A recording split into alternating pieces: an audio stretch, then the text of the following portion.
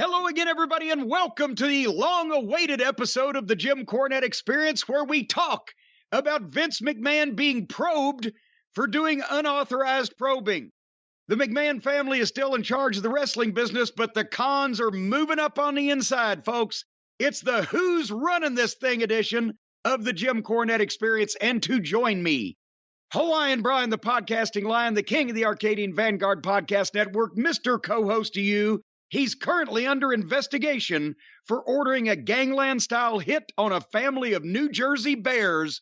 The great Brian Last, everybody. Aloha, Jim. A pleasure to be here once again. And that is not true. That sounds like Hollywood kind of stuff. There's no such thing as a gangland hit here in the wonders of suburban New Jersey. What happened to those bears? What bears? Exactly. Well, I tell you, we're still in a heat wave here, Brian. And by the way, after we had our dew point discussion on your program here a few days ago, the drive-thru, where you didn't even know what your dew point was, I took it upon myself to find out what the dew point is up there in the greater New York, New Jersey metropolitan area. When we had a dew point of 76 down here, do you know what your little pissy, pussy-ass dew point was up there? 62. 54. Hey, look at that. We're doing all right. Yeah. So you don't even know what hot weather is. You don't know. No wonder you don't pay attention to your dew point. Because you got a little pissy dew points and nobody even notices. We got real men's dew points down here. It'd be a good idea if you keep up on your dew point. It would behoove you to care for your uvula. But anyway, we're still in the heat wave down here. Every day this week has been between 95 and 97 degrees with a heat index of 105 to 110 and high humidity. And then today, the cold front was supposed to blow through and give us some rain, which we haven't had in a week. Everybody's cooking. All of the grass is browning up, the whole 9 yards.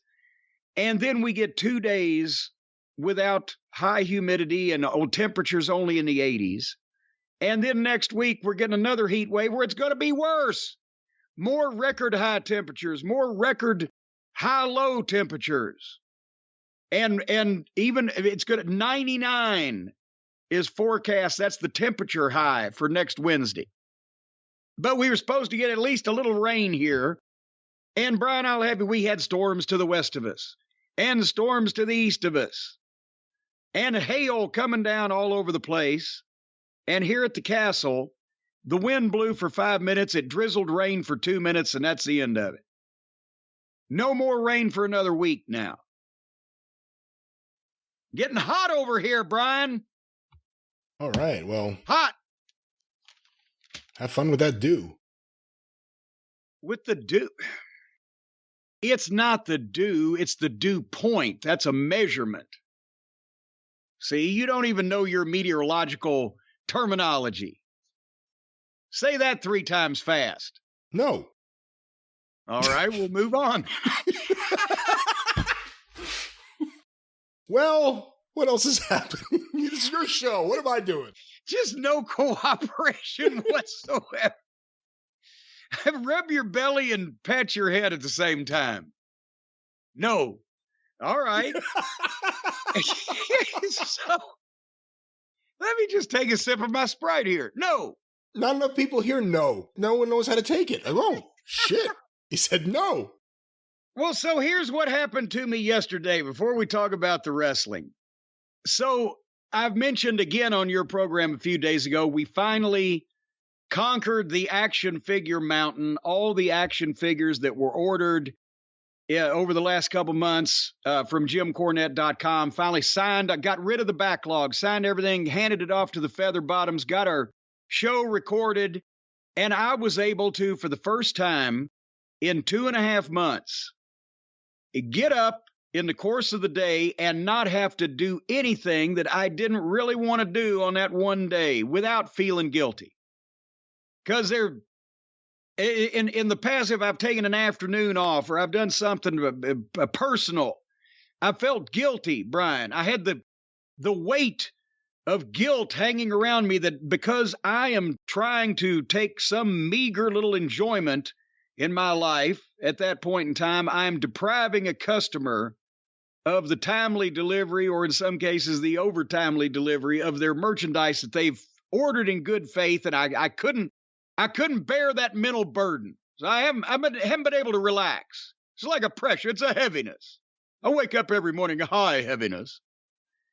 But anyway, finally, all that has come to an end. I owe people phone calls. Yes, I have multiple projects in the works that I need to be addressing. Yes, but one day I'm going to get up and I'm going to do what I want to do. And you know what I did, Brian, last? No. What do I do every time I want to relax and clear my mind and accomplish something and feel good, take the day off and just wring my brain out, as Ernie Ladd would say? You sit in the sofa, watch some Jack Benny, get a nice cup of Ovaltine? No, I cleaned the house.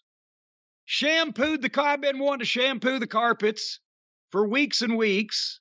There's one particular carpet that if Harley's going to be a bad little girl, I've named her Princess Poopenhouse of the German Poopenhouses.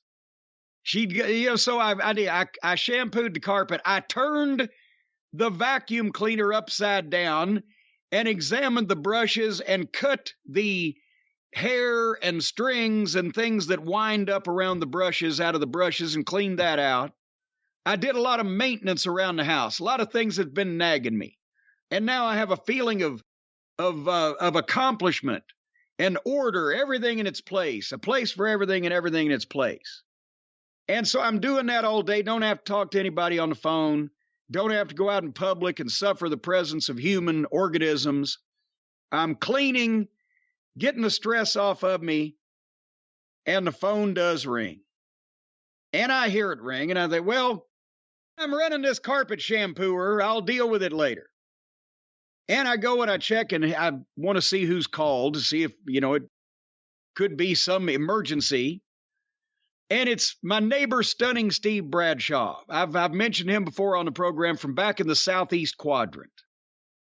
And of course, he's been doing me a favor back there because I mentioned a few weeks ago, we had a new rear fence put up across the back of the castle grounds. Nice, beautiful custom wood fence.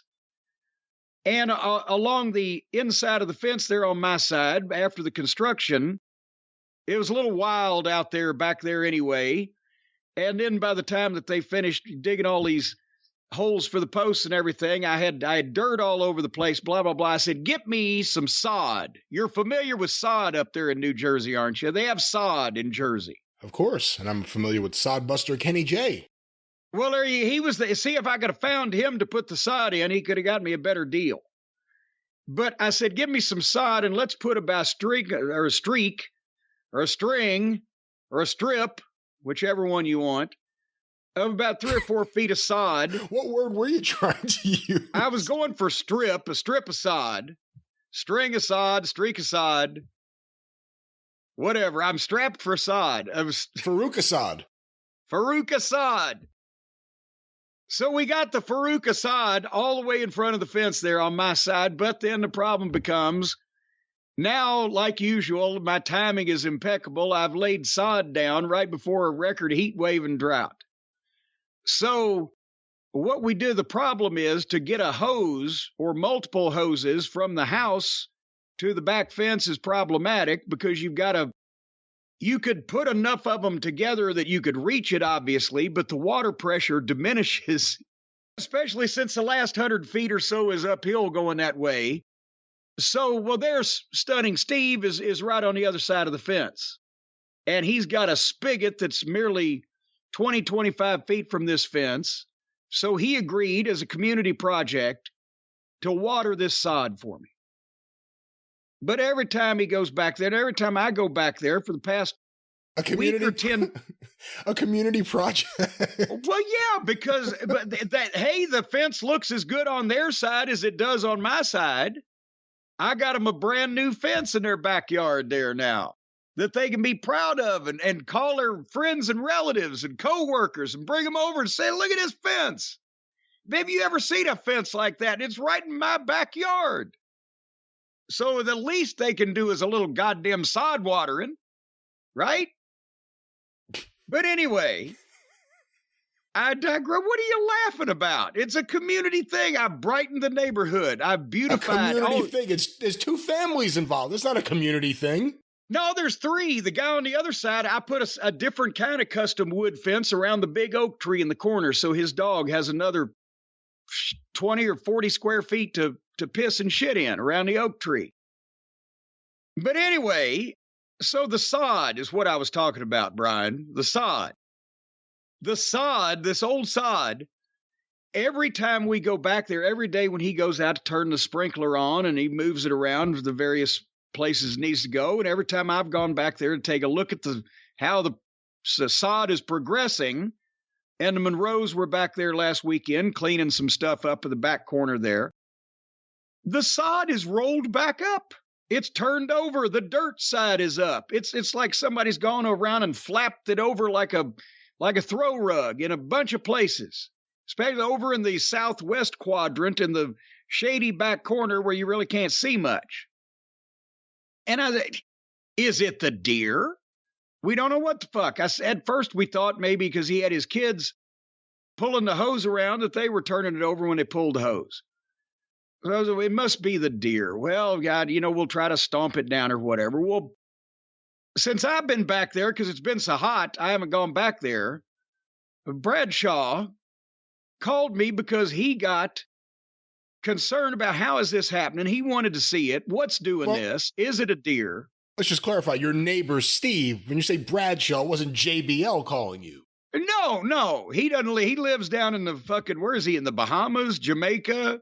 Ooh, I want to take you to Bermuda, Bahama. Ooh, pretty mama. Where does Bradshaw live, JBL? I don't know. Wherever there's a shower and some soap and someone looking to be terrorized, I'm sure you'll find JBL somewhere nearby. Come on now. I thought you were going to compliment him on his personal grooming. I mean, he takes a lot of showers, but anyway. So Mr. Bradshaw, Stunning Steve of the Southeast Quadrant Bradshaws, he takes it upon him. He got into this. He got wrapped up in this fucking mystery. And I'll have you know, here's what he did. He went out and got one of those fucking night vision security cameras. And he stuck it, I don't know where the fuck, he must have stuck it on top of because it's not even behind his house where this is happening. It's behind the other way. So he stuck it down there. And the next day he said the sod was all flipped over and just fucking brutalized. And he runs, they can't say tape, however these things run these days. He runs the camera, the video back. And do you know what's doing this? No. See, now when I wanted you to say no, you took forever to come up with it. The biggest goddamn giant mutant raccoon you've ever seen in your life. The raccoons are back to plague me. He couldn't believe, he said that, and I have seen since then, I've seen this raccoon. It was at the other end of the house this very morning, and it's twice the size of Harley Quinn, and it looks very fucking obstinate. It was just wandering around at its own speed, even though the winds were whipping up for the supposed storm that didn't come in. So the raccoon is up there just flipping things over right and left and center and everything.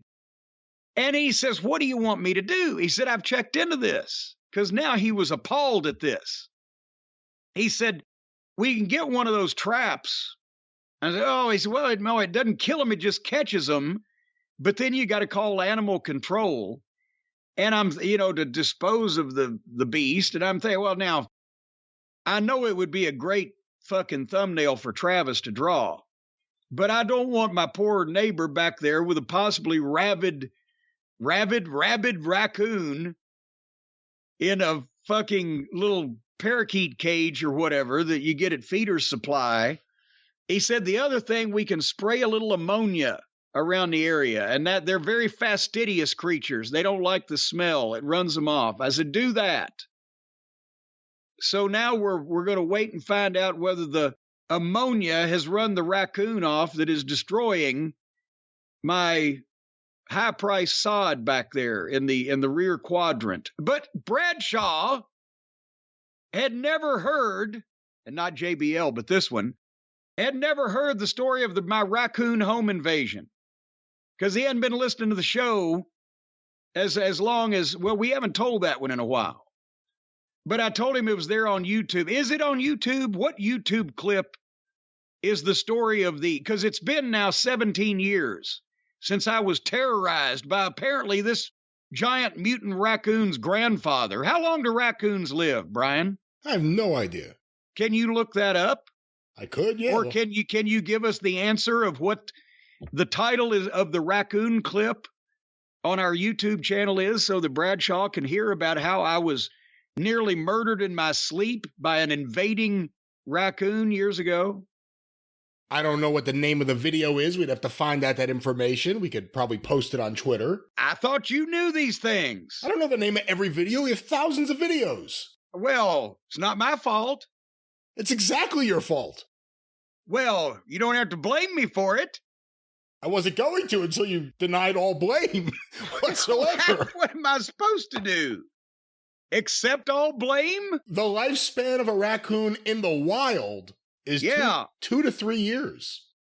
Well, fuck, there's been 5-6 generations come and gone.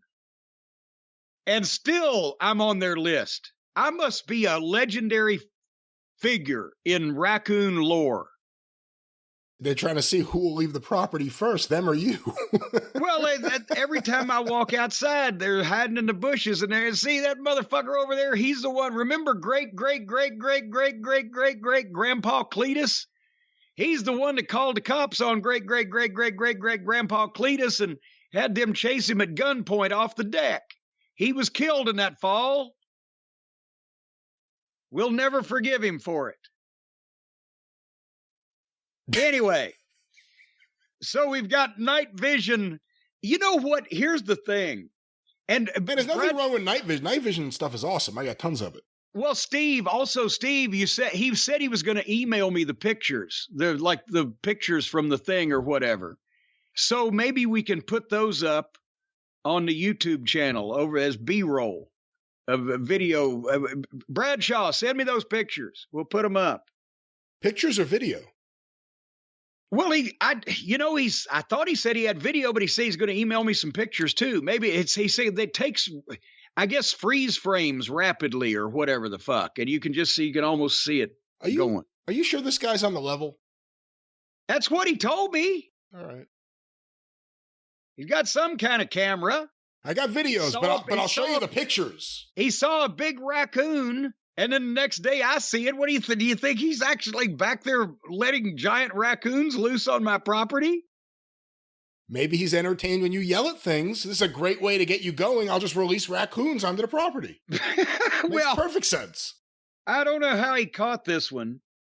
Anyway, we'll clarify this, whether it's video or whether it's still photos, but it's a camera. Do you feel safe in the castle right now? Do you feel like you're ready? Nothing's going to get inside? Yes, I've got a deadbolt on the inside of that fucking door to my attic. Thanks to that last raccoon. No creature, man or beast can get in this house unauthorized. Let's put it that I have precautions and backups in place. So the only creatures to ever impeach your security system have been Raccoon and Bertie Sanders, correct? The birds don't impeach the security system because they come in the garage when the door is open. So you can't. Okay. You can't blame them for that kind of thing. They're not coming through a vent or anything. They're not coming in an unauthorized location. They're not taking the Green Mile fucking path into the castle. No, the only unauthorized entrant, I tell a lie. The raccoon was an unauthorized entrant, but years ago, a squirrel somehow came down the chimney. Oh, wow. But that was many, many years ago, and my mother chased it away with a broom. Right out the back door. You were there for that? Yes. Was it Jimmy opened the door? Did you have to open the door? Yes, open the door. And I redeemed myself for that one time. I'm like fucking, well, how far is a doorknob off the floor? 3 feet, 3.5 feet? Yeah, approximately. Okay, how, if you're a male child and you're 3 feet tall, how old are you? 4, 5, something like that? You might know better than I do. Yeah, I don't know how. I guess so, yeah. Somewhere around. I'm very young. I'm a very young child. And my mom had impressed on me, she always locked doors. She always locked the door. She always closed the door, locked the door, blah, blah, blah. So it's snowing outside and it's wintertime and there's snow on the ground and it's snowing and she's going to go out the back door of the bar downstairs to go to the pile to get some firewood and put it on the fire that we got going. Well, because she's just stepping 10 feet out the door, she leaves the door slightly ajar because she's going to come back in carrying, then she'll push it to carry the firewood, right? And I'm fucking 4 years old or whatever, but I see that she hadn't closed the door properly, so I go over and I shove it. A click. Now it's locked. Now I've locked her out in the backyard in the snow. She comes back up to the door with a handful of arm load of firewood. Jimmy, open the door. Well, now I can't. Because it was the one with the stiff doorknob that it was hard to turn anyway. And I'm 4 years old and it's eye level to me. I'm reaching. I can't open it. Mama, I can't open it. Jimmy, damn it. The firewood drop. She walks up the hill and goes to the next back door on the back porch, right? To come in the back way. And of course, before she's done that, she said, stay right there. Well, of course, I don't do that. I wander up on my hands and knees. I may have been smaller than that. I go up the stairs and I go to the next door that she's at. And the door is open, but the chain, remember the chain used to have on doors, and they still have them in some of the hotels. Hotels have them, yeah. Yeah, well, now they got a thing you've got to fucking figure out like a Rubik's Cube how to flip it back and forth. But anyway, so the door is open, but the chain is on the door.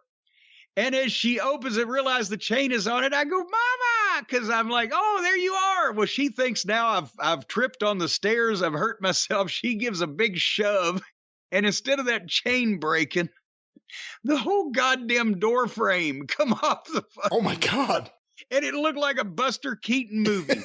It fell right at my feet. I'm standing there and it fell like a foot in front of me. And she goes, Jimmy, damn it. Well, you told me to always keep the doors closed. Anyway, so where were we going with that? JimCornette.com. There's a great segue. That's the next comic book. That's the next comic book we need. Young Jim Cornette. The Adventures of Young Jim Cornette. And then I can tell them about the time that I figured out what an electric fence was when we went down the road to visit the neighbors and they had cows behind them. And I tried to climb over the fence to pet the cows. That'll wake you up in a hurry, those electric fences. But I mentioned JimCornette.com. And I mentioned earlier that we've finished signing up all the figures. They're in the hands of the feather. By now, when you hear this, they'll be out of the hands of the feather bottoms and into the mail system. And you probably already got some. And also the NAMI fundraiser, the National Alliance on Mental Illness, NAMI.org. The I'm a Sin Guy shirts. We're still have some sizes available, a couple of sizes of the Sin shirts. Boy, that's a lot of alliteration. A couple sizes of Sin shirts are sold out, but we still have some others. You were going to interject in there somewhere. Yes, someone got in touch with us, and I think they said it's actually pronounced Nomi. Well, now they tell me. Not Nami. Maybe I'm wrong, too, but... Nomi, there's no O in it. I think Nami sounds too fun for it to be Nami. Would it be Nami? I thought it was Nomi. I thought it was Nomi. Maybe it's Nam. You don't know me at all. Well, it's NAMI.org. However you want to say it, contribute to it. And there's a few Sin shirts still available in various sizes. And we've got news on the Crusade for Children fundraiser coming up in a couple of weeks. And the 10th anniversary edition of Bluegrass Brawlers that John Cosper just sent me. It's hot off the presses. Greatly expanded. It's almost like reading a brand new book. This, of course, the history of pro wrestling in the city of Louisville. And it's been 10 years since John started the research on the original edition, and now he's done so much more. And we did some, he and I, when I was working on Tuesday night at the Gardens, and so he's done some updated interviews with some other people. So basically it's like a whole new book. But Bluegrass Brawlers at eatsleepwrestle.com is John's domain for all of these things. He's written 74,000 books, but this is my favorite because I made the cover this time. Did I mention that? Yes, you did. Well, good. And that's the way you can tell it's an authorized edition if I'm on the cover. Have you got your copy yet? I have not, no. Well, it shows what John thinks of you. Exactly. All righty. Real quickly, some emails, and I've been trying to go through emails, and I've printed a bunch off to make sure that I recognize some people on the shows. We're going to spread them out a little bit because a lot of people, and I'm not complaining and saying don't do this, but a lot of people have written to us that they've had, bad luck or bad health or lost people in the family, and that the programs that we do give them something to listen to, take their mind off of it. And I don't want to, just have an endless string of those, or maybe even people accuse people of jumping on the bandwagon just to get their name mentioned or whatever. But we're going to spread them out a little bit. So if you don't hear yours right away, but some of them are really touching. And Adam wrote he lost his grandfather back in January at the age of 96. And he was a baseball fan. His grandfather was baseball lover. He could throw knuckleballs. He was a power hitting first baseman. Brian, you know about all this terminology. I wish I could throw a good knuckleball. I've never been able to master that. That's the hardest pitch. Well, either talk to Adam's grandfather or Abe Schwartz. Do you know what a knuckleball is? Well, that's where you stick your knuckle next to the ball and then throw it. Do you know what the purpose of a knuckleball is? It's once you hit that guy in the knuckle, he can't hold the bat. He can't pitch a ball. If you break his knuckle. It's the most difficult pitch to master. You can't even master it because it's all real luck, and the best guys do good most of the time. When you throw a fastball, curveball, any of the pitches you would regularly throw that you would probably know, it's all about positioning your fingers with the seams on the baseball and trying to get a spin. The way the ball spins, the spin is what the pitcher's after. So it's the way you spin it. It's not what's really happening. It's the way you spin it. Well, that's a big part of it. With the knuckleball, you grip it with your fingertips, with your fingernails, and you're trying to throw the ball with no spin. Almost like it's a dead ball coming at you, and the wind could take it, and it can move in weird ways. And you'll see guys swing at real funky pitches that are coming straight at you and then zip the other way because there's no spin on the baseball. So that's the knuckleball. It's a very, very difficult pitch to throw. Very few people even throw it anymore. Sometimes I've noticed that when I grip things with my fingertips and or knuckles, that a dead ball is the result. But back to Adam. Hopefully you could get some help for that. Yeah, well, we'll try to find a sponsor that we can plug into that segue. But now come on, because we're talking about Adam here again. And I wasn't even finished yet. He lost his grandfather, and then his dog, Chatta, passed away from cancer. He was a rescue dog, and he had her for 8 years, and he's been listening to the shows to lift his spirits. And anyway, and Adam, I will just say that what you did to send Chatta off was very sweet, and I'm thinking about the same thing when it comes time for my little baby Harley, but I don't even want to think about that any further. I'll get in a bad mood here, but yeah, so thank you for injecting levity into the middle of that very heartfelt message we were trying to send out to one of the listeners, Brian. Too damn entertaining. I tried to talk about the knuckleball because he brought up the knuckleball, and then you started talking about putting your knuckles to your balls. Well, how about Scott's email? His wife was in a medically induced coma. How much fun you want to make of him? Did she like baseball? God damn you. God damn. Well, tell me about Scott. Oh, Scott. Scott's. Oh, God damn it. I will not read this. I can't read down this whole email about Scott's wife's multiple organ failure. Oh, no. Prick. The life-saving surgery that she was given and less than a 5% chance of making it. She was on life support in the medically induced coma, but it ends well, folks. That's why I've got this far, because nevertheless, these trials and tribulations are a thing of the past for Scott and his loving wife, because she's pulled through that. And do you know how it happened, Brian? They tried everything. They tried playing music. They tried having family and friends send messages and loved ones talk to her and blah, blah, blah. And the nurses were encouraging, but said, she just needs time to rest. And finally Scott I'm talking about, he had an epiphany. And what's always the one thing that has made his lovely wife laugh and enjoy herself? And it was me pissing all over Donald Trump, talking bad about President Pig Shit.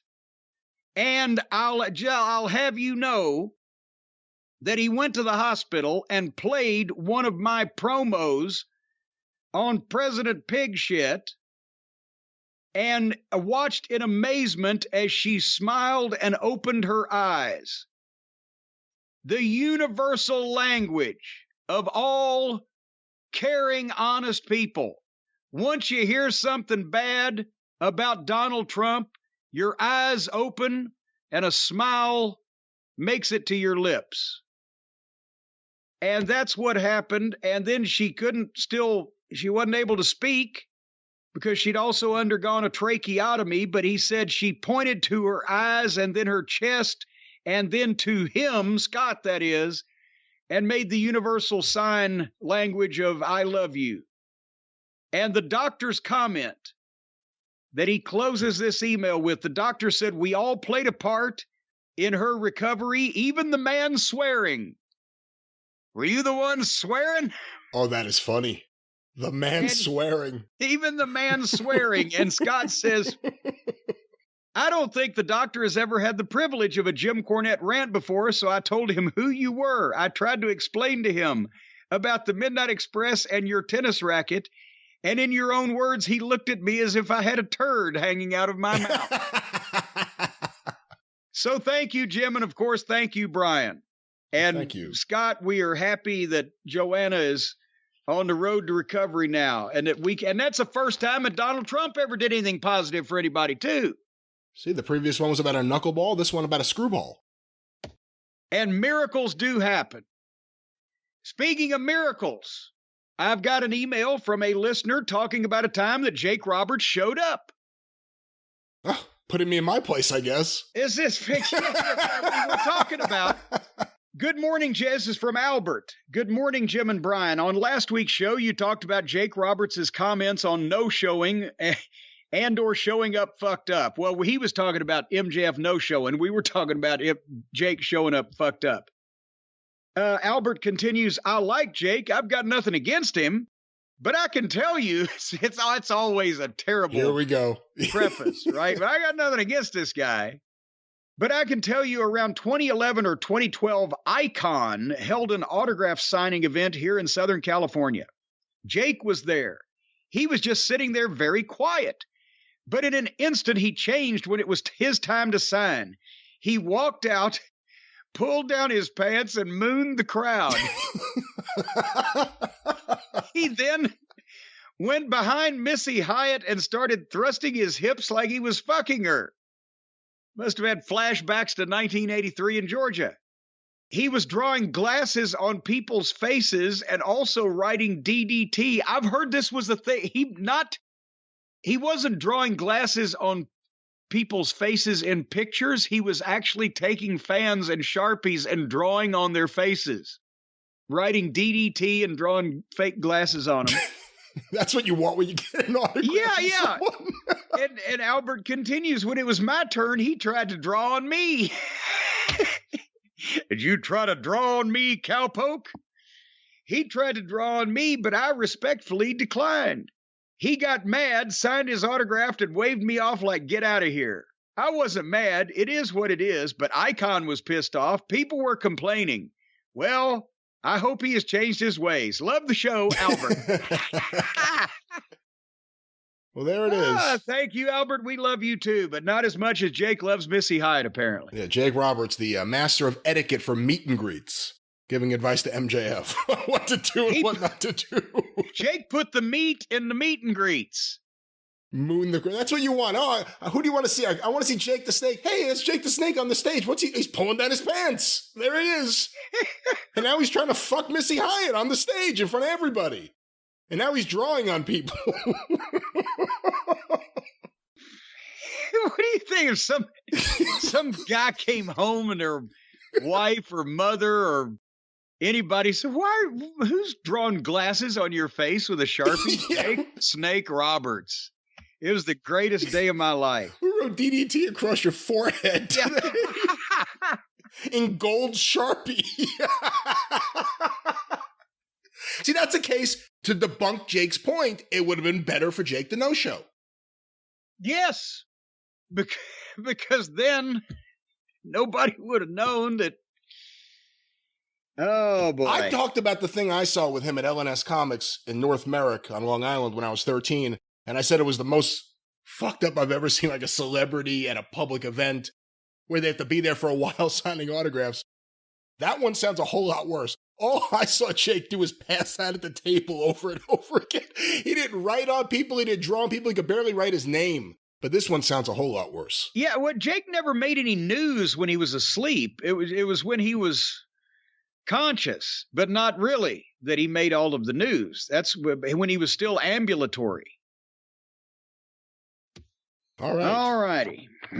Anyway, we have here's something, and my friend Mark James from Memphis sent me an email the other day, and it had an attachment on it, and Mark's another one of these people that I owe a phone call to because, unfortunately, he's just a friend of mine that I'd like to speak to, but nothing's been on fire or it has an emergency deadline, so I haven't got on the phone with him, but he sent me this email, and attached to it was a letter that Lance Russell's son, Shane, had sent to him that he found, again, some of Lance's, effects, and made a copy of it and sent it to Mark because he knew that Mark, well, we all loved Lance, but Mark loves stuff like this and just the, ephemera and, history of Memphis and Memphis wrestling and the personalities. And I don't think Shane would mind if I read this. I don't think Mark obviously wouldn't mind. I don't think Shane would mind if I read this because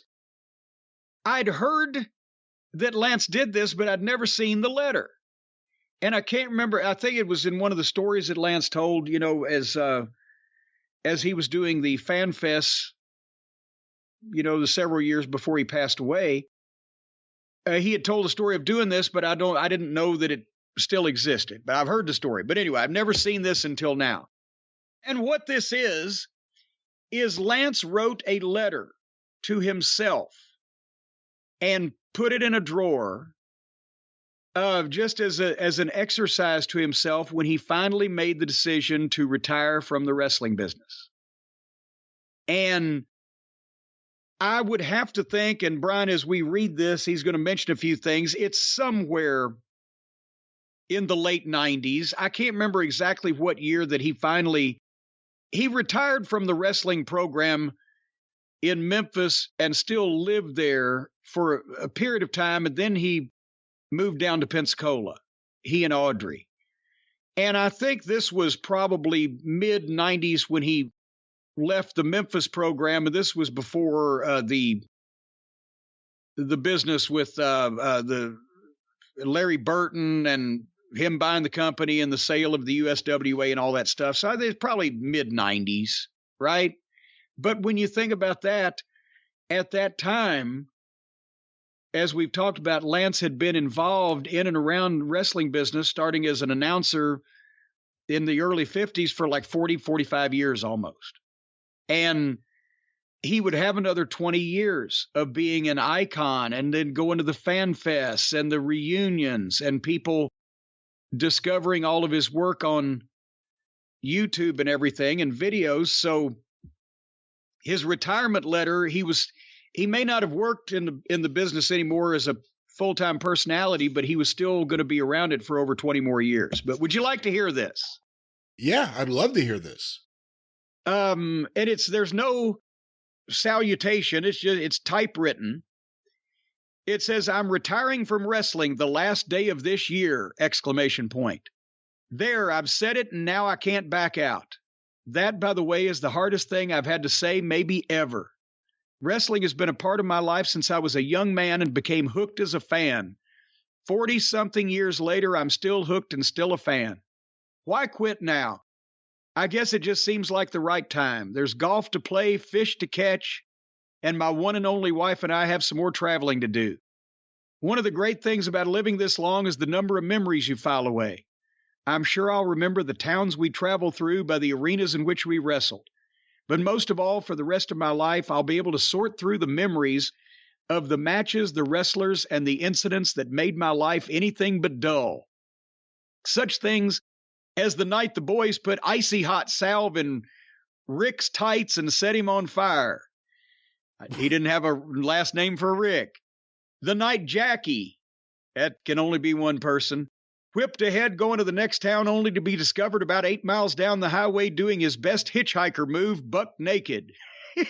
That was a famous that was a famous Fargo thing. Out of almost 14,000 matches, I remember the one I considered the greatest I ever called. It was for the NWA World Tag Team title when the champions, Eddie Graham and Sam Steamboat, defended against Hiro Matsuda and Inoki. The titles changed hands, much to my shock.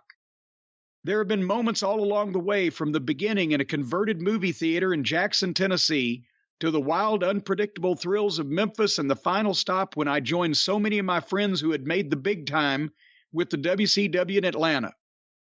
It hasn't always been easy. There's been cake in the face, a bag of flour dumped on my head by Jimmy Hart, pelted with bags of coffee, kicked in the ribs by a disgruntled Al Costello, passing out when the sleeper hold was being demonstrated on me, a vertebrae dislocated during a front facelock demo, my suit being ripped off by Jerry Lawler and Sam Bass all on live TV, a different kind of harassment by the Freebirds when they totally manufactured a quote-unquote 16-year-old girlfriend for me. I think that was one of the Michael Hayes promos that I think Lance's butt puckered.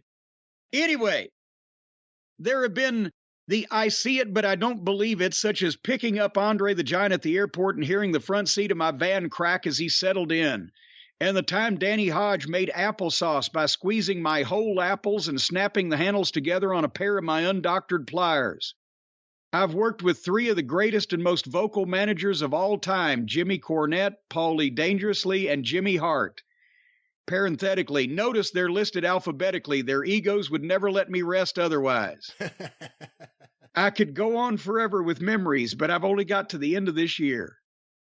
Finally, most of all, I remember the fans with whom I shared so much in so many cities through a one-on-one relationship. They'll never know what their greeting me as an old friend has meant, and I'll never forget it. Wow, that's tremendous.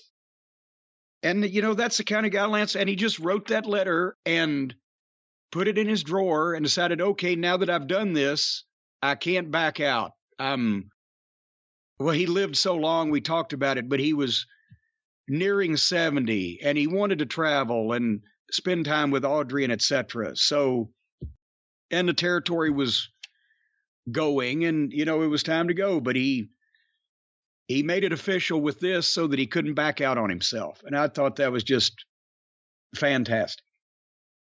You know, Lance in '89 shocked a lot of people when he went to WCW.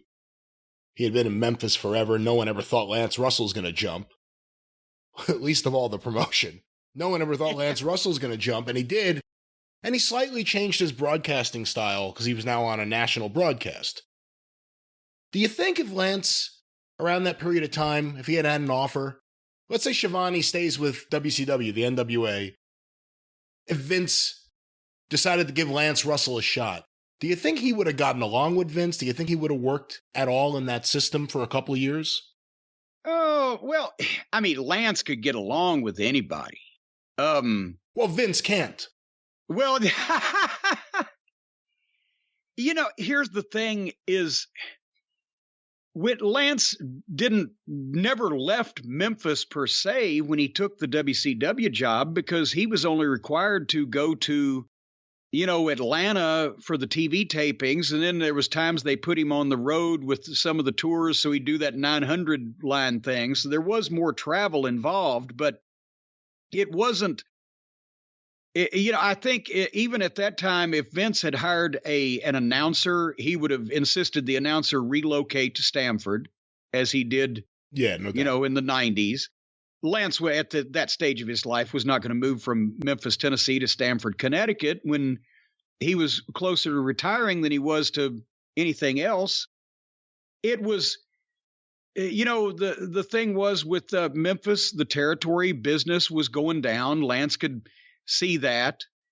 And at the same time, they offered a, ridiculous amount of guaranteed money from a major corporation to do what he'd been doing all of his life, just in a different way and in different places. So I think that's why he took it. And it wasn't like he really enjoyed it, because it wasn't the wrestling that he knew, and he didn't get a chance to be Lance. He had to kind of just be the generic announcer guy. And, he didn't have the connection with all of those fans that had, he'd watched multiple generations of them grow up in front of his eyes in Memphis, whereas, he's just another guy to people in Oregon. So he did it for that, and because he would have been kind of foolish to turn the money down and really, like I said, more travel, but really less work. He had a lot more responsibility when he was the only. He and Dave were the only TV announcers that Memphis had, and he was the only guy at the Mid-South Coliseum, unless Randy Hales wanted to fill in.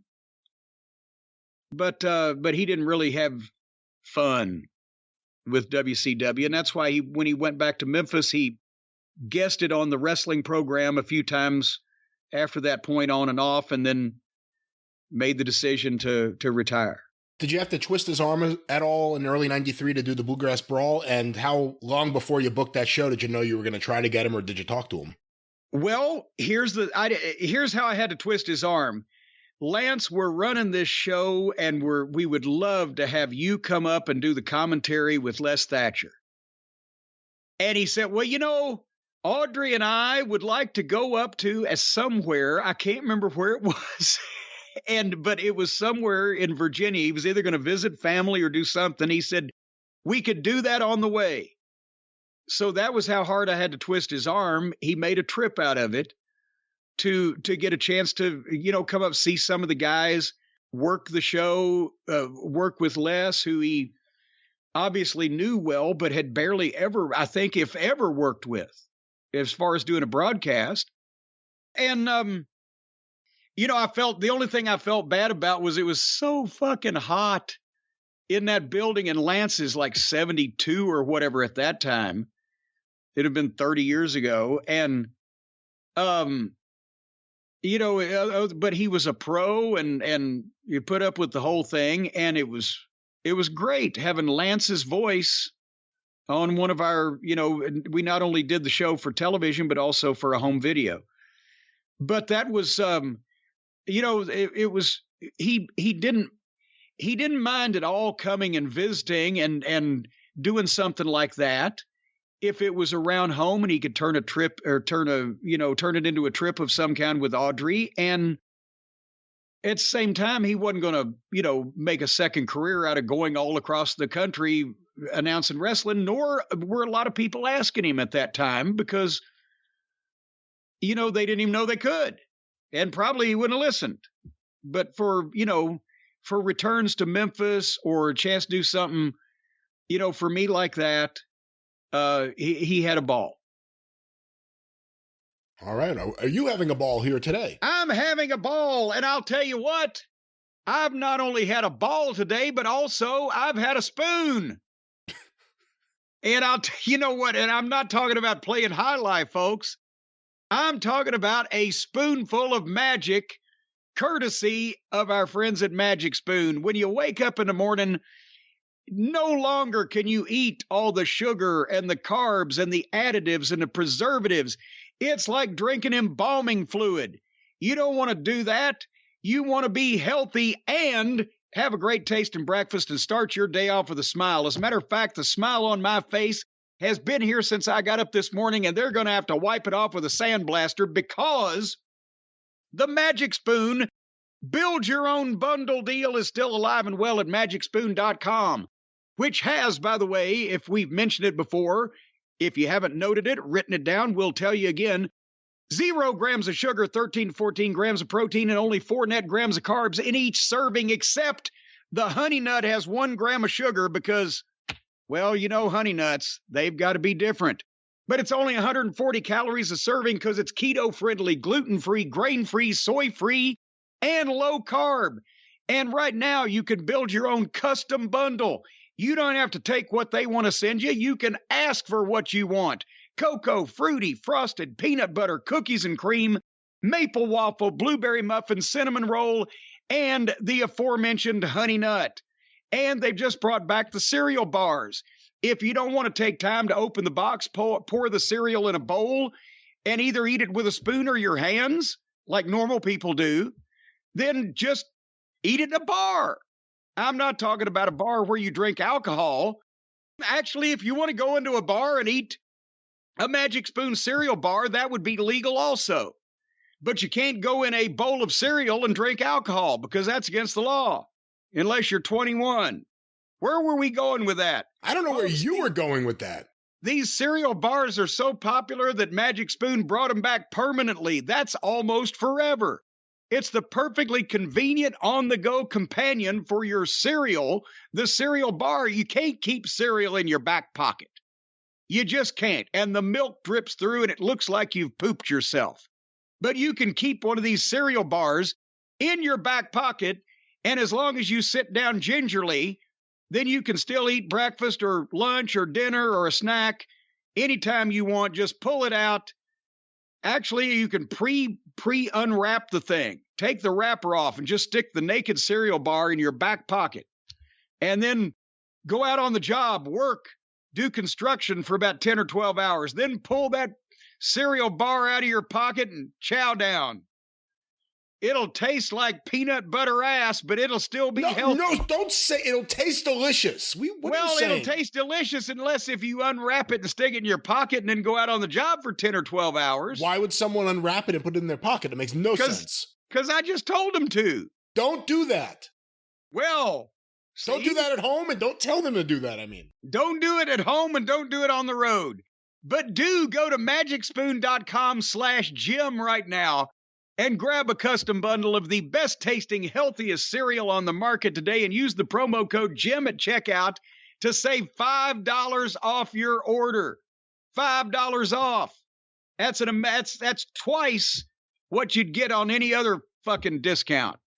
At least $5, for heaven's sake. That's a lot of money. You know what you can do with $5 these days? Buy a gallon of gas. That's right. And that's like gold. And Magic Spoon is so confident in their product, it's backed with 100% happiness guarantee. You'll be smiling like I am, or else. That's the guarantee. You smile after you eat this stuff, or else. But also, they'll refund your money if you don't smile when you eat it, or else. Remember, get your next delicious bowl of guilt-free cereal at magicspoon.com/Jim and use the code Jim to save that $5 off. Or maybe they'd just send you a can of gasoline. Maybe they would just do that. No, they won't do that. They won't do that? Let's not even put that idea in people's heads. No. Well, they can't really mail the gasoline, can they? No. Well, and they'll just send you the $5 and you use the $5 to buy your own gas. If that's how you wish to use your $5, yes. Well, they won't really send you $5. They just won't take $5. They'll take some money from you, but they'll leave you with $5. So after you buy the Magic Spoon, $5 is all you'll have left. Get a gallon of gas. Let's focus on the cereal, not the transaction. Okay, but I'm just trying to figure out where this $5 is going. It can go wherever you want. You don't have to focus. Well, you're saving it, so I guess you could put it wherever you want, but... Yeah. Well, there you go. Then decide where you're going to put this $5 and then go to magicspoon.com/Jim. And put the Magic Spoon in your mouth and enjoy it. Magic Spoon. You know, there's a problem. Me and the Midnight Express, one night we were very late coming back from a show, right? And we couldn't drive any further, so we had to stop at this little motel in the middle of nowhere on the side of the road. And it's me and it's Bobby and it's Stan. And we went in and we found the one guy working there at this little joint. He's behind the desk. And we said, we can't go any further. We can't drive. We got to have some place to sleep just for a few hours. What do you got? He said, well, I've just got one room. Just got one room. Yeah, well, just a couple hours. We'll take a nap. Okay, we'll take it. Well, it's $45. $45? It's already 4 a.m. We're only going to be here a couple hours. Well, it's $45. So I put down $15 and Stan put down $15 and Bobby put down $15. We paid the guy the $45. We went to the room. Well, then the guy started feeling guilty. He said, you know what? I really did rake those guys over the coals. I shouldn't have charged them $45 for that room. I should have charged them $40. So he calls his bellhop, Maurice the bellhop. Calls him over. He says, Maurice, here. 1, 2, 3, 4, 5. He counted out 5 $1 bills. He said, go take this to these guys and give them this discount on the room. They paid $45. I should only charge them $40. Here's $5.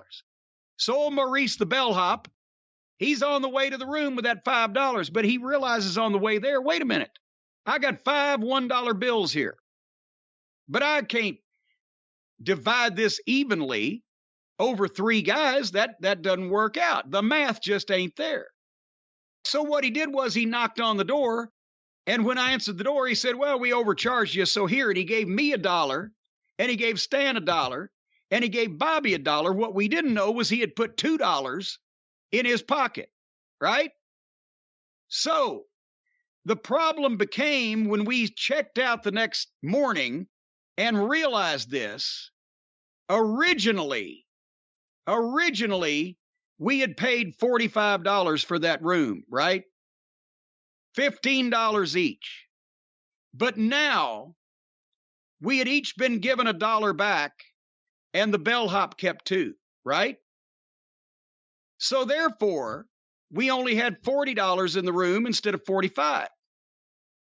So therefore, if we had $14 apiece, and that means 14, 28, 42, and the bellhop kept $2, where'd the other $1 go? Kept us up all night.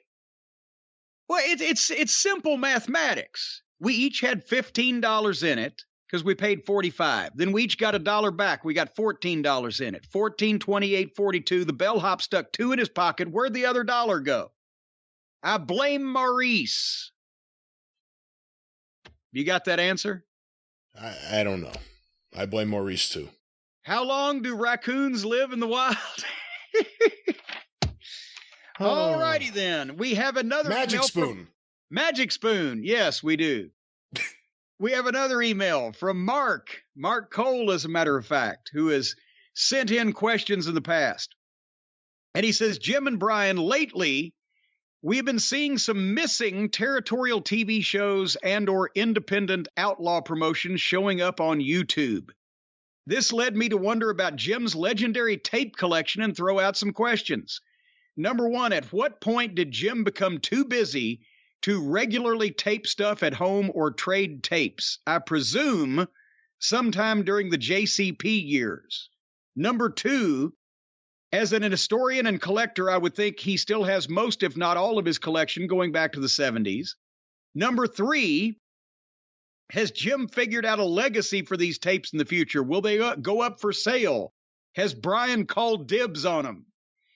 And number 4, I know a lot of the footage out there, especially Memphis, can be traced back to Jim's collection, but I wonder what might be in the collection that historians would most want to see. Fort Worth TV from Jim's time in Dallas? Ugh. Some of the missing episodes from the WMC version of Memphis TV? Or what?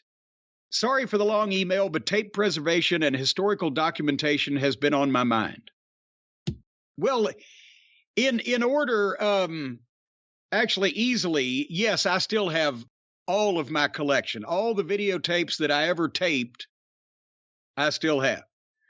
At what point I became too busy, have we ever said I've got all the Crockett tapes, but have we ever actually gone into the nuts and bolts of how I recorded everything? Because... Yeah, a long time ago in 605. Well, quick version. When I lived in Charlotte, worked for Crockett, in my audio-video setup, I had at any one time between 4 and 6 different VCRs all hooked up and all running and all operational, because at that point, there were so many shows that just Crockett broadcast that you needed multiple VCRs. When I was on the road, right, I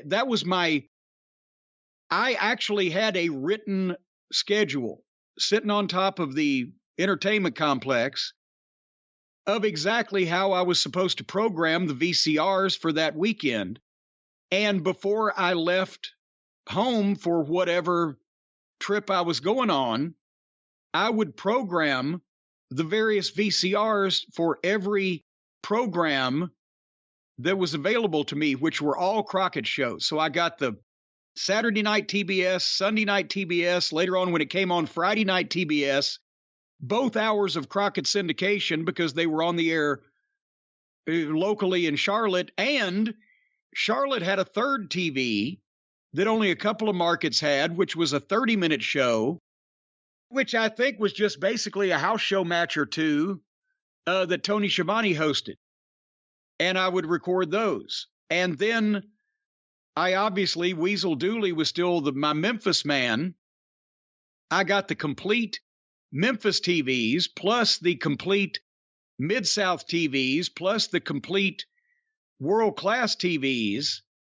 And then he would excerpt stuff from because the AWA and WWF syndicated TVs at that point in time were, as we mentioned, about as exciting as watching paint dry. So he would excerpt the best promos and the highlights of those, along with stuff from Puerto Rico and the other territory. I don't know that I ever got an entire 1-hour complete Kansas City All-Star Wrestling Central States program, because you're better for it. I was about to say there's a limit to completionism. But so I got everything that was broadcast that was halfway worth anything. This was up until when I left WCW. I still taped their programs because I wanted to keep up with everybody. I didn't watch them as closely. But really, when I got heavily involved in Smoky Mountain, the territories had gone away. There was really nothing else for Weasel to fucking record for me anymore except Memphis TV. And that was, iffy at that point. I'm talking about the quality of it and the talent, whoever's in the territory, sometimes is good and sometimes there weren't many other TV shows. So, and that's the Smoky Mountain years, just because the territories went away and everything was all on national cable except what I was doing in Memphis. And that's when, there was nothing else to tape and send. As far as a legacy for the tapes of the future, can I ask you? Go ahead. Ask me something. Of everything you just named, what percentage is VHS versus beta?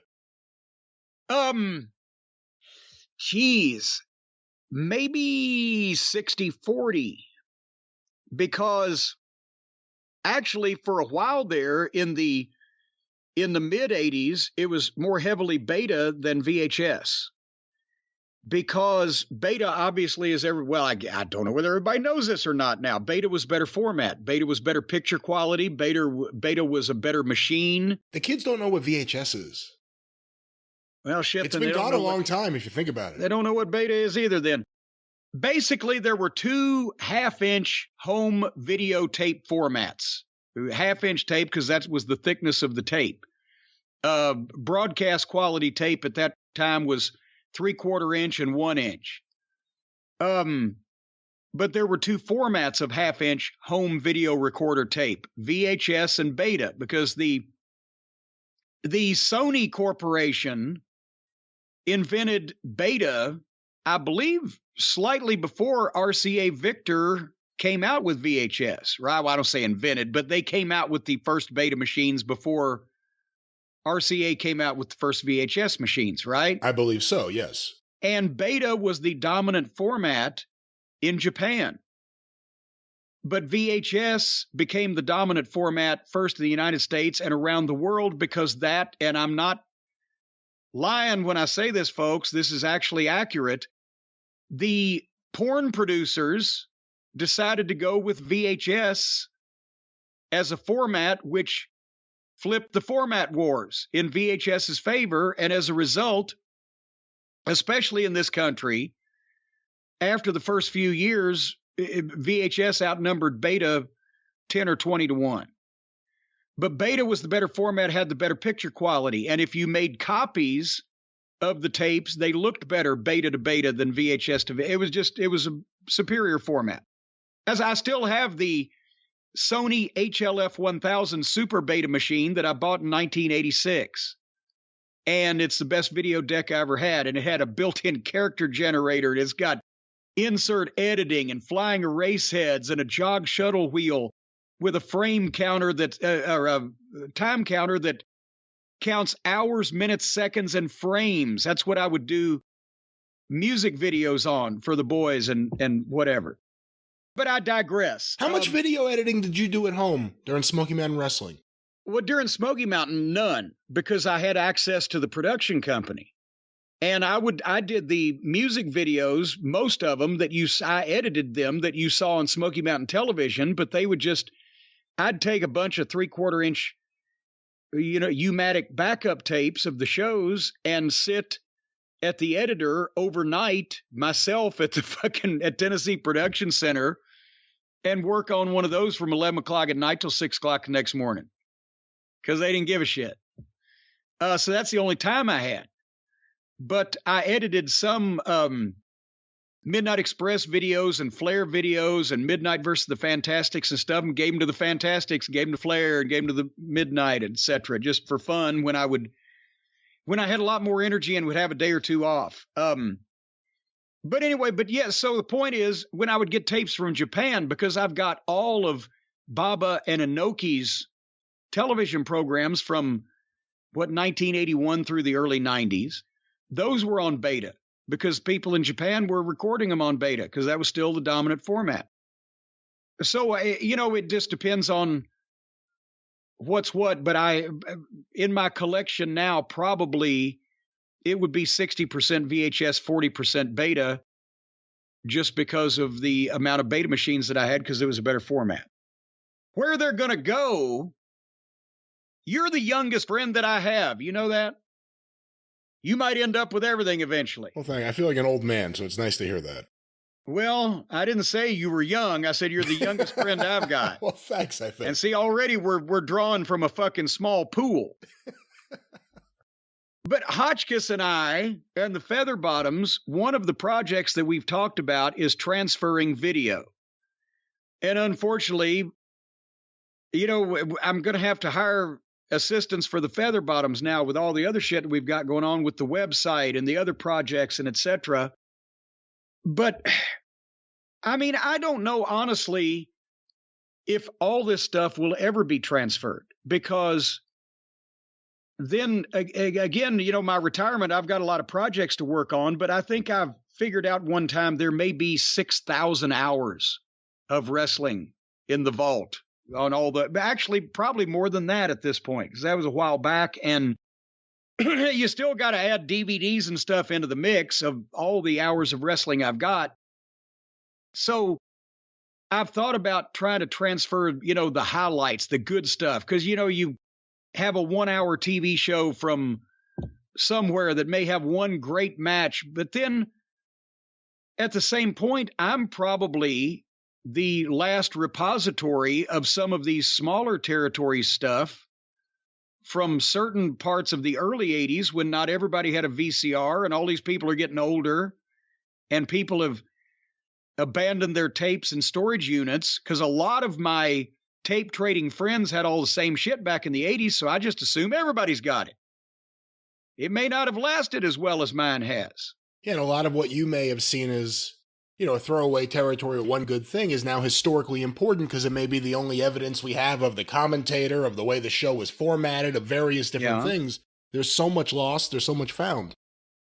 Well, and also he mentioned Fort Worth TV, and I did record when I was in Dallas all the 2-hour Fort Worth shows on Saturday nights, and those, you don't ever see anything on YouTube or clips or people excerpting from those shows because we've talked about Channel 11, KTVT, was on satellite and was a superstation in the Southwest, but not all across the country. And I don't know how many people were taping that program, especially since in a lot of cases, I mean, yes, you saw the Freebirds versus the Von Erichs, and you saw Flair versus Kerry, but you also saw 2 out of 3 falls, Brian Adias versus fucking Chris Adams in a building with nobody in it. So it was hit and miss with the 30 minutes of Memphis TV that didn't make the rest of the loop, Louisville, Evansville, Lexington, etc. That stuff was gone forever, except that they didn't even keep it never went on tape in the TV studio. If you taped it at home on VHS, then it lived. But if the actual TV station never taped, when you looked at the format, you could tell whether you were on the tape or in the dark because it said Jim versus Brian, match 1, 9 minutes, tape. Promo Brian, 3 minutes, dark. Dark was only for Memphis.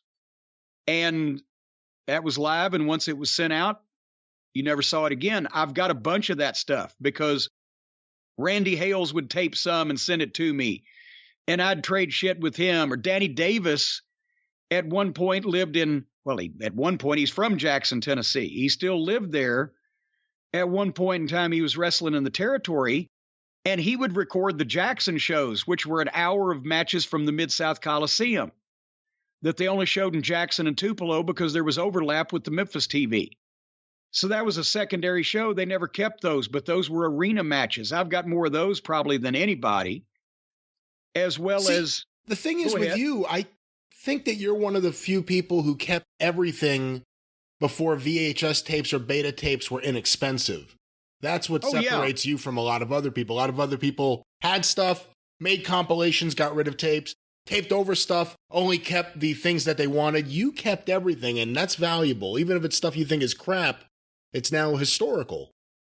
Well, and then, of course, some of the tapes that I got from other people, it was on 6-hour speed or whatever, but I made the decision early on, and I regretted it after a while, but I made the decision to go with 4-hour speed when I started recording VHS tapes of wrestling because it would make the tape last twice as long. Because that was the speed. It was 2 and 4 hours. There was no 6-hour speed in 1979. When I got my first VCR, the blank VHS tapes, a 2-hour tape was $25 plus tax. And you had to go to the mall to the Sylvania store and get them. So I said, well, I'm not going to tape 2 hours for $25. I'll tape it at 4 hours.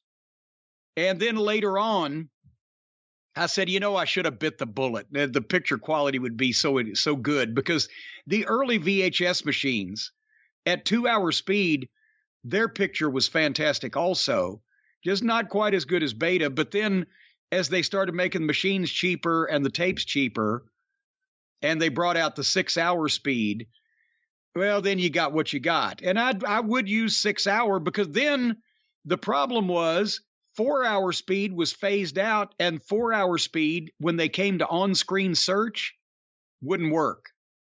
So then you had 2 or 6-hour.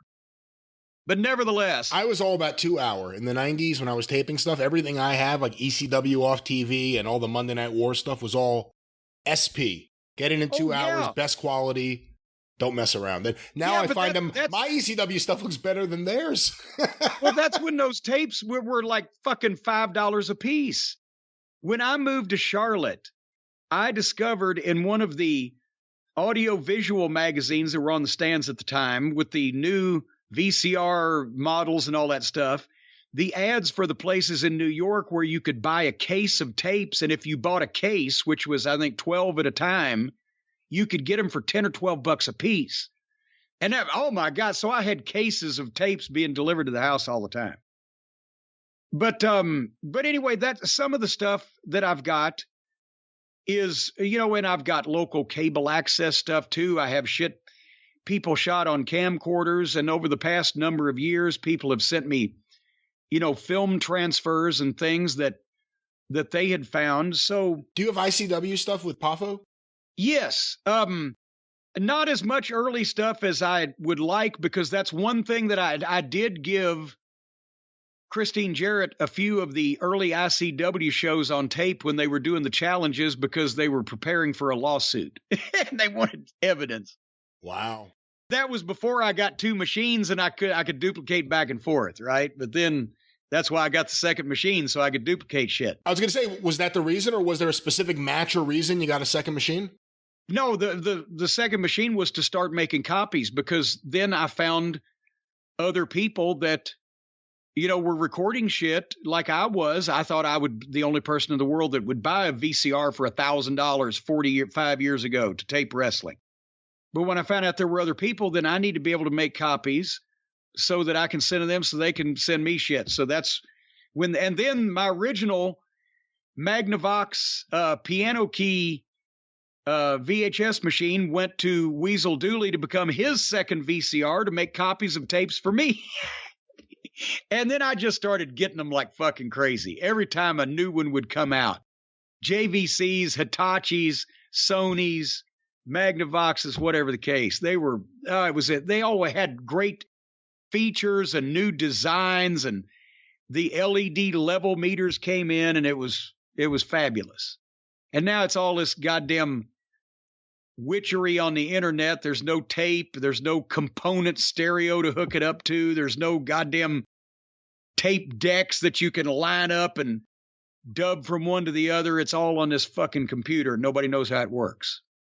Well, no, lots of people know how it works, but there certainly nobody can work it. Well, some people can, but no, I got my VCR here. I still pop in the tapes and watch them old school. Plus, I can convert them on the computer using the VCR. So that's something you could do.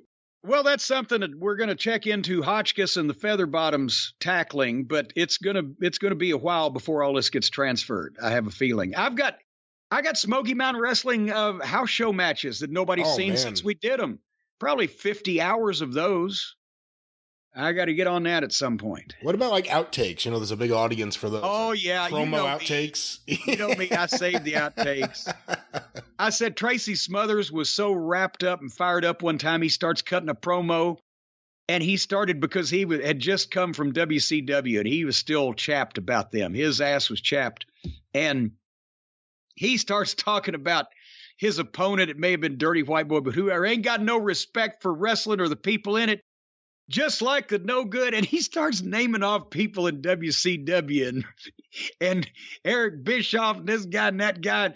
If anybody don't like what I'm saying, then my address is 427 Hillside Drive, Springfield, Tennessee. He gave his real street address on the interview and said, you come knock on my door if you don't like what I'm saying.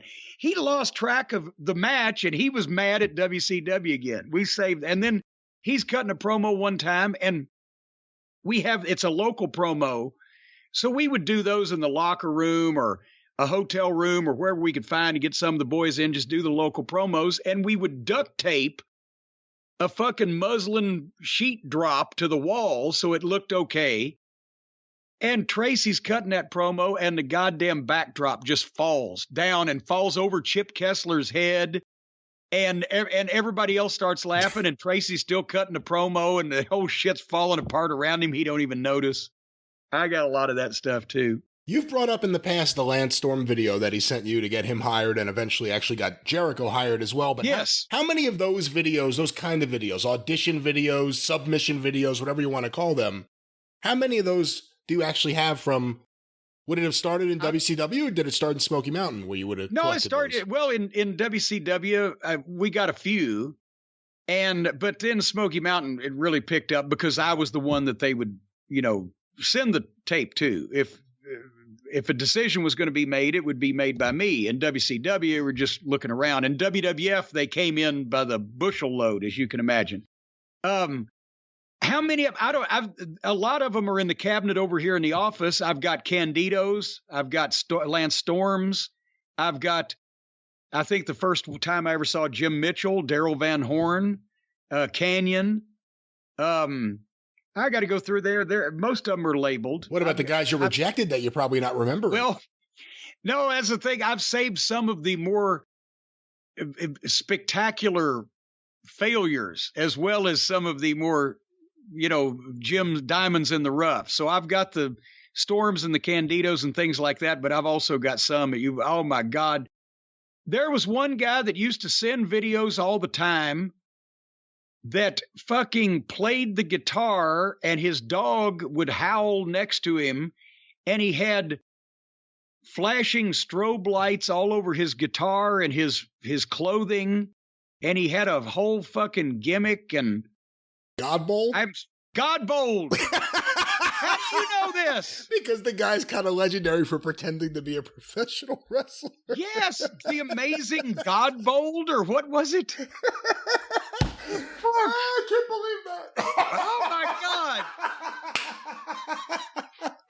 Well, there you go. I'm telling you. And remember his dog. What was his faithful dog's name? I don't remember. But I can't. But I've got a file of paperwork that have been pictures that I've been sent going back years from wannabe bookers, wannabe wrestlers, the videotapes, whole 9 yards. Anyway, but yes, so Mark's questions.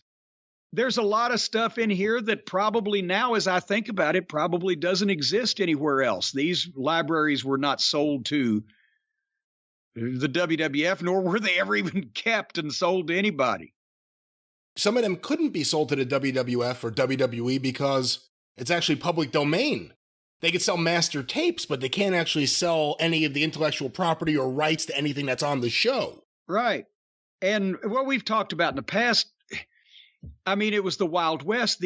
A lot of wrestling shows, almost all the wrestling shows were meant to be broadcast once and never seen again. There was never a rerun. They didn't keep most of the tapes.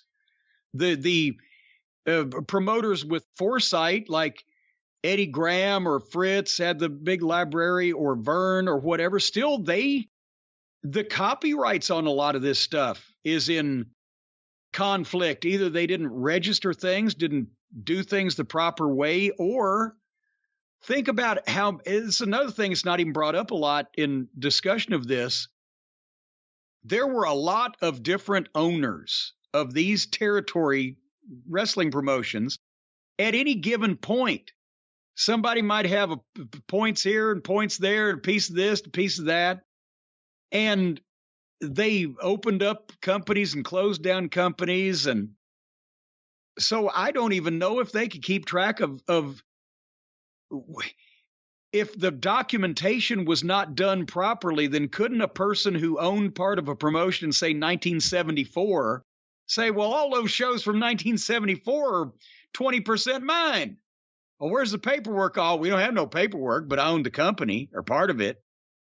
Who knows, right? No, and that's the truth. With a lot of that stuff, I mean, I'll give you an example. Ron Fuller's out there hawking Southeastern and Continental stuff. He doesn't own any of that shit. He sold that company several times. And the tapes are public domain, if anything. So, I mean, there's a great example. With Memphis, there's very little that the people who actually own the promotion could do. It's out there now. It's public domain. They don't even have it. Well, and then even if there was, we've talked about this before. I apologize if they've heard the story, but with Memphis, everybody every once in a while will ask the question, well, what about the Memphis library? They didn't keep a lot of the stuff. They'd keep like 6 weeks of tapes, and then they'd start reusing them. That's another thing I used to do. I used to go over to Jerry Jarrett's house, the office he had in his house that Randy West did all the video work. And while Randy was doing whatever, he'd let me hook my VCR up to one of his 3/4 machines. That's how I got a first generation copy of the Empty Coliseum match with Lawler and Funk, first generation copy of the Tupelo concession stand brawl with Lawler and Dundee and Ferris and Latham. And even at that point, some of their 3/4 inch tapes were starting to glitch and shiver. And there's an angle they did in Louisville where the heel stripped Jerry Jarrett's clothes off, left him in his underwear in the middle of the ring, and it caused such heat that people started hitting the ring, and one of the cops got in the ring to throw one of the fans out, which they did, cartwheeled him over the top rope. Greatest bump I've ever seen, and it was by a fucking mark. And there wasn't nobody to catch him on the other side either. But Jerry Jarrett runs into the ring for this angle, and he's in street clothes, and one of the cops turns around and sees another guy in street clothes sliding in the ring and grabs his fucking gun and is about to pull and draw on Jerry Jarrett. And he sees that it's Jarrett when he looks up and he goes to throw somebody else out. That tape was falling apart. When you put the time-based corrector on, it looked like a series of still frames. But I transferred as much stuff as I could get off of their shelves at the time, because I knew that unless it was something that either Lawler or Jarrett or Dundee got a real tickle out of and wanted to keep just for posterity, all that stuff was going to be erased and taped over. So the point is, with the Memphis stuff, when Jerry Jarrett sold his part of the company to Lawler so that Lawler and Larry Burton could turn around and milk the people from Cleveland, Jarrett signed away his rights. He even commented, he said, I guess I wasn't as smart a businessman as I thought I was, or I would have kept a lot of the videos. And then Lawler and Larry Burton sold to the people in Cleveland that then folded the company and went out of business, that now may not even be alive anymore because it's been 25 years. And so the fans, myself and some other of the dedicated Memphis wrestling fans, actually collected more of the Memphis wrestling video than the Memphis wrestling office ever kept. And then several years ago, Lawler was trying to find copies and get it all put together because he thought that he might be able to work out a deal for the network, but there's no paper trail. There's no documents that says that anybody has the right to air or sell or reproduce or profit from any of this stuff in any way. Even the people that paid for it, that are on the show, that paid to have it produced, ran the company, and fucking are the stars of the program. But nobody's got paperwork on anything because it was the wrestling business. So there you go. Did that answer Mark's question? Part of it. I mean, we can keep going all day, and we can't, unfortunately, but we'll probably return to this topic. But to the overall thing, yeah, there are things that keep popping up, and I think it'll keep happening. I was talking to Brian Solomon recently. He has reason to believe, or at least is of the belief, that Fred Blassie had either film or something of the match with Tolis at the Coliseum. Oh, my God. Now, WWE, I think, has a lot of, if not most of, if not everything from the Fred Blassie collection. So who knows if that's buried in there. But again, when you hear that, that's always my belief. It's either a wrestler or a family of a wrestler, or someone who worked at the TV station, a janitor, or some dedicated fan who was into equipment. You never know what's going to turn up, but there's still a lot of stuff out there. Well, Terry Funk told me years and years ago, in the 90s, if not even maybe late 80s, that there was one of those old 2-inch reels, video reels of Dory Funk Sr. and Cyclone Negro in that Texas death match. And I said, Terry, where? Oh, Corny, I think it was in somebody's garage. And oh my God. And I obviously, after all this time, if it was there, it would be in public by now, one would think. But at one point that existed. Jerry Jarrett had a 2-inch reel of the scaffold match between him and Don Green, the first scaffold match. And that, Teeny used to talk about it years and years ago, but obviously there was, wait a minute. There was no way to watch it because it was, one of the old reels and nobody had those machines, even the TV stations anymore. But then it surfaced in the Ron Martinez stuff when Nick Goulas's old 70s Tennessee tapes somehow ended up in the hands of Pedro Martinez and then his son Ron with the film and tape company. And that's where I was able to get the transfer because they hadn't transferred those films at that point. But somehow, and I never got the story because Ron didn't know exactly who, but somehow when Nick cleaned office and threw out all that film, somebody got it and it ended up in the hands of Martinez. I was going to say the scaffold match footage, I didn't realize it came from 2-inch tape. I thought it was a filmed match. Well, it was filmed. See, here's the thing. That's one of the reasons why it was so hard, and it's still so hard to see arena matches from that point in time. Because what they did before video equipment was portable or easily portable and easily affordable, they shot the arena matches on 16 millimeter film. And that's the Mid-Atlantic Classics that I saved. That was all 16 millimeter film. All of the old early and mid 70s stuff that from Tennessee was on 16 millimeter film. And then they would have to go and develop it real quick, but they couldn't show the film on TV. They had to convert the film to tape to put it on. You see where I'm going with this?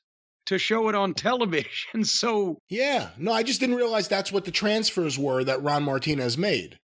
Well, he had the original film because it came from the office. He had the film, not just the tape. That's he had the film. Wow, okay. And he had film and not tape because when I first contacted him, he was selling copies of the old Southwest TV shows and the other stuff that his dad had got in the old days, right? Yeah, the Joe Blanchard going out of business sale. Yeah. Yeah, but I didn't want really any of that stuff. But he sent me a list. He said the Tennessee wrestling films is what he called them.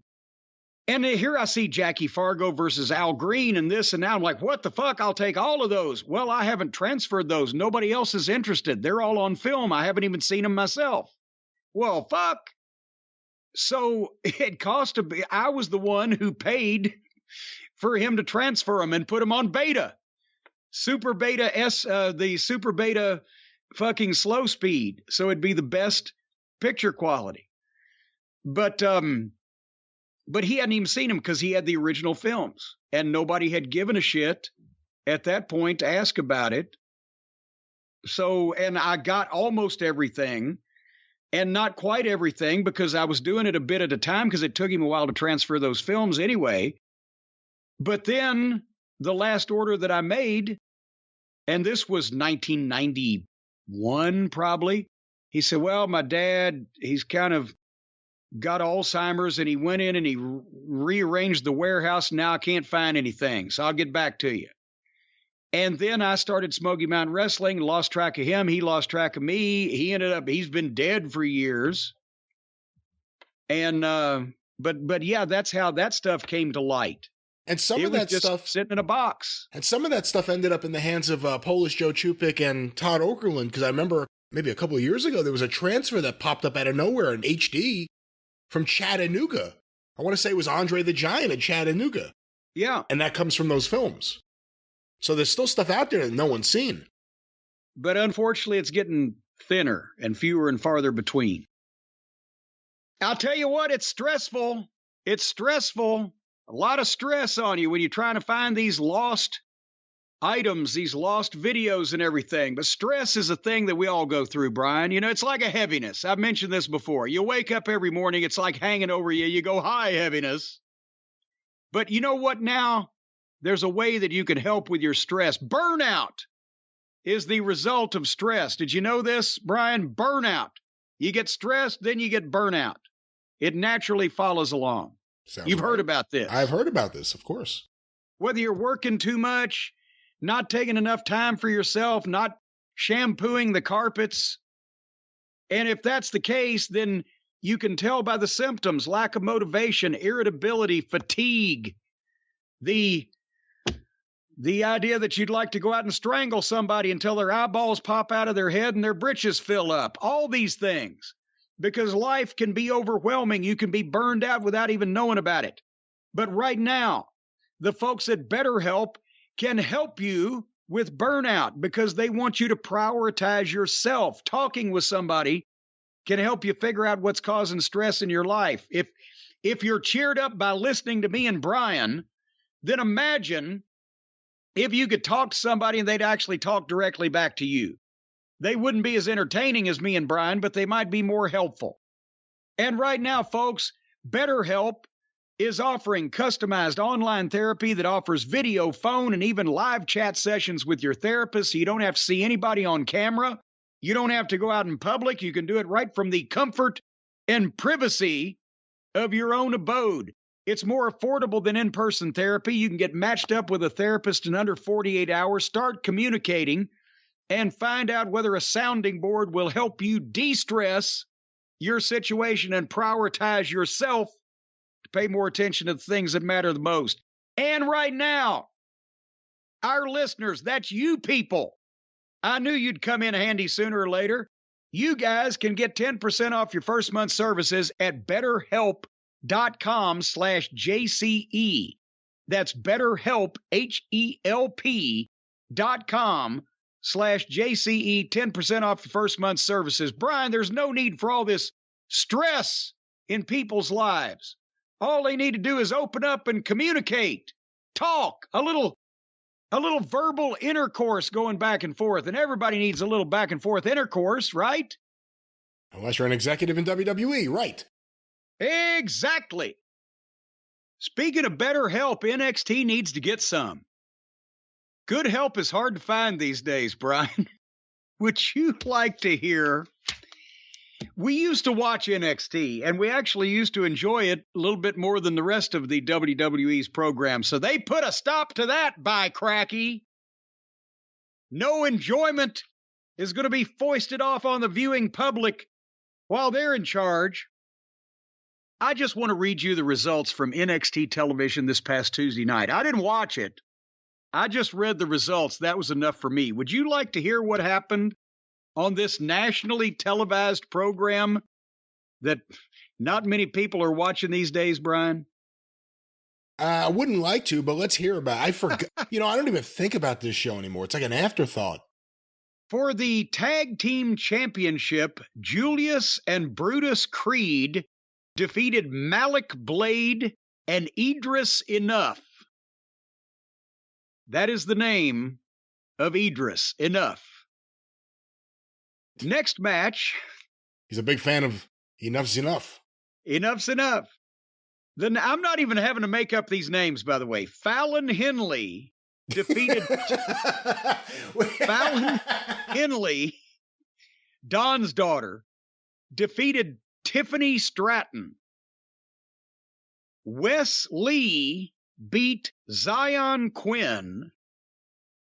The Dyad, which is apparently the illegitimate offspring of Diana Nyad, I don't know. The Dyad defeated Dante Chen and Javier Bernal. For the NXT title, Breaksteiner, who looks like a diamond in a sea of cow pies here, defeated Duke Hudson very handily. Giovanni Vinci defeated Guru Raj. I am not making this shit up. Giovanni Vinci defeated Guru Raj. Carmelo Hayes and his friend Trick beat Troy Donovan and Channing Lorenzo because apparently fucking Troy Donahue and Channing Tatum were busy. And in 6-woman tag team action, Indy Hartwell, Cora Jade, and Roxanne Perez beat Mandy Rose, Gigi Allen, and Jane Wayne Gacy, the Toxic Attraction Girls. That was a television program that aired this week. What the... The only one that passes my name test is Guru Raj. I mean, Steiner is the biggest money future superstar in the business right now, and he is surrounded by the romper room of all wrestling rosters. If any of these people were someone before they got there, they've changed their name, so you don't know who they are or that they've been anybody. But most of these people, I'd like to remind you, haven't ever been anybody. Did you ever see Caddyshack 2? Unfortunately. Yeah, it's a horrible movie. It's a horrible movie, but... Well, I saw it because I saw Caddyshack, the original Caddyshack 11 times, so I went to see 2 and stopped there. And it's a very disappointing experience, especially if you've seen number 1, which is one of the great comedies of all time. But if you remember, the stuffy people of Bushwood were upset because Jackie Mason turned it into an amusement park. And they're still trying to play their golf, and there's roller coasters and clowns and all sorts of... Randy Quaid. I mean, all sorts of crazy things happening. That must be what Paul Levesque feels like when he watches NXT. It's just become an amusement park of a wrestling show. What is this crap? The lights, the names. It used to be only the women had names like generic porn stars. Now it's the guys, too. Horrible. All those names you said, none of them, you're like, oh, that sounds interesting. Not one of them sounds interesting. And I know you shouldn't base things on that, the sounds interesting test. But it's just names, just random names, like a computer generated them. The idea of having stars is that people will recognize the name and say, oh, I want to see him play, or I want to see him fight, or I want to see him sing, or I want to see him do whatever the fuck it is that we know that the guy by that name does. But besides the fact that they change the names of all the people that they sign to names that have never been heard of before and have never even actually been acknowledged as names before. So if they did have fans from the independents, you don't know who the fuck they are now. And honest, and by the way, normally I would say, well, for the sake of national TV and the greater good, who cares what they've done on the independents? But since, to be honest, some of the independents have more buzz than NXT does now, and NXT is not setting the world on fire with viewers. Every little bit might help. So, but then most of these poor, downtrodden individuals are going straight into wrestling school, and they're being given names that nobody would ever remember, care about. Think of what Idris Enough, Malik Blade, Javier Bernal. It's Javier. Is that Javier? Javier. Javier? Yeah. Bernal. Is that like a sauce? Bernaise sauce? Bernal sauce? It's a cheese, I think. How many of those names would work in the main event of WrestleMania? John Cena versus Guru Raj. See, that works. How about The Undertaker versus Giovanni Vinci?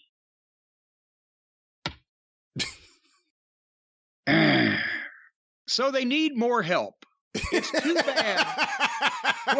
Is this the end of the BetterHelp? They need better help. They need more help. They need some kind of hired help. It's too bad that they don't have any qualified, talented wrestlers that are over with the people that the fans recognize by name, that can sell them some tickets, draw them some money. Oh, wait, I forgot. They've got some of those. They release most of them. They just fired a bunch of them that AEW picked up so they could have some. And now, am I hearing what is the status here?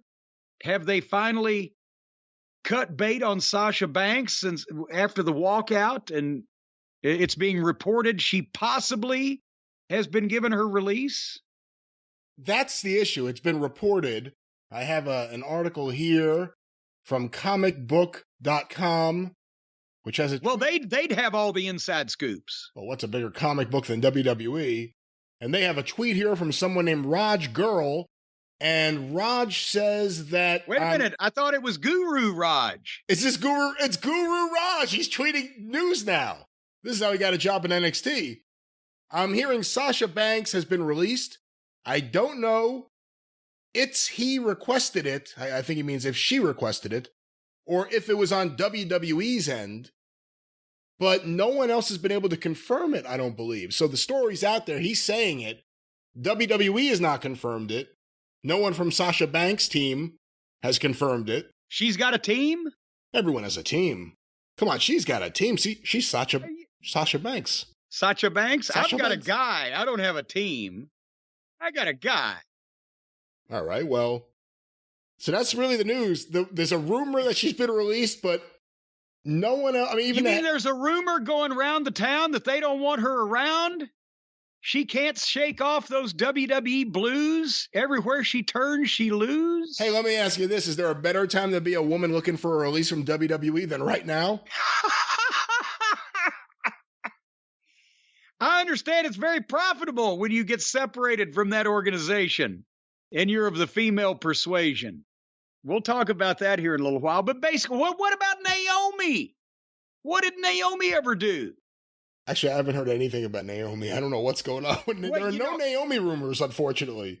In all honesty, we can joke about this, but here's the thing. If they have indeed, and we don't know this to be true, but if they have released Sasha, they may be thinking that, well, Sasha can go and make movies or whatever. And I mean, that doesn't mean that she's been released and is free to go to any other wrestling promotion. She's doing movies, she's doing acting, whatever. Maybe they think, well, poor Naomi, she just got caught up in the tide of emotions and took off with her partner. Maybe we can get her back because she ain't got any movie parts coming up or something. Well, I have here another tweet reporting on this news by Sean Ross Sapp of Fightful.com. Always listen to a Sapp. I spoke with Raj this afternoon and asked WWE... Which one, Guru? I think he's talking about the Guru who tweeted out the thing about Sasha, the rumor. I spoke with Raj this afternoon and asked WWE about this. As of this evening, they said they hadn't heard that, and Talent Relations didn't seem to know. Not saying that it didn't or isn't happening, but this is what I've heard so far when I asked. Raj has good sources. And that's where we leave it. Well, that's why they call him Guru-mer. Guru-mer Raj. Guru-mer Raj. Well, there we go. A good new nickname from the show. Well, Brian, what you got to do is when these things, these stories are fast moving like this, you gotta stay mobile. You gotta stay mobile, be able to pivot and move in the direction of the stories and the news take us. And if you want to stay mobile, I know the best way to do that. You know the best way to do that, Brian, how to stay mobile, how to be easily able to move from place to place and circumstances dictate it. You've got to have a good vehicle and good working condition is what you got to do. Or lawyers, guns, and money. Well, it's probably easier and cheaper to have a vehicle in good condition, whether your vehicle is a car or a truck or a motorcycle or a bicycle or a unicycle or a tank or any type of amphibious vehicle, whatever it is. If it's got a motor and wheels on it, then you need to go to rockauto.com to keep that thing running properly, because they have all the parts that your car will ever need, or truck or bike, etc., with an amazing selection and reliably low prices. How, you may ask? How do they do this? Year after year, time after time.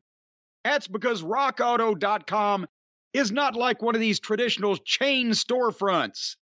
They don't have just a few parts that they can stock because they don't have room, or they don't have the ability to do it because of their overhead. rockauto.com, out in the nebulous universe of the internet, at some place, possibly on a Pacific island, possibly on the space shuttle, they have hidden and assembled every single car and truck part that's ever been manufactured, and they've got them there, and they are waiting for you to order via the incredible witchery of the internet, where they will immediately have one of their robot drones pull that part, stick it in a box, and send it to you for much less money than that fat bastard with a beard will charge you at your local brick and mortar shop. That's about the way it happens. You just go to rockauto.com. You pick out anything you want. You press the button. Some fucking robot drone somewhere on Neptune That's not how it pulls happens. this thing off a shelf No. and sticks it in a tube, and they shoot it in your direction. It lands in your front yard, smoking and steaming from re-entry, and then you take it out of the box. Be careful not to burn yourself, and put it on your vehicle. RockAuto.com doesn't require a membership or an account login. Just any old bastard can just wander right onto this website. Or seemingly they don't require truth in advertising. They don't require anything. You just show up at rockauto.com, look for a part that looks like it's shaped like what you want, and you purchase it for very little money, and they get it to you. Boy, just be careful. The day that they deliver things, don't stand out in the front yard without looking up, because it might hit you on the head. Anyway, again, if you go to rockauto.com right now and see all the parts available for your car or truck, be sure. Do not make this mistake. Do not leave that website without writing JCE in the How Did You Hear About Us box, so they know that despite the fact that we're maligning their products, we're doing them a service of some description. And in turn, they will hopefully continue to do a service for us. And we all like to be serviced. Folks, whether it's your car or your crotch or whatever, you like it to be serviced. Will you stop? Just get I'm stopping right now. Amazing selection, reliably low prices, all the parts your car will ever need. RockAuto.com. Stop. All right. There you go. Well, Jim, do you have your ear to the ground about anything else happening in wrestling? I do. Funny that you should mention that. You should mention that my ear has been to the ground, because I'll have you know that they were not able to telecast Max Caster and the Acclaimed on their award-winning AEW Dynamite program this past Wednesday night. They were too busy running off 300,000 viewers. But apparently, Mr. Caster did make an entrance on one of their other programs, because several of the Cult of Cornette members who enjoyed my recitation of Mr. Caster's rap from last week wanted me to do it again. And they sent me the rap in question from his entrance in whatever, I don't know, YouTube program they've consigned Mr. Caster to this past week. Would you like to hear what he said? Yeah, because obviously he wasn't on the show this week. I didn't know what show he would be on. I knew it would probably be on one of the ones I don't watch. So curious what his rap was. Last week it was rather tame. Well, yeah, but can you give me a beat? Can you give me like the boom, boom? I'm not good at that. I'm not going to do that. I don't want. Can you not do that? You don't have any musical ability. That's what you're saying. You can't carry a tune. You have no rhythm. Hold on.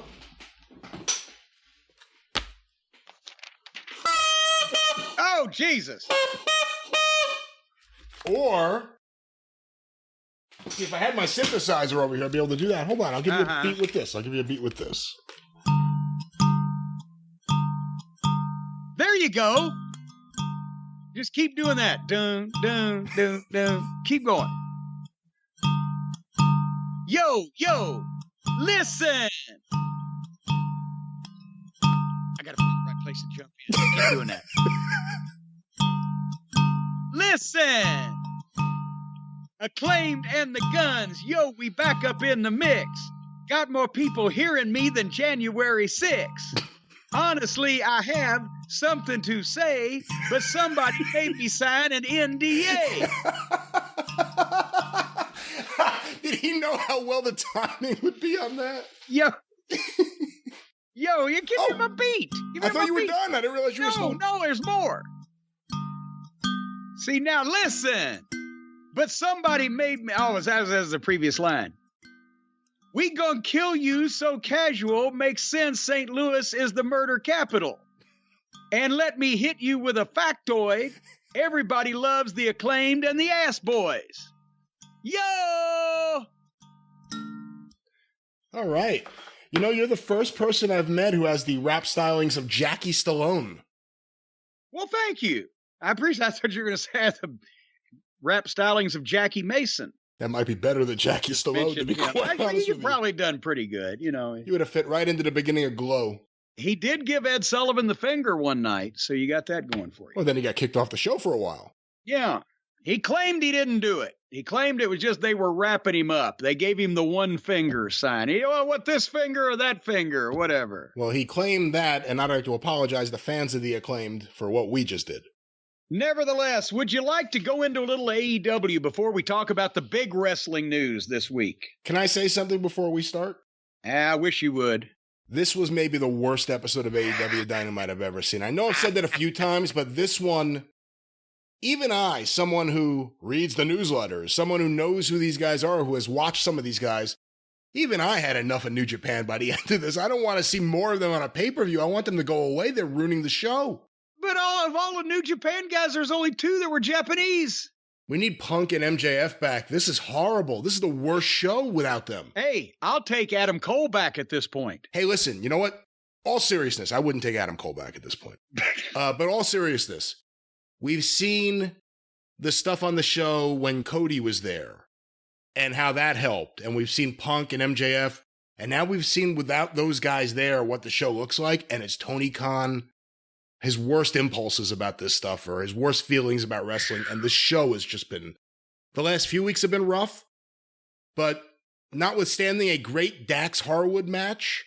Yeah. And Will Ospreay, too. He deserves credit, too. Notwithstanding a great match, from the second that match ended on, it was awful. And that was the only redeemable thing on the whole show was that match. Well, and actually, you know,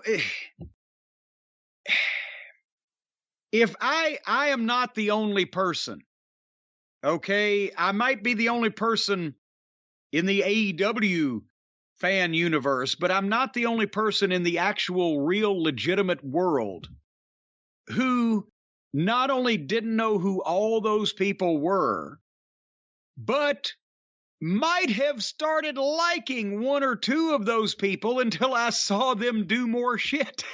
And then not only was this a bunch of strange people, but this was a bunch of people that a couple of whom I might have liked until I saw what they did with them. So he's taking new, fresh talent, putting them on television and making people less interested in them than they would have been normally. That's not exactly the hallmark of classic booking. It's not really the point you were trying to go for when you'd put people on your, let's see if I can make people not like these motherfuckers. Not as in a heel, but as in I don't want to see these people. He's done that with Adam Cole, too, by the way. Well, yeah, you can tell who the people were that were holding him down, going, focus on this. This is my segment. I'm not going out there to look like an idiot. Because those people wasn't on this show. They opened with the hair versus hair match. I know that somebody, for 1 week, who was it that tried to cut fucking whose hair or whatever? And, let's have a hair versus hair match. Ortiz cut a few locks off Jericho's weave about 2 weeks ago, maybe? What long-running issue has been between Jericho and Ortiz that the hair needed to be the focal point, or did somebody with just a little touch of ADD say, oh, we haven't had a hair match. Let's have a hair match. Maybe Ortiz wants a new look. Maybe he was diagnosed with the mange or lice. That's what I was going to say. If a wrestler has lice, is it their responsibility to tell the promoter so they could do something with their hair? I've actually had a couple of guys over 40 years come to me and say, hey, I'm going to cut my hair. You want to do something? But to just, okay, we'll do something. It doesn't have to make any sense and we'll shoot it in 1 week and nobody cares. What the fuck? But a hair versus hair match.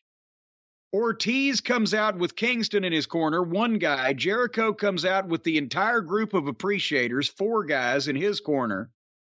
And Ortiz is still wearing the panda makeup. Is it a Puerto Rican or Hispanic or street gang New York street gang thing to paint your face white like a panda bear?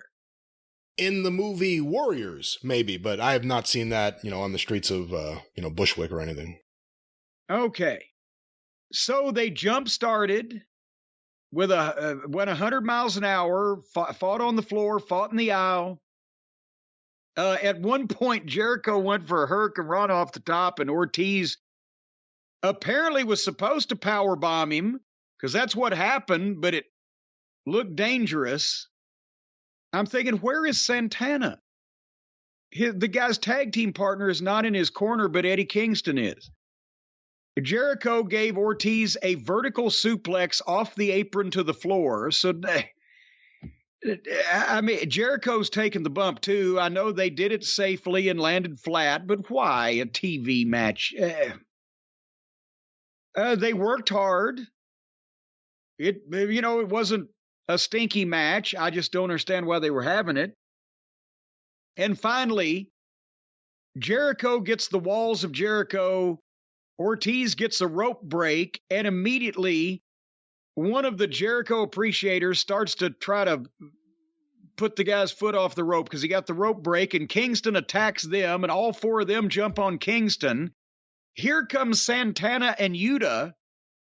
Which group is Yuta in? He's in the Blackpool Combat Club. Then why did he come down to help Ortiz and Santana and Kingston? For the same reason that William Regal was randomly on commentary here. I think because there's a association between the Blackpool Combat Club and anyone who has ever gotten into a fight on the streets of New York.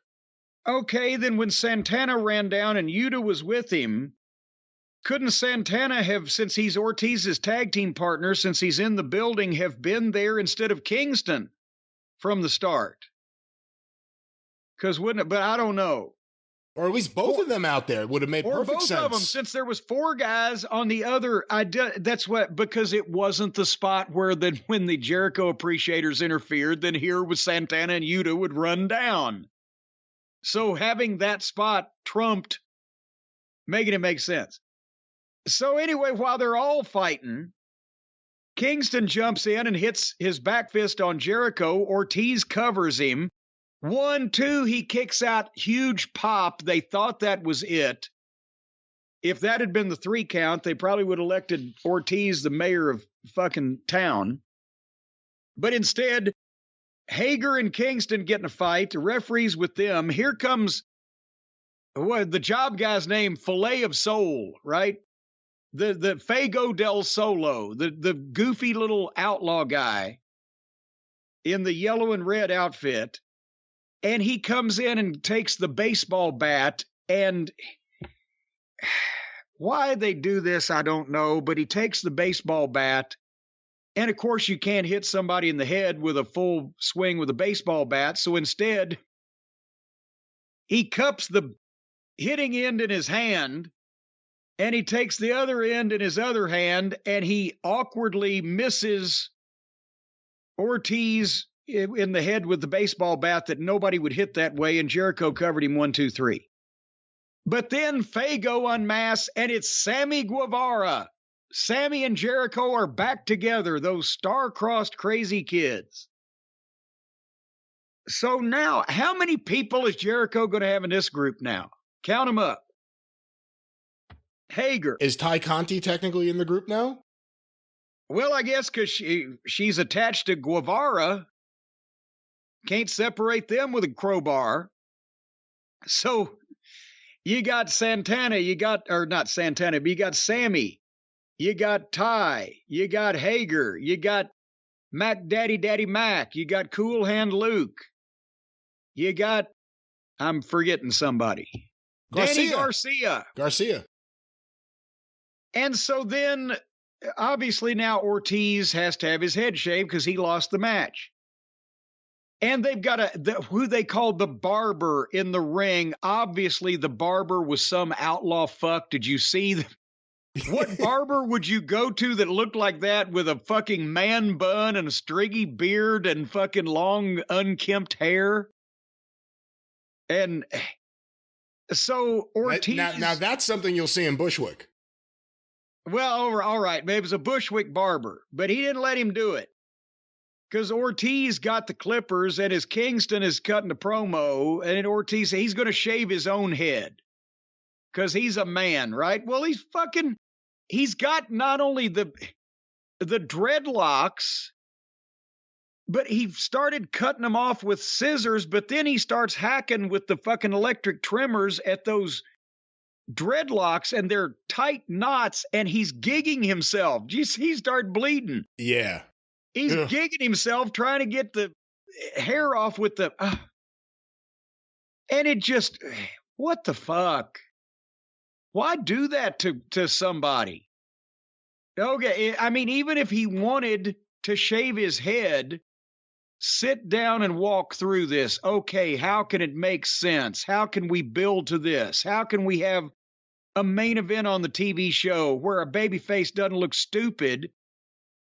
And instead of cutting the hair off himself, when all he's doing is turning his head into hamburger meat, then they could have actually had a real barber, hair person whatsoever, and he could say, no, because people are going, no, don't sit down, don't get your hair cut, you got screwed. No, I'm man enough to honor my obligations. That's more than I can say for Jericho. And I'll sit in this chair and I'll let this guy cut my hair. And Chris Jericho, every hair that falls off my head is going to be a fist that I put in your face. And sit there and let the guy do it in 1 minute and see it. Because they had a hair match. And the fans didn't see anybody. He cut off 2 dreadlocks and gigged himself. And then they go to the break and they come back later on. He runs out. He's completely slick bald like an egg. So the fans didn't even get to see the head shaving. Nobody knows how this works. They just come up with random ideas. And nobody's walking through it to tell them the problems. They're going to manifest themselves. Same thing happened to me. I didn't have dreadlocks, but I had a lot of hair back then, and it was the middle of goddamn Louisiana summer in New Orleans, and my head was like somebody turned a bucket over me, and that fucking trimmer mired down and wouldn't goddamn cut my fucking hair. Shit like that can happen. But walk through the thing. Think about it. Visualize what's going to happen. Does it make sense that my tag team partner runs down only after I've been at a 4-against-1 disadvantage for whatever? Are the trimmers going to work? How should we do this promo? What? It's like they just have an idea or two and they just let the rest take care of itself when they're out there. But that wasn't as bad as what was next. Did you have any other comments? Well, everyone knows what I think of Jericho and his work. Yeah. He's like a vampire. He surrounds himself with as much young blood as he can. And he just increases the amount of bodies every week. Santana and Ortiz have been misused for a long time. And the other problem is Jericho burns through things that can mean something just because he thinks they're cool and he convinces Tony of it even though it's dumb. For instance, just randomly throwing fireballs because now all of a sudden he's a wizard. And then... Oh, yeah. Did you hear the promo? Hey, I might throw a fireball in your face because I'm a wizard. Yeah. Try to throw a fireball at MVP. See how that works, Jericho. But, you know, it's like that. And then like a hair match. Just, hey, wouldn't it be cool if we just have a hair match as the next step of this thing to build up to the next match? I don't know. It's just bad booking. Everything with Jericho is the worst book shit on the show. And he was all over this show. It was total nonstop Jericho this week. But I disagree with you. Everything with Jericho was not the worst booked stuff on the show because that came up next. They actually did something right for once and got a guy over that had not been seen before their television. Wardlow is the only guy. Think about this. Is this the only guy that was never seen on anybody's television before that they've got that actually is making a difference and could make a difference and is getting the response of a main event fucking level guy? In the last several months, it has been clear that Wardlow was a guy they could have as their biggest homegrown babyface star by far. Yeah. I mean, MJF had been on MLW TV. But Wardlow had not been on anything. They debut him and he gets over, and they can't be having that shit. So now that MJF is not around to smell test this shit, they're going to kill Wardlow. A fake People's Court video complete with the music. A fake setup for Wardlow against 20 nameless goofs that's supposedly ordered by a court case brought by a fake lawyer that's not in any way convincing. Whoever's idea any of this was should be fired after Wardlow beats the shit out of him, because they're fucking this guy's career up. And he's their biggest, if not only, success story so far.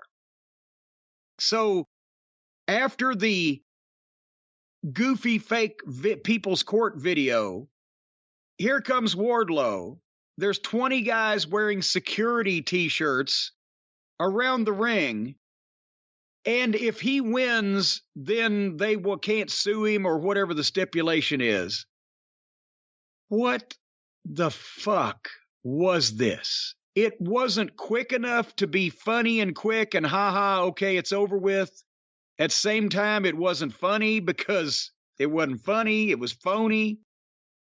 At the same time, it exposed Wardlow as being just another guy that does stupid shit that he's told to do rather than the beast that he's been presented as. They didn't know. Not only did the announcers didn't even know how this match was working. Did you hear that? When he knocked the first bunch off the apron, the girl ring announcers, oh, so-and-so's been eliminated.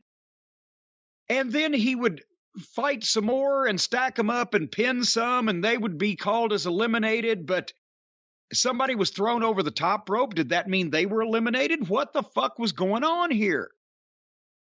It was fake, contrived shit. People were less into it the longer it went. And by the end of it, it went on so long, it was so stupid and so uninteresting that by the time it was over with, he was power bombing people, and the fans weren't even popping on the power bombs anymore. The only time they would pop is when he power bombed a guy on top of a bunch of other guys, and people popped because it was, oh shit, that really hurt. And also, you're forgetting that Wardlow seemingly was getting tired. So now we're watching Wardlow get blown up as this continues endlessly, and he doesn't look so good when he's blown up. No, he doesn't at all. So somehow they managed to give the people so much Wardlow powerbombing people that the people got tired of seeing Wardlow powerbombing people. It was embarrassing. And then he went to kill Mark Sterling, but Dan Lambert interrupts from the balcony after he's won this thing by pinning in groups or throwing people over the top in groups or whatever. He grabs Mark Sterling, he's going to kill him. Lambert interrupts from the balcony on the PA system. Okay, so I've got my hands on the one guy that's been making my life a living hell. I'm holding on to him. I can drop him on his head. But another guy that I don't like 200 feet away is on the PA system. I must instantly stop what I'm doing. And then Lambert tells Wardlow that Matt Hughes and Tyrone Woodley, two former UFC champions, are at ringside waiting to attack Wardlow. And Lambert says basically, so get him, boys. What is Matt Hughes's physical condition? It was the first time I've seen Matt Hughes in many years, too, and that's the first thing I thought, what the hell is going on there? And then I read somewhere, I don't mean to laugh, but he was hit by a train. Oh, my God. At some point, he parked his car on a train track. It may have been a suicide attempt, and a train hit him, and that's why he is the way he is, which makes you question why he was used in this manner. Yes. To walk up steps and go in the ring and move around the way he was. And it also makes you question why that his friend there, Tyrone Woodley, gets up on the apron and leaps over the top rope like he's got steel springs in his legs. Did it better than 90% of the fucking wrestlers. And Matt Hughes can't hardly get through the ropes or stand up straight or have the use of his right arm. And these are the guys that Lambert has said, yes, they are former UFC champions, but that would have been like fucking making fun of goddamn Muhammad Ali, saying, well, he's good when he had the Parkinson's. It's Muhammad Ali. He's going to come kick your ass. No. But we didn't have to worry about that because then Wardlow takes the microphone and, of course, says words that Wardlow, I'm sure, uses every day. Hey, you two guys look like some hardworking Midwesterners. What? They tried to make Wardlow a man of the people. You're just like me, hardworking Midwesterners. Are you going to let some rich asshole millionaire up there tell you what to do? Like Wardlow's going to become a man of the people here all of a sudden. Mr. Wardlow goes to Washington. I think he actually says, I think that we're cut from the same cloth. Does Wardlow look like he's going to use any of these words or phrases? No, this was Roman Reigns saying suffering succotash on SmackDown. Yeah. So Hughes and Woodley throw Sterling to Wardlow, who powerbombs Sterling, and then Wardlow's trying to be nice and they're raising his hand, he's raising their arm. Poor fucking Matt Hughes has only got one arm he can raise. This was an abomination, a crime against nature. It should be covered under the Anti-Bestiality Act. Poor Wardlow. It's nice knowing him. Closing thoughts on the 20-man fiasco. The match, the angle, whatever you want to call it, was awful. It made him look terrible. They had an opportunity coming out of the MJF match to book him strong, and they haven't. He should have went right over Scorpio Sky. We could have bypassed all of this. He looked bad in there after a while because how could you not after... He powerbombed so many of these guys, and some of them look like they didn't even know how to go up properly. Well, no, because it's all a bunch of fucking job guys and outlaw guys, and they're running straight into, while he's got one, the other one will run straight into a clothesline by running 2 feet to the side of him so he can stick his arm out. And it was all obviously phony. And the other thought I had is I wish the Midnight Express and Jim Cornette were there to do some kind of angle where they crush his larynx. Because Wardlow should never be on the microphone ever again. I'm sorry. He looks like a badass. He doesn't sound like a badass. And whatever words they're telling him to say don't sound natural. Are they telling him to say that because he doesn't know naturally what to say? I don't know, but I don't think he does himself any favors when he talks. No, that's the problem. Not only the tone and the delivery and the verbiage, he sounds like some fucking nerd that would be sitting playing a video game on his computer instead of this big 200 and something pound beast powerbombing everybody in his path. You look like hard-working Midwesterners to me. What was that line? That's such a weird line to give him. Say there, fellow Midwesterner. Yes, hey there, fellow hard-working Midwesterners. We're cut from the same cloth. Some idiot that's never been out in public thinks that would make him a babyface to the people out there who are hardworking Midwesterners. That's an AEW crowd. I don't know if they identify themselves as Midwesterners or hardworking.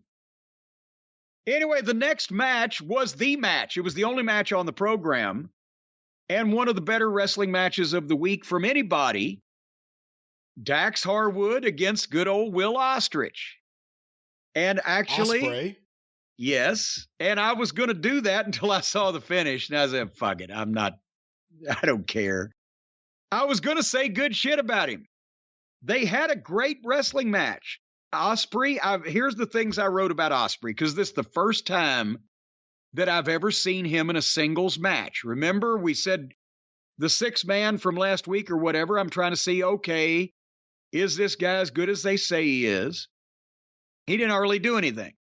So here with Dax, yes, you'd have to be a paraplegic not to be able to have a good match with Dax Harwood, but I ought to be able to see something. And I wrote down, he looks good. He's got good attitude. He seemed to be serious about his wrestling. He's athletic. He's got a heel demeanor and facial expressions. And they did nice stuff. He takes the big backdrop. I'm a fan of anybody taking a backdrop these days. You never see it.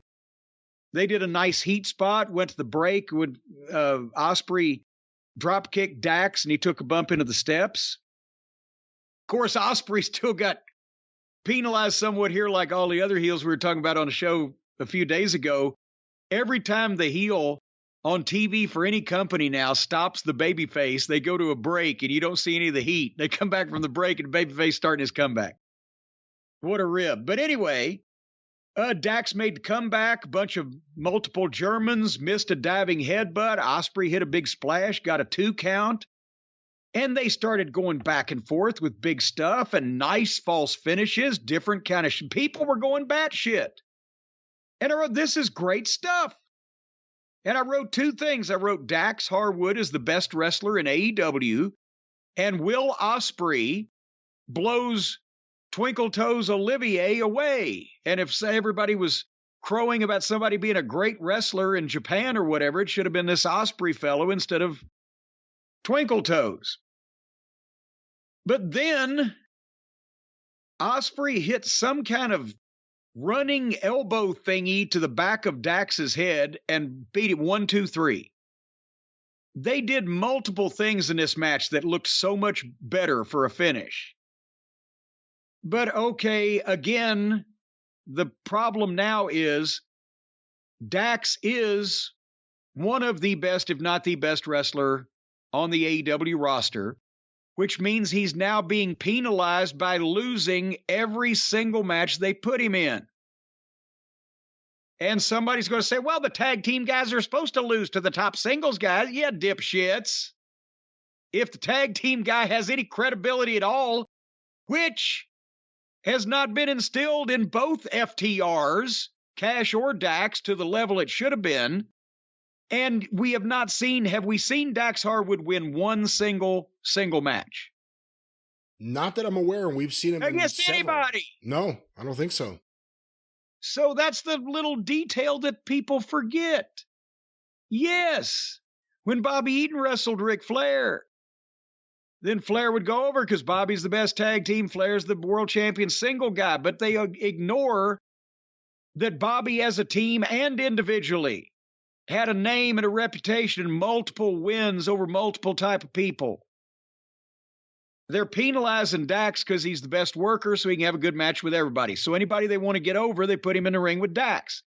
Which this wouldn't be bad since they were saying that Ospreay is a top guy in New Japan and just a world beater as a single. Okay, so a top guy came in and beat a guy that we are trained to think is one of the top guys. He's a tag team champion, not the real champions, the AEW champions, but champion of another company that the owner bought. They've at least been featured in main events, so Ospreay must be a main event guy because he was brought in against another top guy and he beat him in a good match. So that means to my innocent, untrained eyes as a fan who's never seen or heard of Will Ospreay before, now I've seen him and I know how to take him. He's a main event guy and he's pretty good. Until the match is over. And then suddenly Ospreay wins. There's no reason to continue kicking the shit out of Dax. But suddenly, Jeff Cobb, Fletcher and Davis, what are their other names? Can't remember. The new guys that jumped in last week. The Great O'Con. Well, no, I thought these two guys were Aussie Oldham, but they're a team called Aussie Open, but their names are Fletcher and Davis. And then another guy named Great O'Con.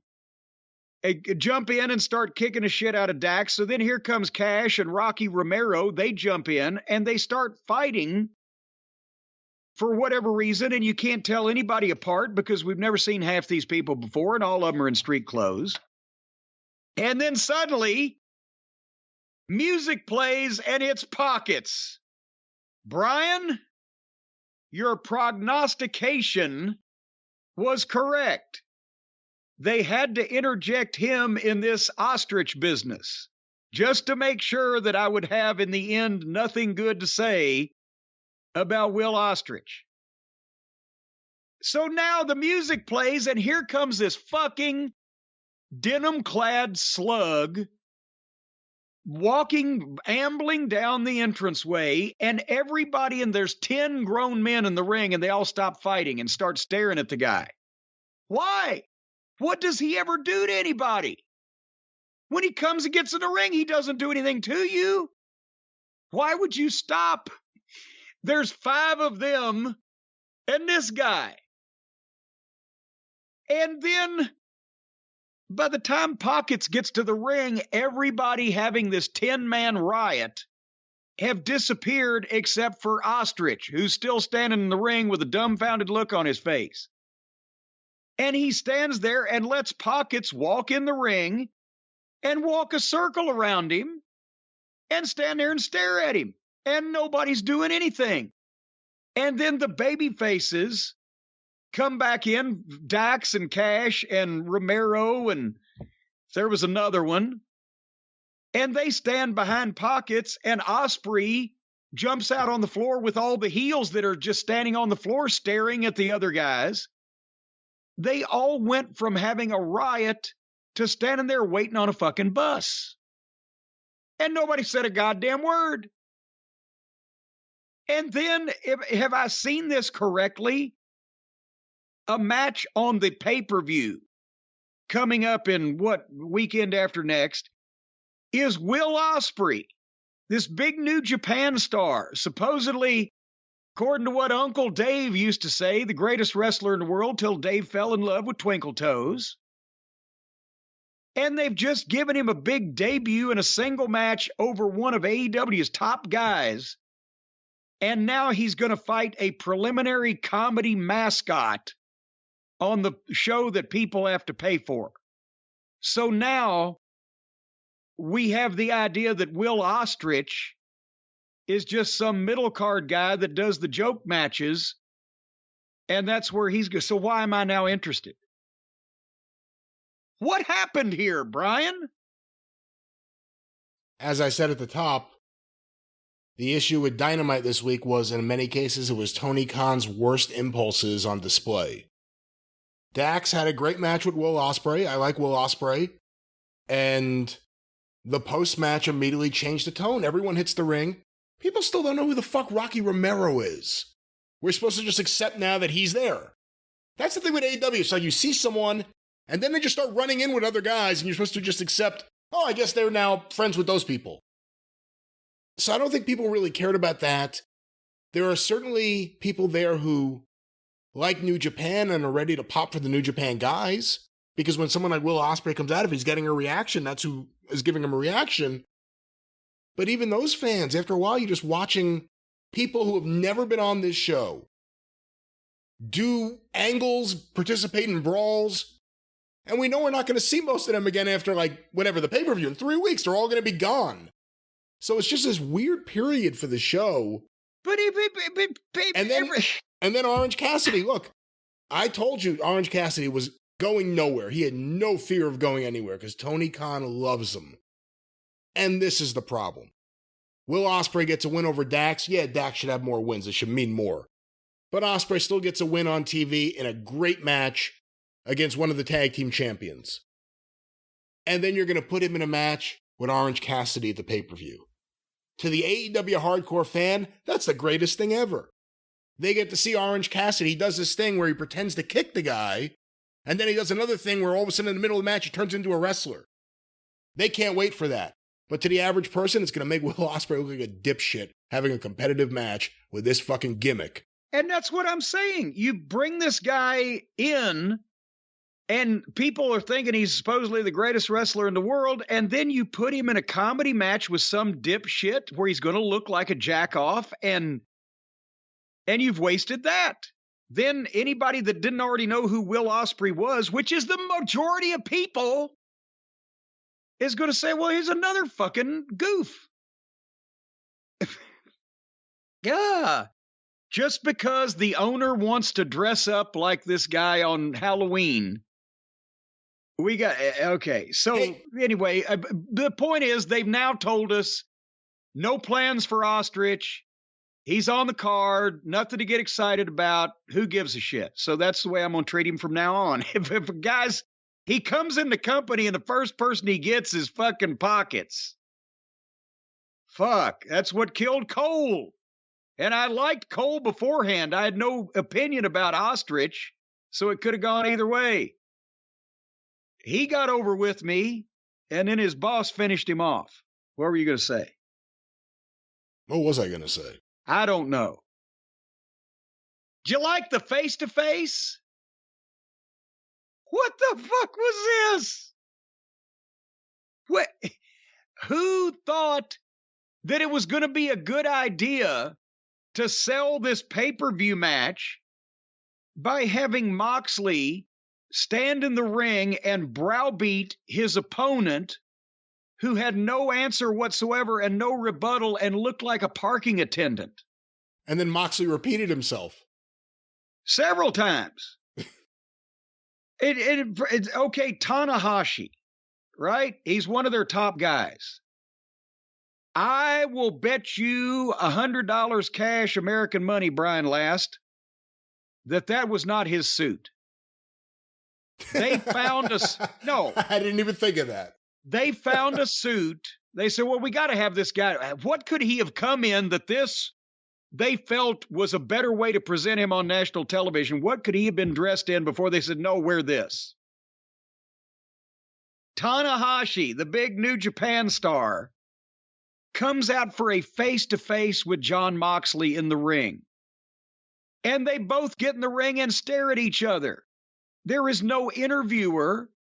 And one of the people doing the face-to-face apparently does not speak English. So Moxley gets the microphone and stands there and just browbeats Tanahashi. He's chased him everywhere. He's chased him in New Japan, and he's chased him on the bullet train, and he's looked in cars and in bars. I knew it. I knew you were. And here you are.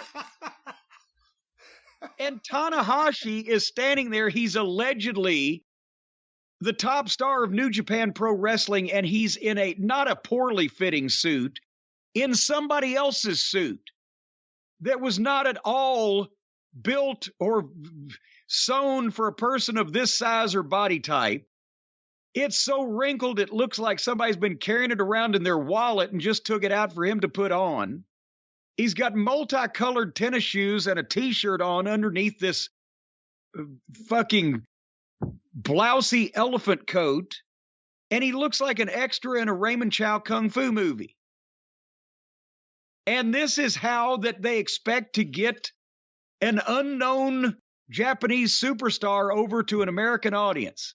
He comes out looking like an explosion in a Salvation Army drop box, stands there while Moxley browbeats him and fucking dresses him down verbally for minutes at a time, while he stands there with no rebuttal and no microphone in his hand. And Moxley's having a meltdown. And finally, as Tanahashi takes the microphone, Judas plays. And here comes Jericho and Sammy Guevara and Ty Conti, and Jericho is saying to Moxley that he should have that spot. He should be wrestling the fucking unkempt Japanese fellow in the ring standing there. And Tanahashi finally speaks and says, Jericho, shut up. And that was it. That's all he said. And Jericho says, well, get 'em, boys. And all of his Jericho appreciators again run out from the back. But as they're jumping in the ring, Lance Archer and some fucking fella named Desperado. Have we ever seen Desperado before on this television program? I'm not certain. I've heard the song. I hate the song. Desperado? It's the worst Eagles song. But not when Terry Funk used it as that was the worst usage of it ever. I hate Paul Heyman for that. That was the worst usage of it. Terry Funk should not be coming out to a slow love song to cowboys. It's not a love song. It's a love song to cowboys. Glenn Fry and You got to Don come Henley to were your obsessed with senses. it. You've been out riding fences for so long now. Anyway, somebody needs to come to their senses because Lance Archer and Desperado jumped in the ring from behind. And then the Jericho appreciators hit from there was 9 guys in the ring in street clothes fighting. And you couldn't tell who anybody was. And while the fight's going on, Jericho introduces Sammy and Ty as the new members of the Jericho appreciators. And I swear to God, while it was old Tanahashi, he was getting the shit kicked out of him in his wrinkled suit, while Jericho was rattling off. It's either a 6-man tag or an 8-man tag for the pay-per-view with him and the Suzuki Goons and a bunch of names that he couldn't even hardly pronounce, but I couldn't understand it and never heard before. Well, some of the job guys are still kicking some of the other job guys. And Jericho's plugging this. And then suddenly, here comes Kingston and Santana and Ortiz with the bald head. And they hit the ring and start fighting. And Tanahashi does some kind of move to somebody. And that's the only thing that he did or said in the offensive. It was offensive, all right, in this whole segment. So now everybody in the United States of America thinks Tanahashi's a superstar, right? They're like, what the fuck is this? What the fuck was this? Remember I said a few weeks ago on the show that I was convinced that maybe Tony Khan was trying to kill the Hardys? I'm convinced Tony Khan may be trying to kill New Japan in America. Because there are fans in New Japan who are not looking forward to this pay-per-view. I don't understand how anyone would really want to see this pay-per-view. It's been built up horribly, just random people running out and being named all the time. Jericho, you can't even say anything about him. Excalibur just throws a million names jumbled together at you. You have no idea what he's talking about. And then he just starts citing things that are irrelevant to anything happening. This pay-per-view will probably do well because AEW fans purchase AEW products. But the build-up and booking to this pay-per-view has been atrocious. I wish I didn't have to watch it. More than any other pay-per-view AEW has done. Wait a minute, are we going to watch this fucking thing? This is the one I have the least interest in. We got to watch it? I thought we got to watch the Suzuki Goons and Guadalajara Tanahashi?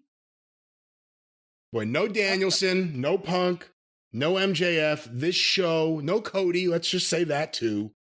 This show feels it. This show is so bad, and hopefully Tony Khan learns from this because he wants this New Japan pay-per-view to be an annual thing, I heard him say.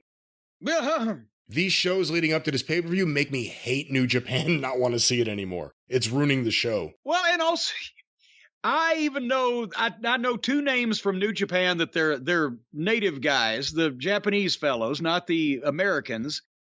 I know that Tanahashi and Okada are the big deals. And so far, they've made Tanahashi look worse than fucking Dick to Go and Taka Michinoku and whatever. That's what we used to call him, Dick to Go. So anyway, let's speed this up a little bit. Next match, Miro against the other Page. Who's the heel here? The guy that wants to evict God or the guy with the heel manager? Miro won. Britt Baker versus Tony Storm. They started 100 miles an hour with a hockey fight, went to the floor and stayed there. They got in the ring and did one spot, and then the heels pulled Tony Storm back out to the floor. But Thunder Rosa ran out and chased Jamie Hayter off, and they went to the break. And when they came back, I forgot to. Tony Schiavone was in the back with Stokely Carmichael and Willow Nightingale, and they did a little comedy bit. At least Willow has a little personality. What were you going to say? I just wanted to say Tony Storm did an interview before the match. It was actually a really, really good interview. It was one of the better interviews that any of the women in AEW have ever done, I think. They should have put it on earlier in the program. It was getting really late at this point. Hangman Page in-ring promo. He wants Kazuchika Okada for the IWGP title. And again, I'm not thinking about the 700,000 people watching this program. I'm thinking about the 300 49,300,000 people left over in the United States of America that if any of them turned this on and said, he wants who? Kazuchika Okada. But he might not still be the champion. Oh, wait, he's not. He lost it last weekend.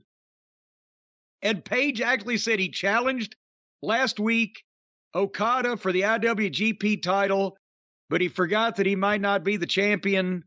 And he's not. He lost it last weekend, but the challenge still stands. Now, they never said whether it was the challenge to Okada or the challenge to the new champion, which challenge still stands. Because by that time, Adam Cole had come out, and he reveals that the new champion is old Jay Slingblade White, his good friend. And if anybody is going to get a title shot at the IWGP title, it's going to be me, Adam Cole. Why does he want a shot at his good friend? I thought he just said they were good friends. So why does he want to fight his good friend? And what has he done to earn a title shot? And by the way, did you notice the fans? Hey, they may still like to pop for a couple of moments in his song and his entrance. There's a groan now coming from AEW fans when Adam Cole comes out. They're fed up with this too. Boom. Boom. Boom. So now Adam Cole clarifies that Okada will not be at Behind the Green Door pay-per-view. So that clarifies that was Page still challenging Okada, or was he still challenging the champion? Well, now Cole says he won't be there, but this guy will.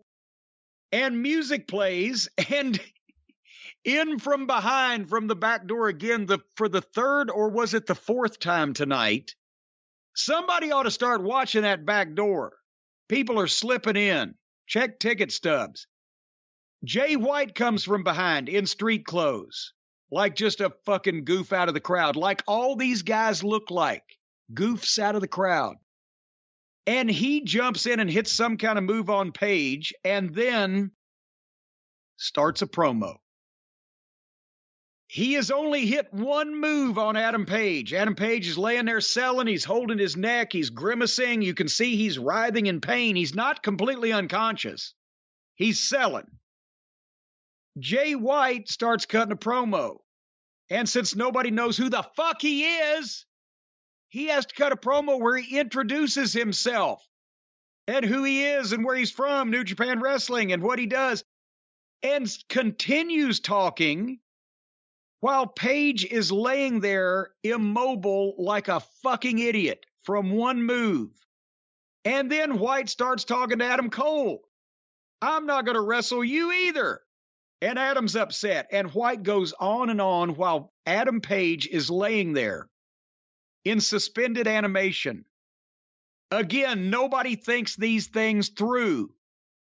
It would have been fine if he'd have hit him with the move, took the microphone, said, I'm Jay White, and I just kicked your fucking ass.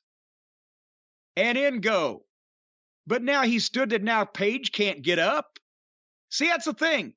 You go back and watch this. Anybody in the sound of my voice, if the guy laying there had been an old-time superstar, such as a Dick Murdoch, or anybody else for that matter, and that guy that laid them out with that one move started talking and talking.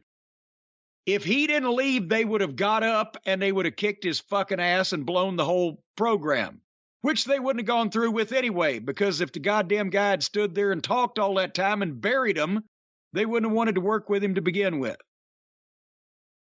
But so Page had to lay. Nobody's thinking these things through.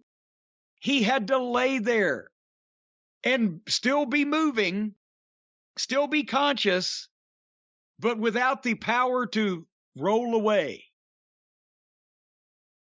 Page does not need any help acting or looking like a fucking goof. But they just gave him some right there. That's the stupidest he's ever. Did you notice that?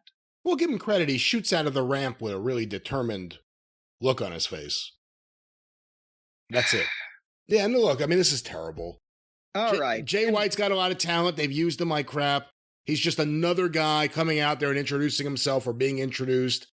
And I think everyone is sick of Adam Cole. And this is Adam Cole going along with things, and this is also the way he's been booked. But I don't think people want to see Adam Cole right now.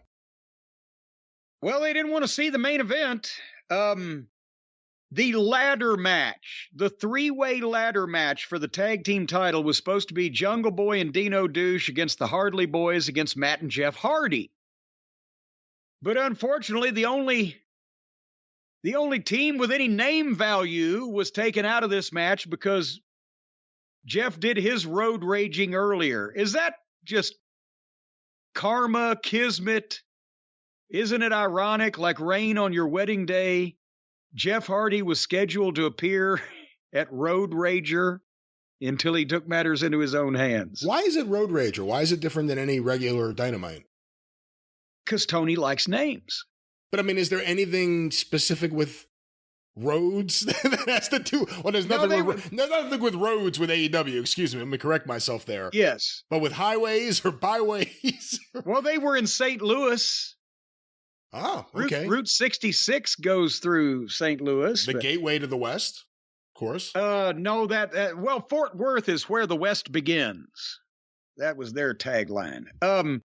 Point is, they just took the Hardys out. And did I see a report on the internet that they changed this match, that originally Matt and Jeff Hardy were going to win the match and the tag team title? But they had to change it? Yeah, I saw something that said that, but I'm not sure what the source was, so I can't comment too much further. Well, you can almost believe any preposterousness from these folks, but...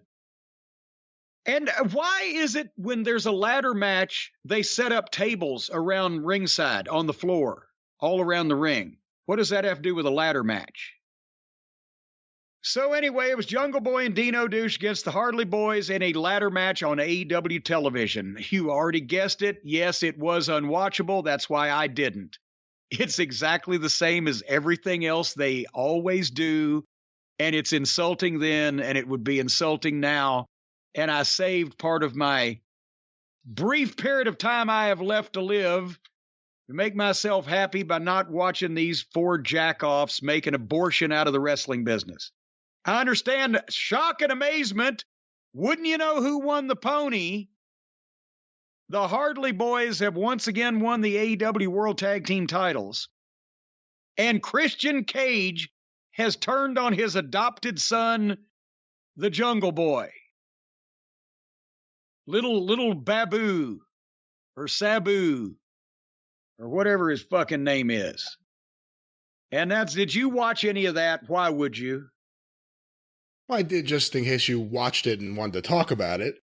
Well, seriously, you thought I was going to watch these four bumblefucks in a ladder match when I've already had to watch the rest of this program? The last thing this show needs right now is more of the Bucks in the focus, and if that's what this leads to, they've got a lot of problems with this show, as the ratings just showed them. But this was an atrocious episode of AEW Dynamite, and the fan reactions from what we could tell on TV, the people that are showing up, but I think the real story is the people that aren't there.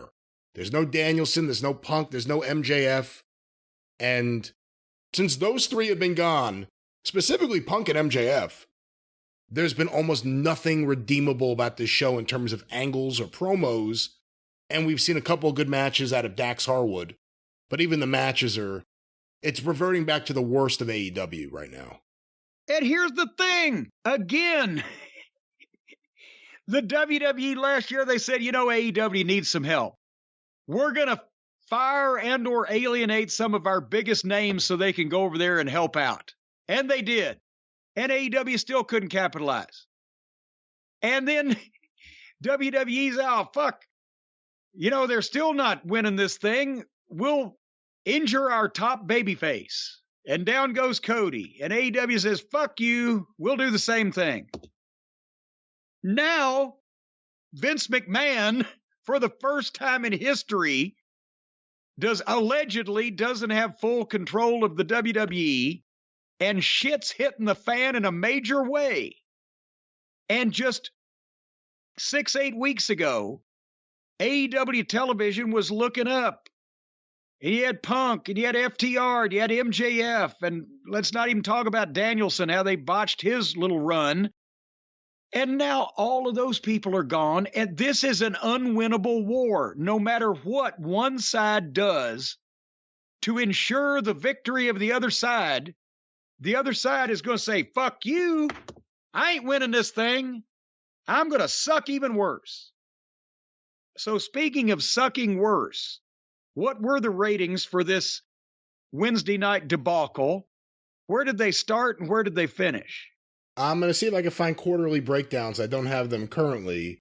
But the previous couple weeks of June, on June 1st, Dynamite did 969,000 viewers. On June 8th, Dynamite did 939,000 viewers. On June 15th, Dynamite did 761,000 viewers. Was this against a big ball game or Super Bowl, or did Janet Jackson pop her tits out at the Super Bowl again? What major occurrence were they opposite that they could lose 200,000 people? Or was it just last week's bad television program and not wanting to see any of this? I mean, it was a big hockey game, but I don't think that's what killed this. I think a lot of this is... There was that all-night gas station that they just opened down the street. How are you going to compete with that? But the last few episodes have been uninspiring, and there was very little announced going into the show that was inspiring unless you're someone who loves work rate and matches. And then you go, oh my God, Dax and Will Ospreay. But to the average fan, it's... one match in 2 hours. Yeah. So I don't think AEW is doing themselves any favors right now with that TV show, but I don't know if anyone's going to admit that there. I don't know if Tony can admit that right now. I think Tony needs to be admitted right now. But anyway, that was AEW. What else are they going to have to do? The WWE has bent over backwards to hand this thing to Tony Khan on a silver platter. And now I guess the only other thing left is, are they going to fucking put Vince in a goddamn space shuttle and shoot him to the moon? He's already out of the chair. This is their chance. This is their prime opportunity. The WWE has never been so vulnerable. They got a lack of talent. The talent that is there hates the company. The fans are turning on them because they've been an evil empire for 25 years, run by an evil billionaire family that now apparently we're finding out in the news is evil in the ring and evil outside the ring. The WWE has never had a smaller audience on television, and the product has never been more boring. And through all of that, every single time that AEW gets a star or gets a running start at something or has a door open, an opportunity to do something, Tony Khan and his amateur booking and the indie mindset on the most of the roster that he has assembled can't get out of their own way to take advantage of it. I'm getting pissed. And all of that work that I did to send that email to the WWE Board of Directors. Oh, stop it. After making sure that my irresistible cousin Pamela got a job up there and seduced all the old white men. And all this work is for naught. Tony still can't win the war. Oh, my God. All right. Well, that was AEW. Speaking of grisly thoughts, what are you doing over on the Arcadian Vanguard side of things this week before we talk about Uncle Vince and his troubles? Another action-packed week on the Arcadian Vanguard Podcast Network.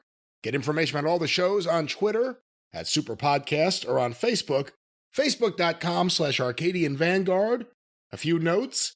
The latest episode of Stick to Wrestling with John McAdam is out right now. John's guest is Frank Culbertson with a conversation about Portland wrestling. Hear it today at McAdamPod.com or Stick to Wrestling with John McAdam wherever you find your favorite podcasts. Want to make mention of the latest Breaking Kayfabe with Baldwin and Barry Patreon episode, patreon.com/Baldwin and Barry. The boys talk with New Japan commentator Kevin Kelly about a range of issues, including the controversy with Vince McMahon.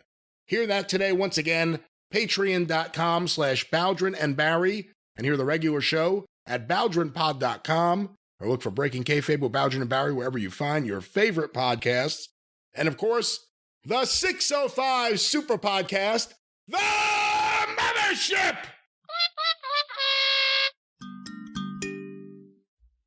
Go through the archive today at 605pod.com. Available wherever you find your favorite podcasts. The Mothership. You found like you bit your lip there, fella. I think I did. I'm bleeding.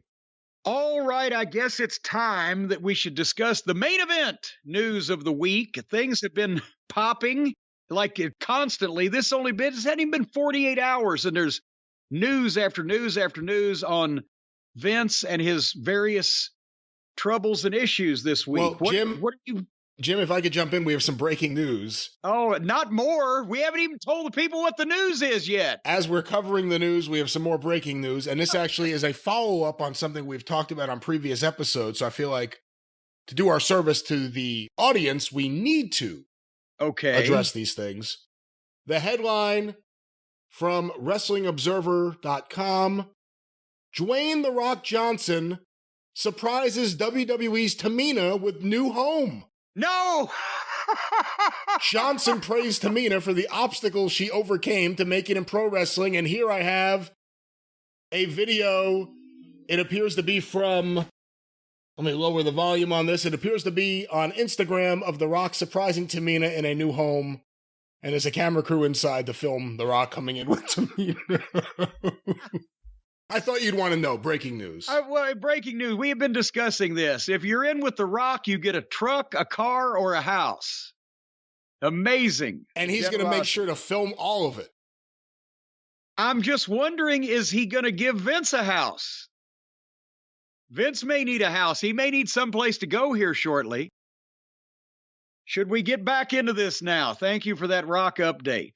Well, let's talk about it. The biggest story to happen, the other day we had a big story with Jeff Hardy and we were covering it and things were happening as we were recording. And then the other day it just happened with this Vince McMahon news, and it's been kind of a downpour now of news about WWE and behind the scenes things going on.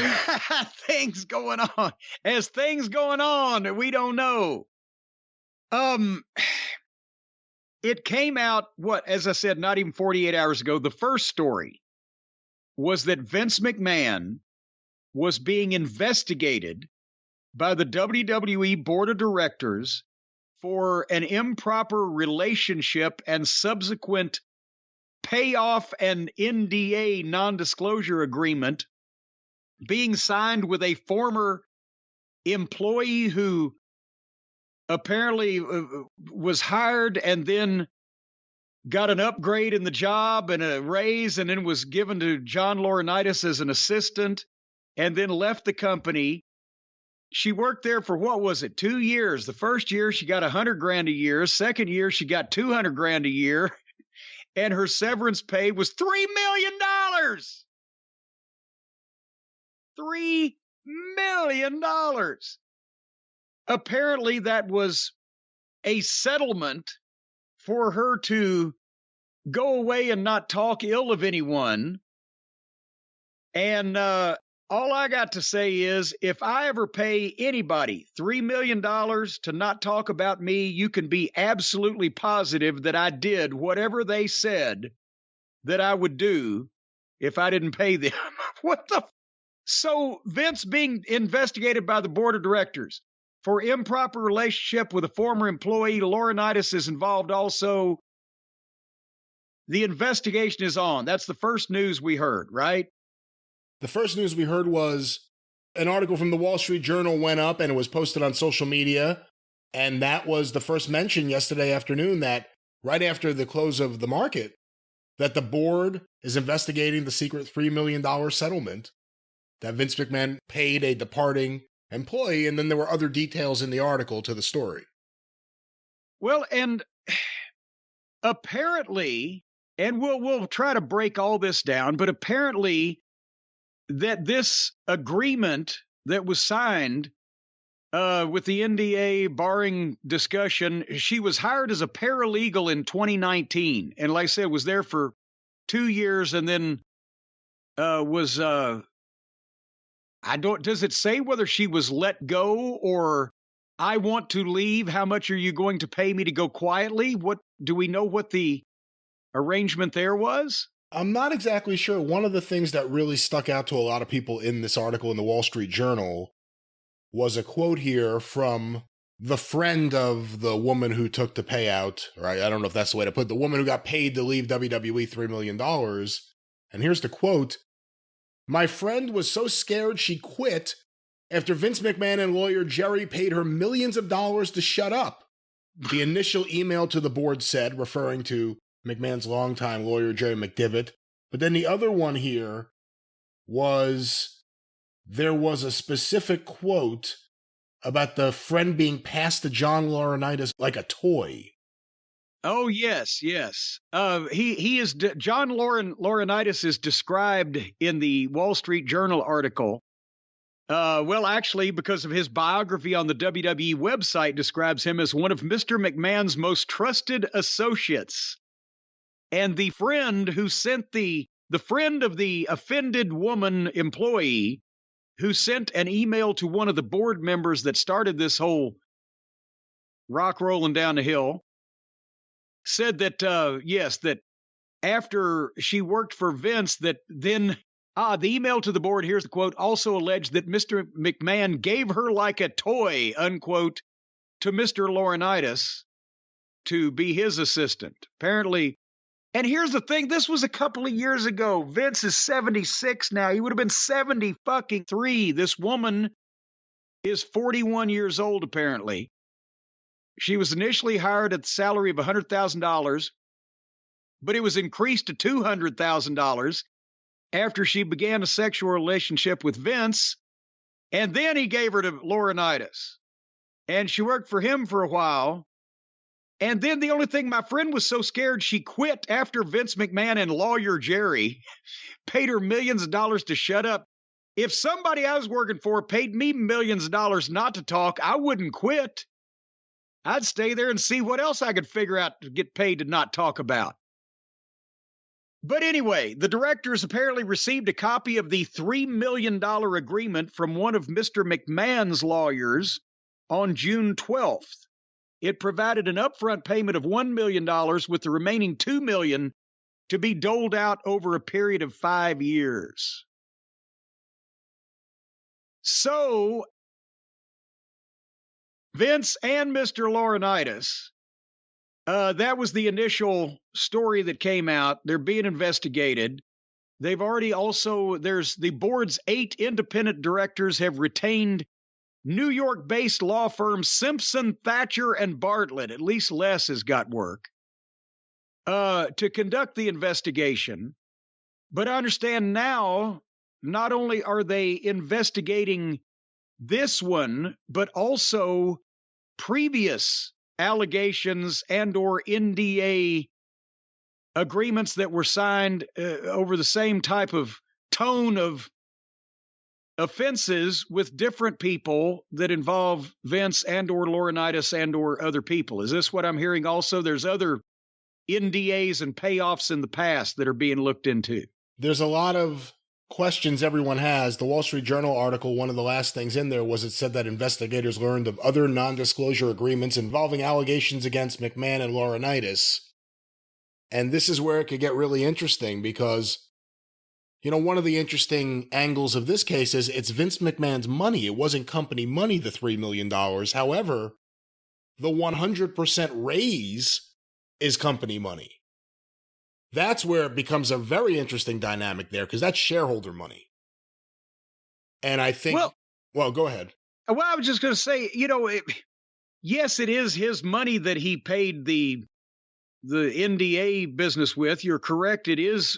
They just took this woman who was hired as a paralegal for $100,000, and then a year later, let's give her $200,000, and then let's give her this money not to talk. I would think, I'm kind of offended. I would have thought that if anybody was going to get paid by the WWE not to say things, it would have been me. But unfortunately, I guess I didn't do the right things when I was there. But so now... Yeah, you can't say anything to damage the stock. What did Vince say? What was Vince's condition and what did Vince say in bed? What was he whispering? Oh, my God.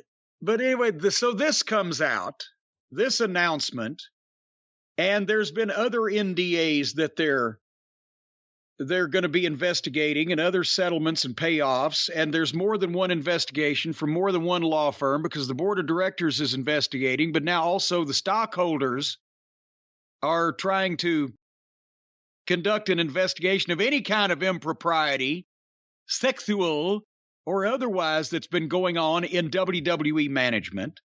That was a thing that happened. And then what was next in the cascade of news coming out? If you don't mind, before we get to next, and we still don't even know as we are recording if he is going to be there for the live SmackDown tonight, because this has not been said. But a lot of listeners, naturally, knowing your history, were wondering your thoughts on John Laurinitis and his involvement in this whole thing. Well, the thing with Laurinitis is, and I've heard this from his lips, it's a publicly traded company, Jim. A publicly traded company. You can't yell at the trainees. You can't yell at the wrestlers and tell them they're the shits. You have to empower them. You can't verbally abuse them. It's a publicly traded company. So now we know that in a publicly traded company, you cannot yell at wrestlers. You can, however, fuck secretaries and then pay them $3 million not to talk about it. But you can't yell at the wrestlers. John Lord, my old friend, who would have thought 33 years ago, if you walked into the Philadelphia Civic Center and heard those people chanting, Shane sucks dick, Shane, and you saw the sign, Shane sucks Johnny's dick. If you'd have said, that guy with two left feet that can't ride a skateboard and Vince McMahon, the most powerful man in wrestling, will one of these days be working side by side to pay hush money to an offended secretary, I would have said, yeah, that probably sounds about right. I mean, imagine how different your life would be if Mrs. Baba fell in love with you. Because the guy gene had the cute smile and the dimple. You know what I'm thinking is, it's going to be interesting at Thanksgiving now around the Laurinitis extended family home. Because now think about this. John Laurinitis married the Bella twins' mother.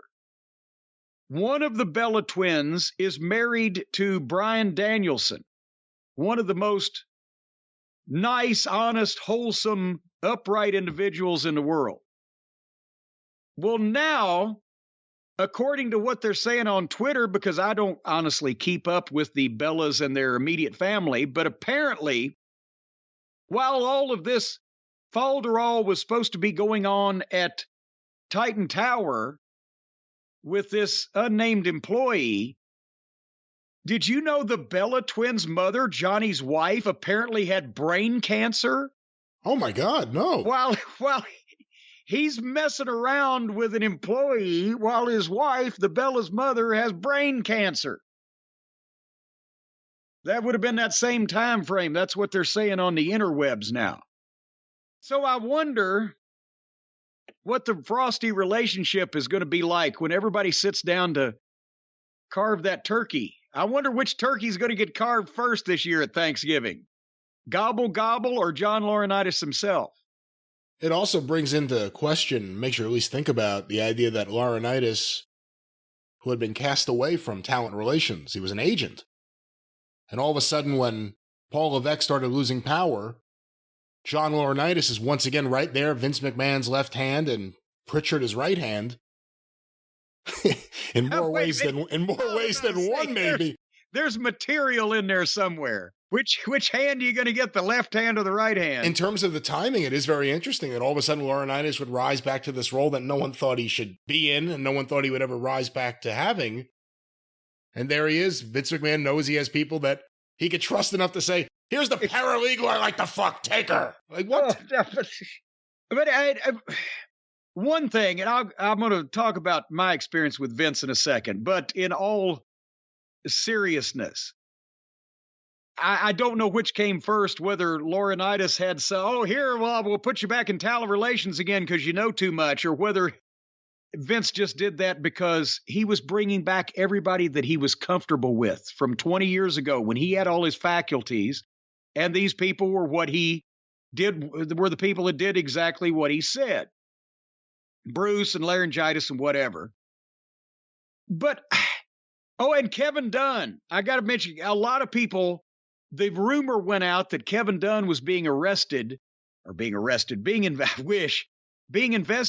for insider trading because he sold over $1 million worth of stock after the board of directors was told about this investigation that was going to be happening back in potentially late April is when they're saying that happened. Well, I don't know all the insider trading rules and regulations. You probably know more than I do, young man, Brian, but I've also heard that since he's not on the board of directors, it's not against the rules for him to have sold his stock as long as he followed all the rules you're supposed to follow. But at the same time, nobody can convince me that Kevin Dunn was not one of the first people to know about this.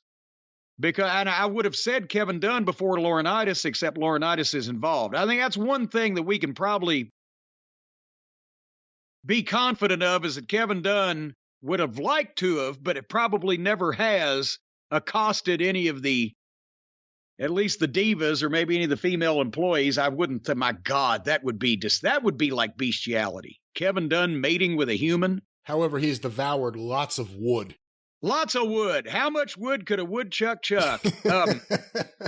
But here's the thing. Unless something has changed drastically, Kevin Dunn is the guy that Vince McMahon would talk to more than almost anybody else in the company, and more than almost anybody else in his own family. And I would believe that if he was going to confide in anybody in the company, it wouldn't be Nick Khan, that he's probably known for 2 or 3 years. They're business associates. He would confide in Kevin Dunn. I would think before Laurinitis, even Laurinitis was already involved in this. So when Vince knew about this, if he told anybody, one of the first 2 or 3 people tops that he told was Kevin Dunn.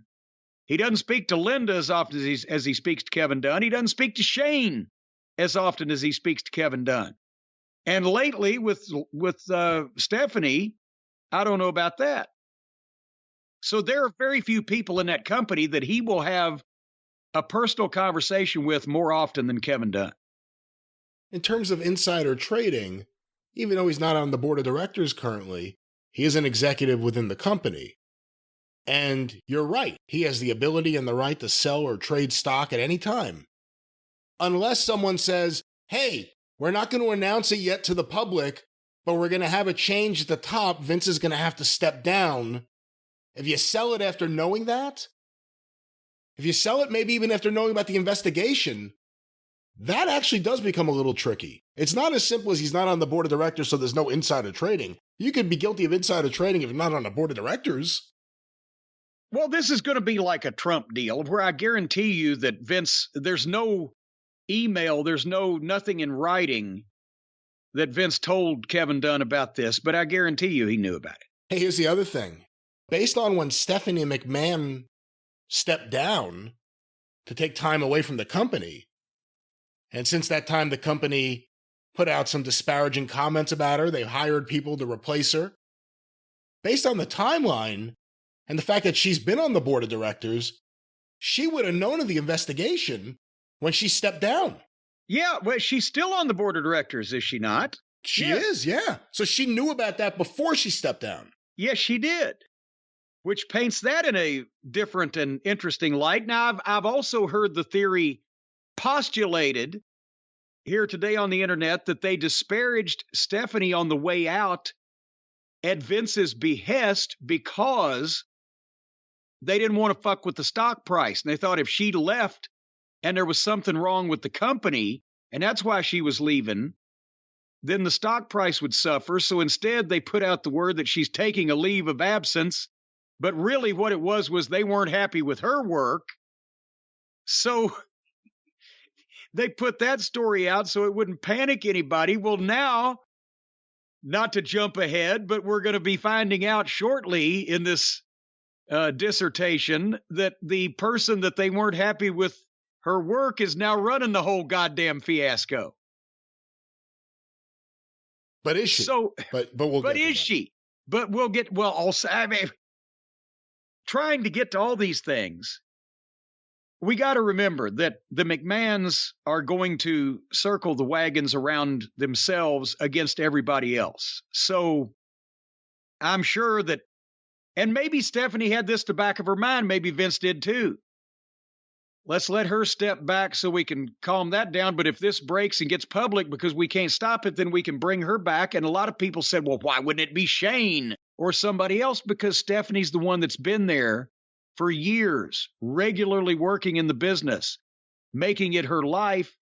Without a McMahon of some description running the show, or at least in the chair, as they say, the stock price would have gone sideways.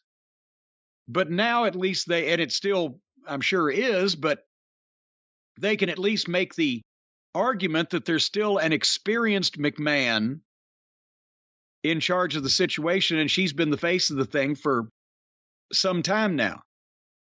But with Vince personally, here's the thing. I'm going to say this. We're going to talk about this for a couple minutes. If nobody likes it, I don't care.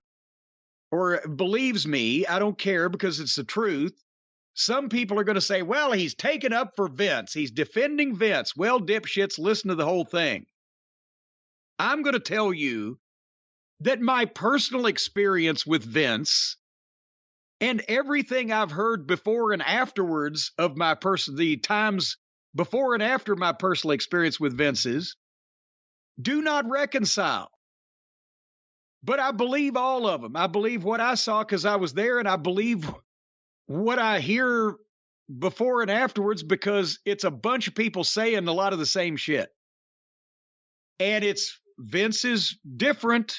So, something's happened. But we've talked about this before. The Vince McMahon that I worked with closely for 3 years, 96 to 99, and I was working for the company 93 to 96. It was like you were around a friendly high school principal. He wasn't sending you to detention all the time or suspending you or punishing you or just talking down to you or whatever. He was friendly, but he never gave me the impression that I or anybody else in his immediate orbit should fuck up. I've never seen Vince McMahon take any kind of drug, whether it be steroids, HGH, bodybuilding stuff. It's been there. He's done it, but I never saw it. But I never saw him. I've had, one of the threads of Vince McMahon stories on the internet is somebody said, Vince said to him, that cocaine, you can put as much of that stuff in front of me as you want. I can snort it all day and never get addicted. I never saw Vince do cocaine or refer to himself doing cocaine in the past or look forward to doing cocaine in the future. Same thing with any other illegal drug. I've seen Vince drink, especially the fucking, the beer deals with Austin, right? But at a show, after the show, we've been at the Raw taping for 14 hours in that building. As soon as he gets in the car, I'm going to have a beer? No. I've at a couple of steakhouses, I've seen him have expensive steakhouse drinks like a fucking whiskey on the rocks, pal, or whatever. But I've never seen him drunk. I was, not only in the office at the same time as Eddie wouldn't go to the office drunk, but I was in rental cars with him before shows, after shows, driving up till 2 a.m, staying at the same hotels. Yes, when we would get out of a TV taping, if we were staying in that town, didn't have a long drive, we'd get back to the hotel. Vince would go to the bar. On a lot of occasions, so would Pat, so would Bruce. I would go to my room and get a goddamn pizza. Or if room service was still open, I was looking for food. Bruce liked to drink beer, Pat liked to talk to people, and Vince was in between them. After 12 hours in a building, I wasn't going to go to the hotel bar. I wasn't going to talk to anybody else. I was tired. I wanted to eat and fucking turn the air conditioning up and watch TV in my underwear. But I never heard Bruce or anybody the next day, boy, you should have seen Vince. He was crocked last night. Or holy shit, Vince got out of hand. Never. You've heard stories from the 80s when he dared the Hart Foundation to give him their finish in a bar, and he did, or they did. I wasn't seeing that at that time.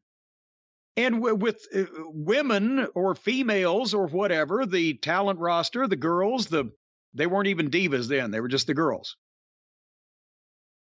You know, again, he would make comments like any normal man. I've told the story with him and Shitstain just were fixated on Sable.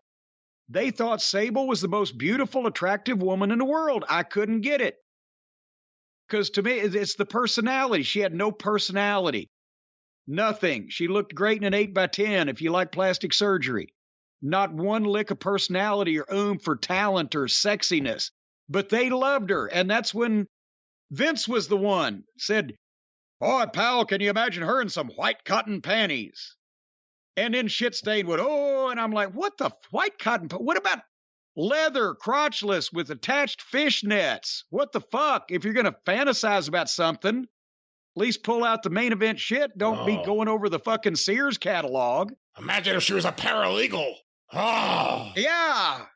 But I mean, but it wasn't even, it was guy stuff, but not even over the top guy stuff in private. I never saw him be or say anything inappropriate to any of the female employees or any of the female talent. And so that was, you know, again, you heard the stories of the old days. Well, that was the old days maybe, or whatever. I mean, he was wrapped up in, goddamn pal, where's your suit and coat or your jacket and tie or whatever the fuck. If you tried to walk from the hotel next door to the arena and you were on his creative team, he didn't already have your tie on, he'd dress you down for that. This is a guy that's going to go out and fucking commit mayhem at the tanning salon showing naked pictures of himself. That was reported years ago. That doesn't sound like the same guy to me. Or all this other stuff. But that was my experience. And like I said, I never saw him impaired, never saw him intoxicated, never saw him inappropriate with people. And it wasn't even like behind closed doors, this shit we're going to talk about. There wasn't even anything there. But then I'm gone. I'm down here in Louisville for a couple or 3 years. And I hear now they've bought a plane. They've got their own plane. And now there are these charter flights. And then you hear the story of the plane ride from hell. Or you hear multiple stories from people who have been there on the writing team or worked in the office of private meetings that he was having on the plane with some of the divas. And Laurinitis would be there to watch the door from the outside. I've had people actually, Laurinitis was standing there at the foot of the fucking stairs so nobody could get on the plane while Vince had his meeting with whoever. And I'm, what? And to go back to what we said before, Stephanie and Triple H, as they got more power, Laurinitis disappeared, and all of a sudden when they lost power, Vince got Laurinitis right back in place. But I'm just saying, as you know, I hear the stories and from people that you never know what people are going to come up with, but they've got no reason to just blurt these things out and make them up, and they're so detailed. And when we heard the deal with the tanning salon woman in Florida, I'm like, what the fuck? That sounds like, it doesn't sound like Vince. It sounds like some lonely weirdo with no money out somewhere. I've never seen him act like that. But was it the publicly traded company business, the stock scam? He became a billionaire. Now I've got my own airplane. Linda's gone. Linda's doing her own thing, living somewhere else, running for Senate.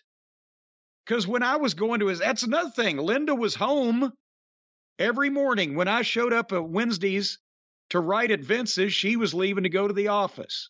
And she'd come in about 6 or 6:30. We'd still be there. And then she would sometimes actually be the way that we got sprung. She'd say, well, we got to have dinner. We got to do something or whatever. All right, guys, go ahead and leave now. But, when they, moved apart or whatever, when he got all this money, was this the change? Is he suddenly, 20 years old again? He's a college kid. He's doing all this shit. But it's not the person that I dealt with on a regular basis for quite some time. But at the same time, I have no reason to doubt most of the stories because they come from reliable sources and or they're so detailed.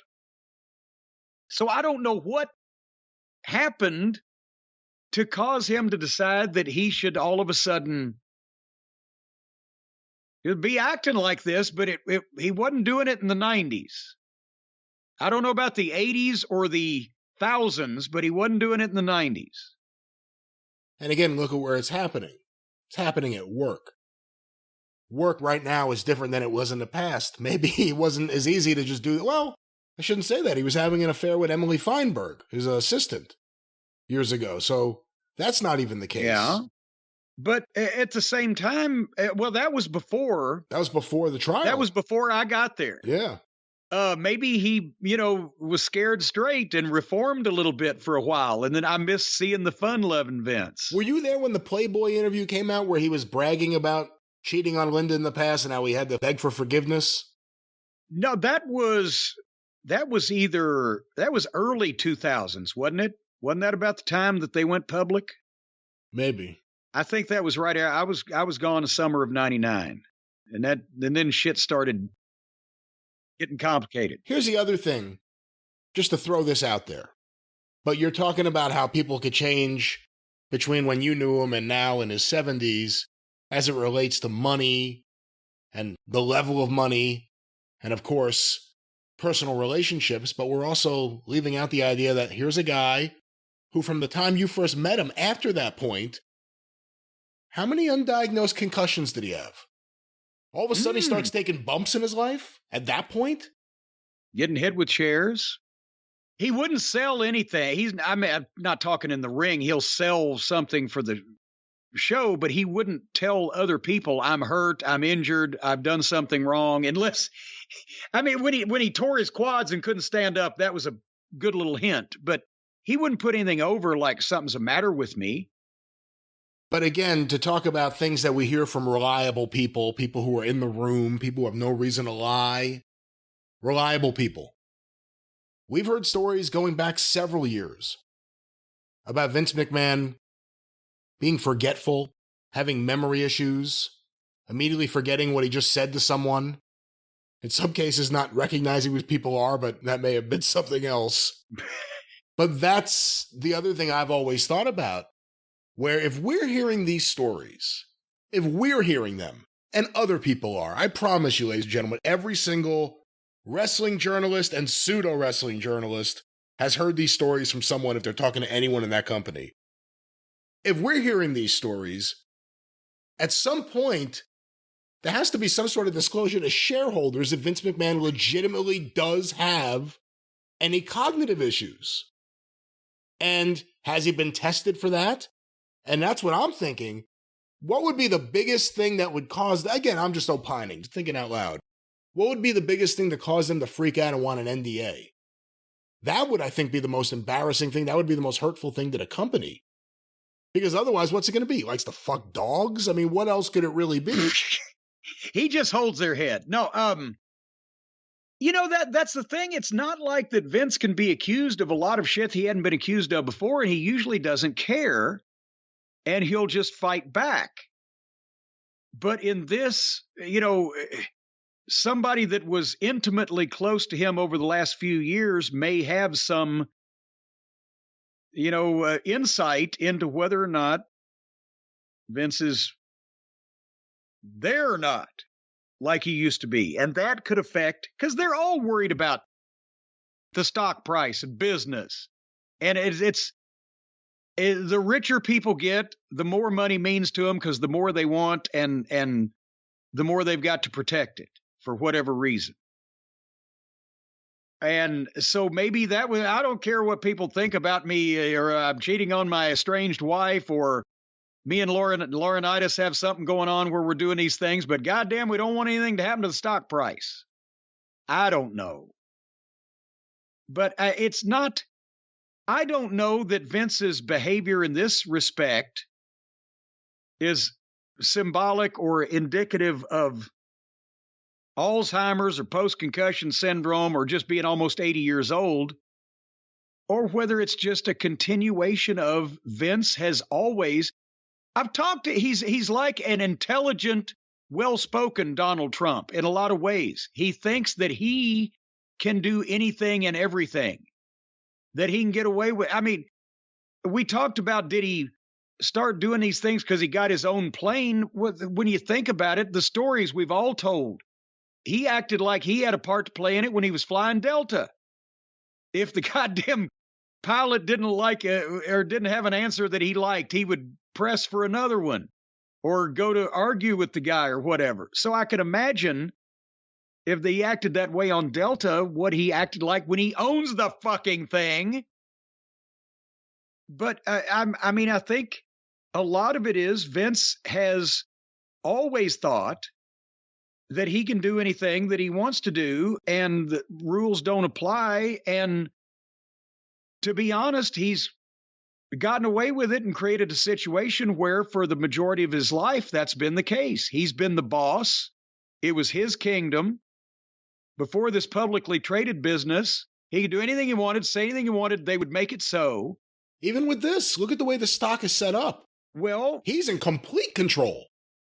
But even after the publicly traded business, it's still set up where he's in complete control, but also he never had any oversight at all. Now he's got a board of directors and all this stuff, but they've still, for the last 20 years, made it to where there's very little oversight, because these people that are not involved in the wrestling business, they're used to dealing with other companies and real businesses and things, where if they say something to the stockholders, you kind of believe it because there's penalties for not telling the truth. But Vince has still operated this whole thing just like he always did. And the people, the stockholders who aren't wrestling people, they might remember when the stockholders got upset because they thought Mr. McMahon got killed in the limo. They're like, it's going to kill the stock price. People think he's dead. They don't know. So they don't know work from a shoot, from an angle, from a fucking whatever. And so they've still been able to get away with tons of things in the WWE that no other company would be able to get away with their stockholders, just because the stockholders don't know what's real and what's a work and where to differentiate between the two.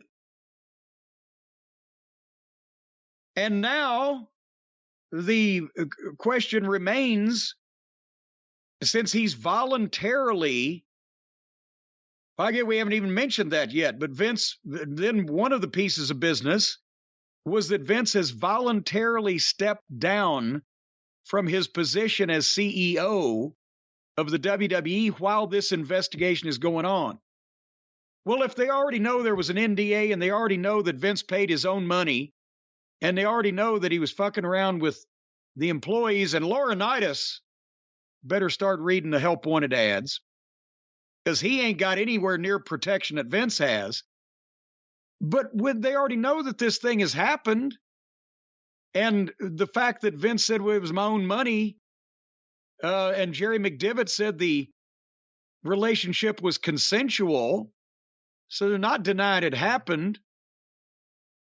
So but when you end a consensual relationship, I don't know about you, but I've had fights over who gets the DVD player, let alone I'll give you $3 million to just leave. Well, that's what I'm saying, but they haven't denied that he knows this woman, that they had a relationship. McDevitt didn't deny that Laurinitis and this woman had a relationship. One would think if that was bullshit, he would have thrown that in. So this is not being It's like, would you fuck me for $1 million? Yes. Would you fuck me for $1? No. What do you think I am? Well, we've already established that. We're just haggling over price. We've already established that Laurinitis and Vince both did these things. The question is whether they were of sufficient illegality or against the rules of Hoyle to cause Vince to be kicked out of his own company, in which case all of the stockholders and everybody else are going to have a rude awakening because they're going to lose a lot more money than if he was just dipping his fucking pen in company ink, as they say. Well, I have a few things here for you, Jim. One. Well, I've got a couple of things for you, too. Well, thank you very much. WWE got in touch with talent, and they issued a message saying that the Wall Street Journal has published a report about WWE with allegations that we and our board of directors take seriously. We are cooperating fully with the investigation. In the meantime, it's business as usual. Vince will be at TV this Friday. And here is the official statement from WWE's board of directors. Stamford, Connecticut, June 17th, 2022. WWE and its board of directors jointly released the following statement today. Independent directors continue review of alleged executive misconduct. Stephanie McMahon, named interim CEO and interim chairwoman. WWE and the board of directors today announced that a special committee of the board is conducting an investigation into alleged misconduct by Chairman and CEO Vince McMahon and John Laurinitis, head of talent relations, and that, effective immediately, McMahon has voluntarily stepped back from his responsibilities as CEO and chairman of the board until the conclusion of the investigation. McMahon will retain his role and responsibilities related to WWE's creative content during this period and remains committed to cooperating with the review underway. And one other thing related to Vince here that is interesting, and I think you should hear. Here's a quote attributed to Vince. I have pledged my complete cooperation to the investigation by the special committee, and I'll do everything possible to support the investigation. I have also pledged to accept the findings and outcome of the investigation, whatever they are. Vince McMahon didn't write that. I've never heard him say I've pledged my full cooperation to and he's never been willing to accept the findings, whatever they may be, if they're against the findings that he wanted to found. But so, again, Stephanie, we talked about that earlier when she stepped away. She knew what was going on.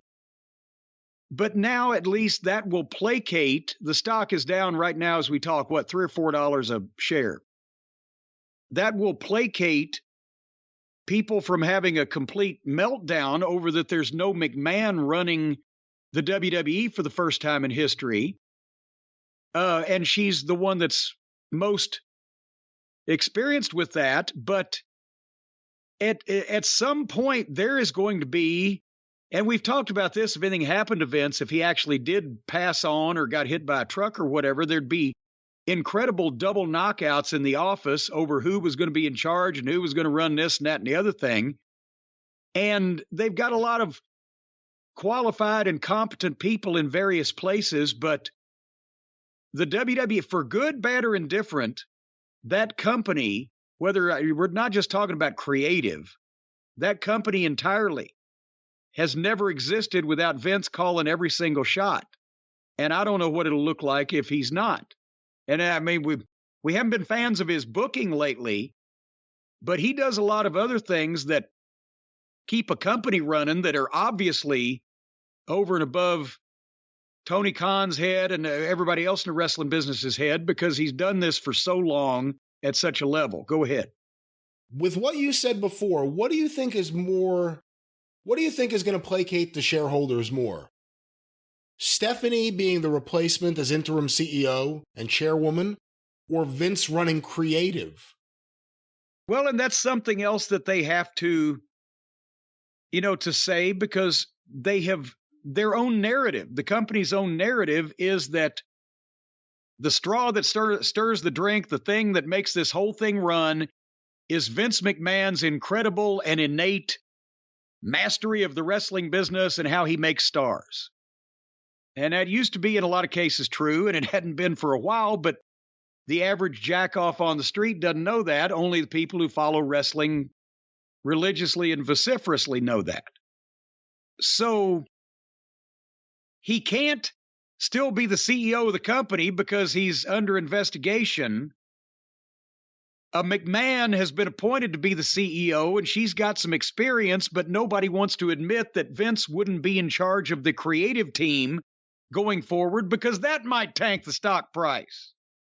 But here's the other thing. If he's going to be just going to TV as usual every week, what's his actual title?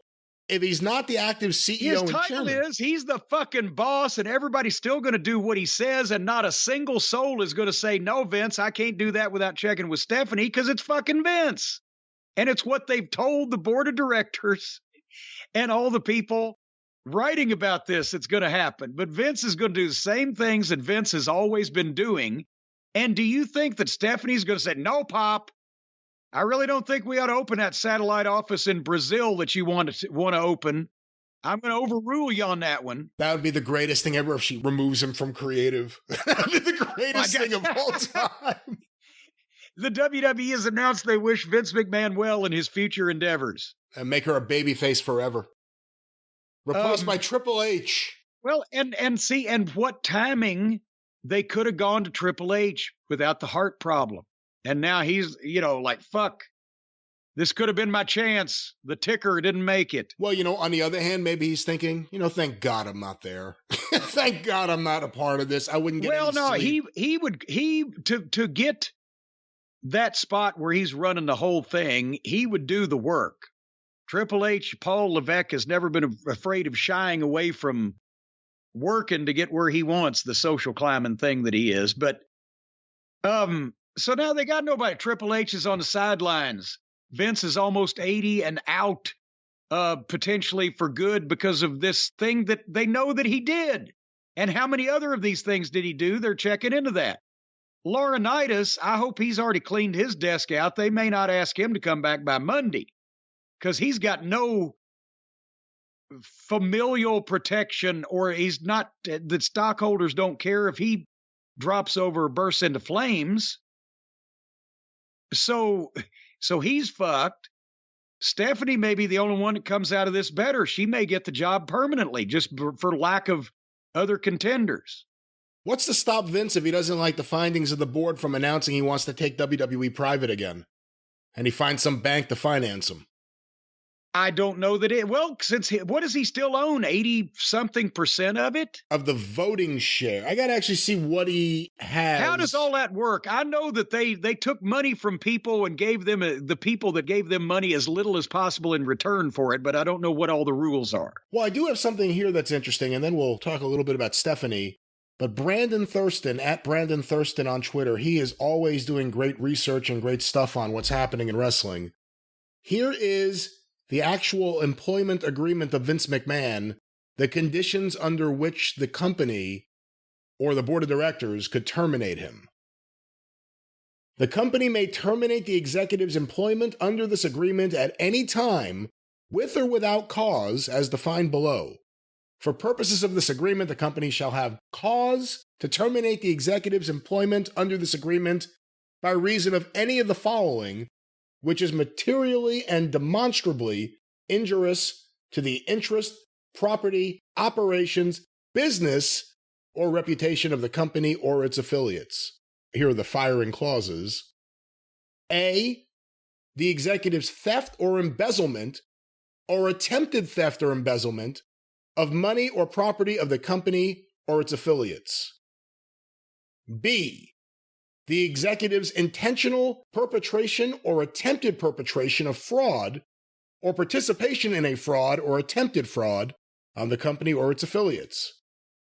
C, the executive's willful and intentional material misconduct in performance of his duties or gross negligence of his duties other than due to the executive's disability, including an intentional failure to follow any applicable company policies or directives.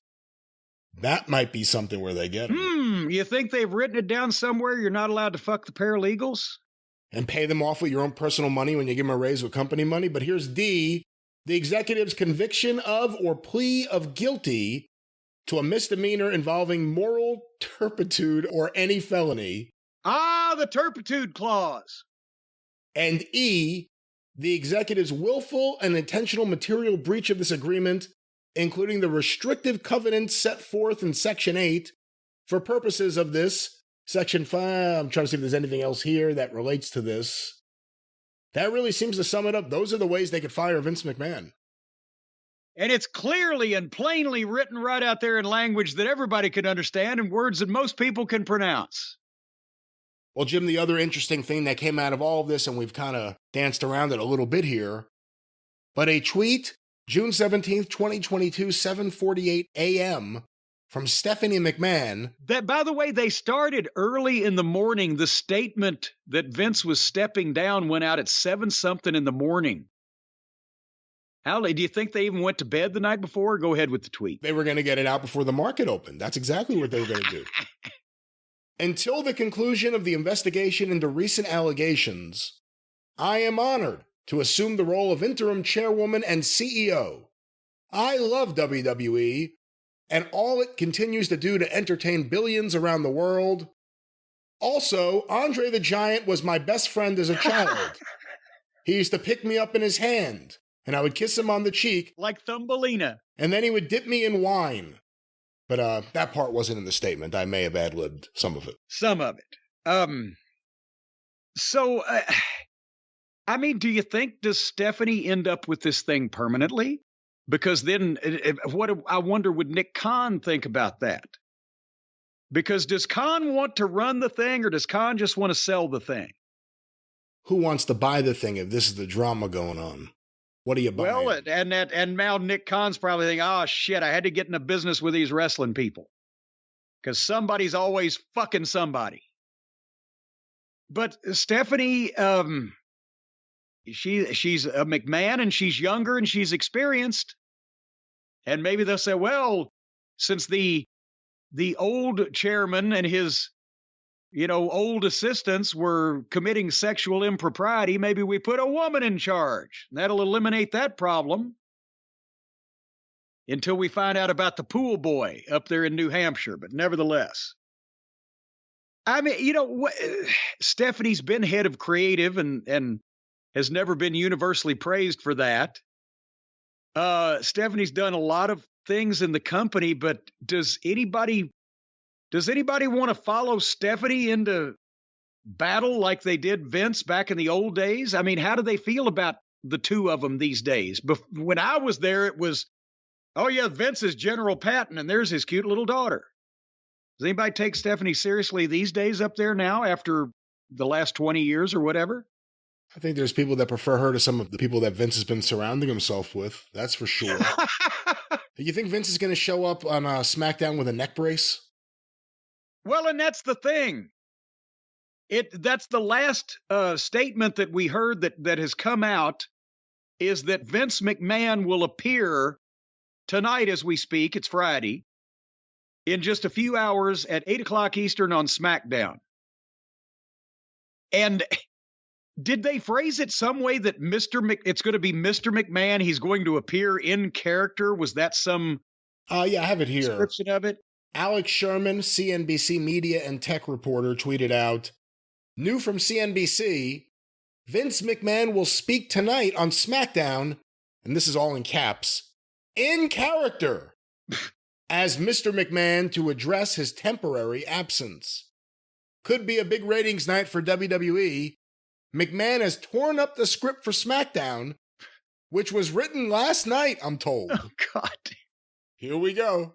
So again, and they never miss an opportunity to let everybody know how fucking pre-planned, choreographed, fake, phony, and scripted this stuff is. But tonight, Brian, here's Mr. McMahon coming on to address a real-life happening. You know what Vince McMahon's going to say tonight on SmackDown, don't you? What's that? He's going to say, I didn't screw the secretary screwed the secretary. Will you stop it? That's what it worked the last time. That's how he got to be publicly traded. Unlike this poor paralegal who was apparently privately traded. Wait a minute. Hold on. Do we have... We didn't need this. No. That's the last thing this segment needed. Do you remember how David Letterman dealt with... It wasn't even accusations, the stories about him sleeping with assistants and different people behind the scenes of The Late Show?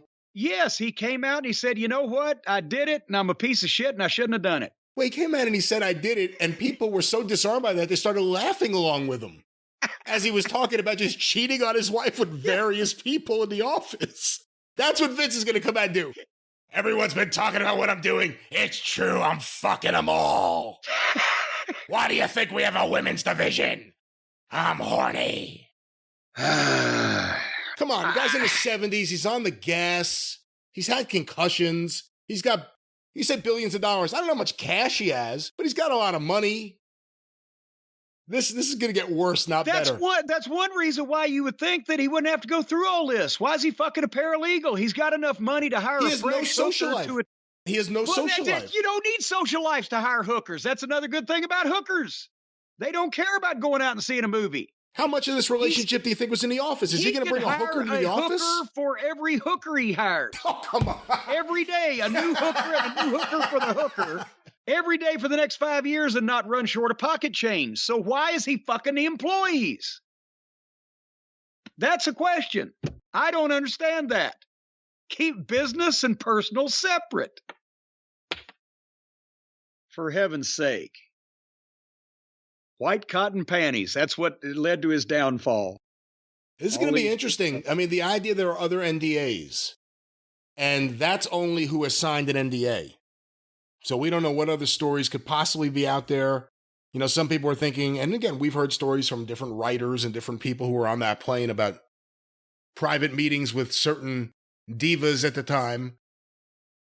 But who knows what else is going to come out about what's going on in the office. Forget about the wrestlers or any of the talent. There could be some of that. Especially Laurinitis is the one recruiting people that he finds attractive. But then what's going on in that office? That's where it becomes a whole different thing. And that's where shareholders see things differently than wacky wrestlers doing wacky things. Then it's executives misbehaving with my money. Well, and honestly, I mean, this has been brought up to me a time or two over the last 25 or 30 years. That normal people outside the wrestling business, and I'm not just talking about sexual escapades or whatever, but normal people outside the wrestling business hear what is an everyday occurrence or a normal thing to say or do or to have happen in a wrestling promotion or a wrestling company or wrestling office, locker room, whatever. And they're just gobsmacked, just appalled, just their heads explode. And whereas it's just like, with us, because we've lived it for 40 years, it's just like telling a fucking little amusing story about going to Kroger or whatever. But for normal people who have not been in this world, it's, oh my God. You know, earlier in the show, yeah, the letter from Lance, Jackie passed us by, and then 8 miles down the road, we see him hitchhiking naked for a laugh. He used to have naked midgets in the trunk of his car. When he'd go through a toll booth, he'd hit the button and the trunk would come up, and there the naked midgets would wave at the toll, just to, you know, entertain yourself. But normal people think all of this behavior, whether it's harmful or not, is bizarre. And so if they just hear some of the just regular shit that goes on in the office or the locker room that doesn't bother anybody and nobody's bothered by it, that would be a whole goddamn congressional investigation. And actually, as we are recording, it's 5 p.m. here in the East. Oh, boy. I have CNN on TV in the background on one of the monitors here, and they just queued up a Vince McMahon story, and we've seen Dave Meltzer said he's going to be on, so... Oh, God. Again, here's the thing. CNN's covering this at 5 p.m. I was about to say, I laugh when people knock CNN as not real news. And, oh, watch Fox. Yeah, sure, right. But...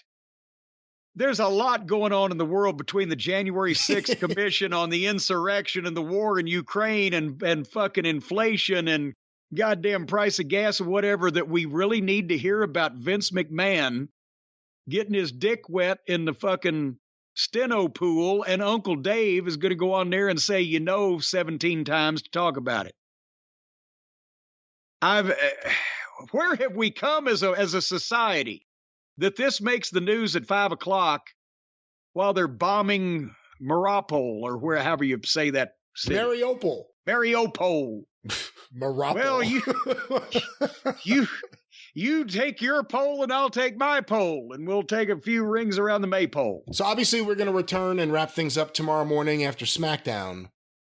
Yes, if what we're going to do is we're going to watch, listen to, deconstruct, analyze Vince's statement tonight, and we're going to do a special addendum for this program and a new clip on the YouTube channel. Depends on where you're getting this fine information from, but we will try to update you on whatever it is that Vince is going to have to say for himself tonight. And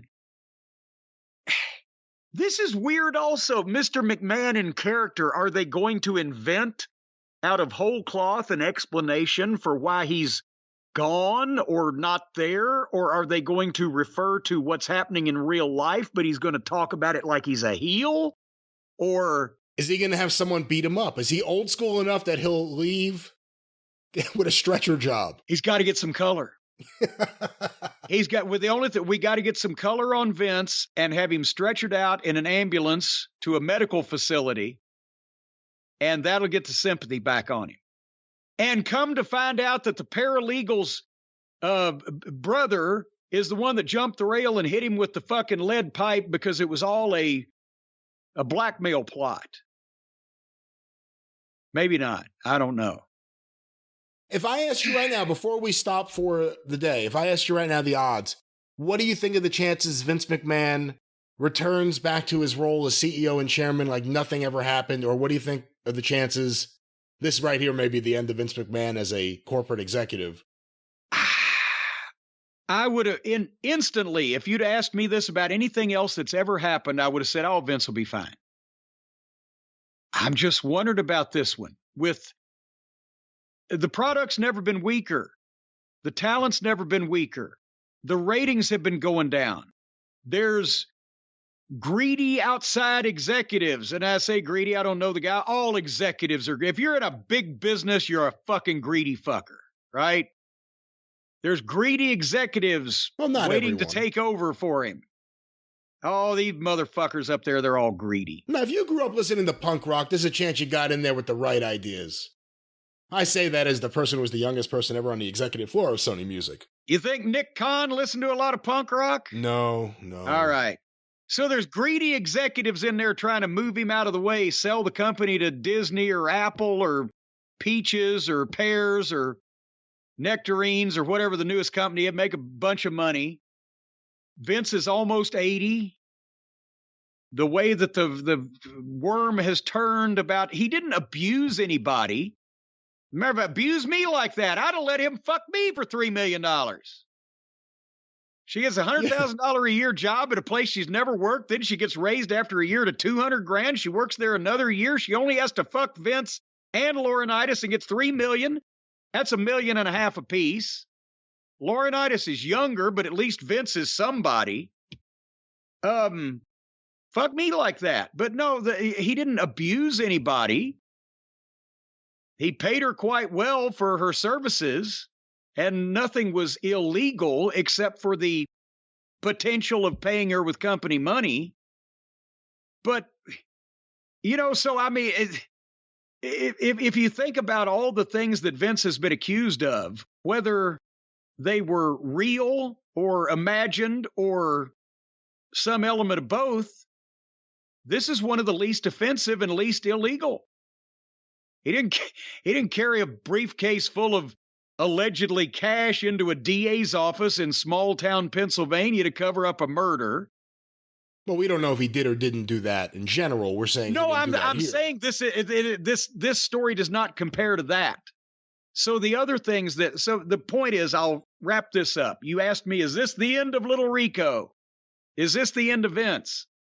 This is not as bad or egregious or illegal or whatever as any of the number of things that he's been accused of or admitted to doing in the past. And he was on trial for steroid fucking racketeering, whatever, from the federal government at one point. He beat all that stuff. We don't know what this is. A $3 million hush money payment for someone that he treated great and didn't abuse in any way? I'm just saying, he's been accused of worse so far from what the accusations are. He's been accused of worse and has admitted to worse, but because of the change in society and the change in his own company, and a lot of the people that he's opened the door to let in there, they may be ready to the time is right.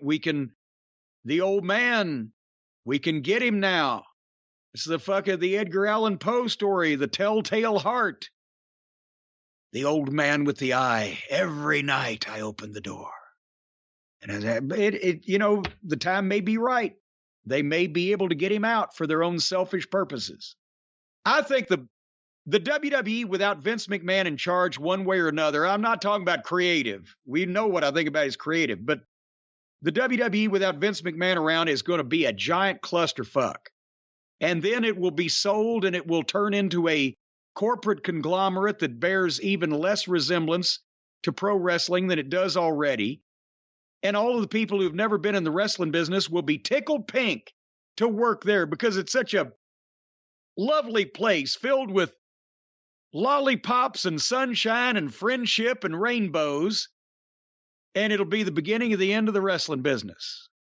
Because that's what I'm thinking. And this wrestling war is going to be the first time that one side didn't win and it didn't propel both of their businesses to new heights.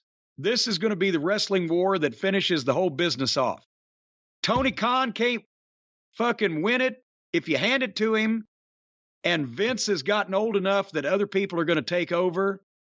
And in 3 to 5 years, we're going to be talking about fucking movies and raccoons on this program.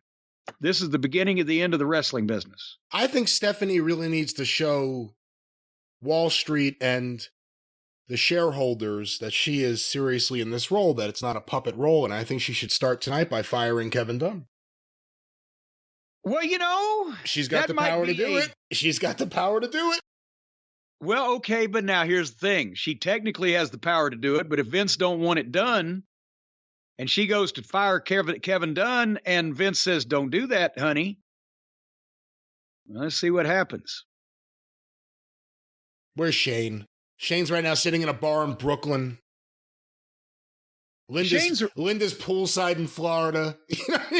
Shane right now is sitting with his kids somewhere with all the money he'll ever need going, you know what? I love them. They're my family, but Jesus Christ, I'd just rather read a book.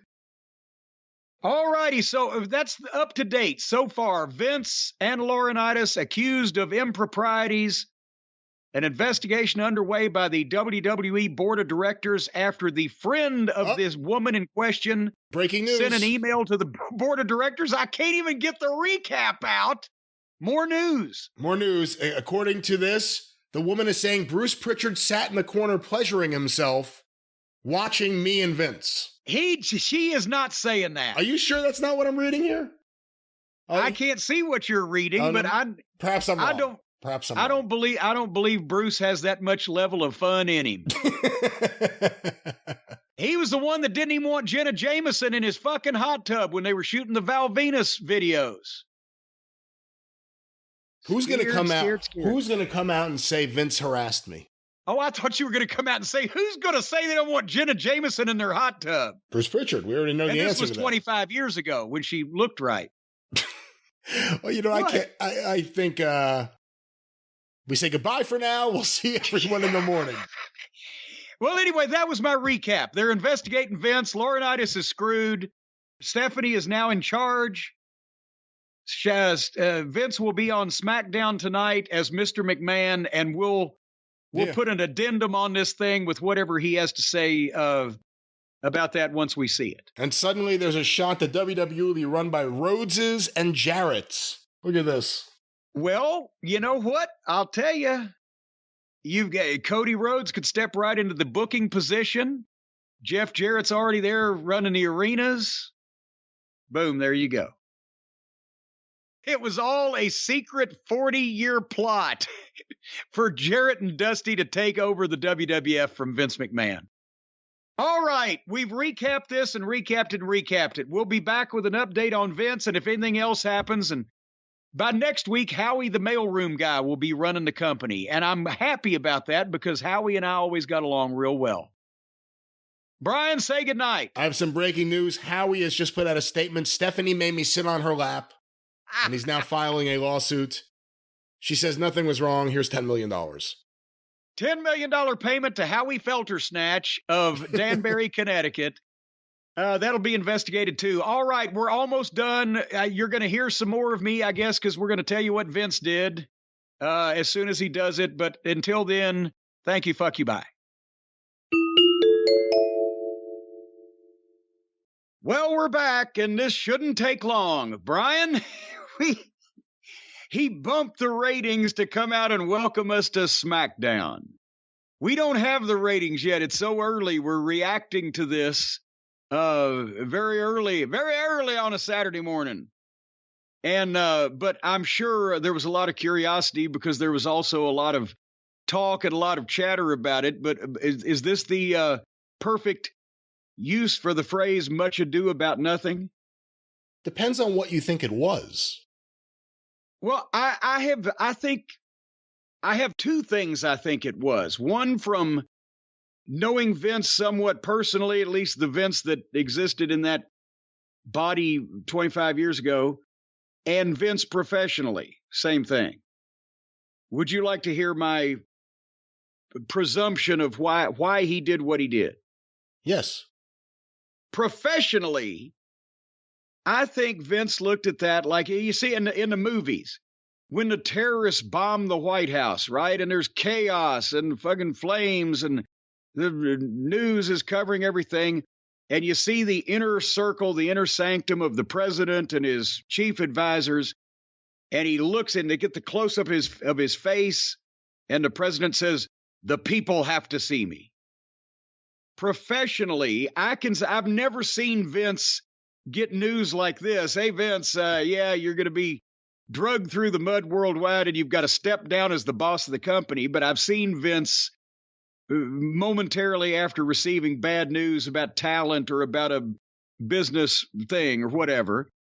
And I can see him sitting there going, "The people have to see me," for the stock price. They've got to know I'm still here. I'm not going to sell this. I can see him having that mindset. So he goes out for professionally the business side of Vince, for the stock price and all the sponsors and the business partners and et cetera, et cetera. He's still the guy. He's still there. He ain't selling this shit. From the personal side, have you ever heard Vince be that polite publicly on television? He did the Mr. McMahon walk, but he did it with a little twinkle in his eye. He wasn't trying to be a heel. He was trying to show him that it was like Fargo doing the Fargo strut. And he gets in the ring and he says, "As always, it's a pleasure, a privilege to be in front of you people here tonight. And it's a pleasure to be in Minnesota." And then he delivers the line that I think he's telling these people, the fans in the arena and the fans watching that show, which, by the way, at State of the Business, those are the people I think you will agree that are most predisposed to love the WWE no matter what, love the product, love the stars, etc. Right? These are the fans, the people there live and the people that are still watching are the last ones to be run off. Without question, yes. Okay. So for that audience on network television, when he says the 4 words you just heard in that open, "Then, now, forever, together," the most important one is together.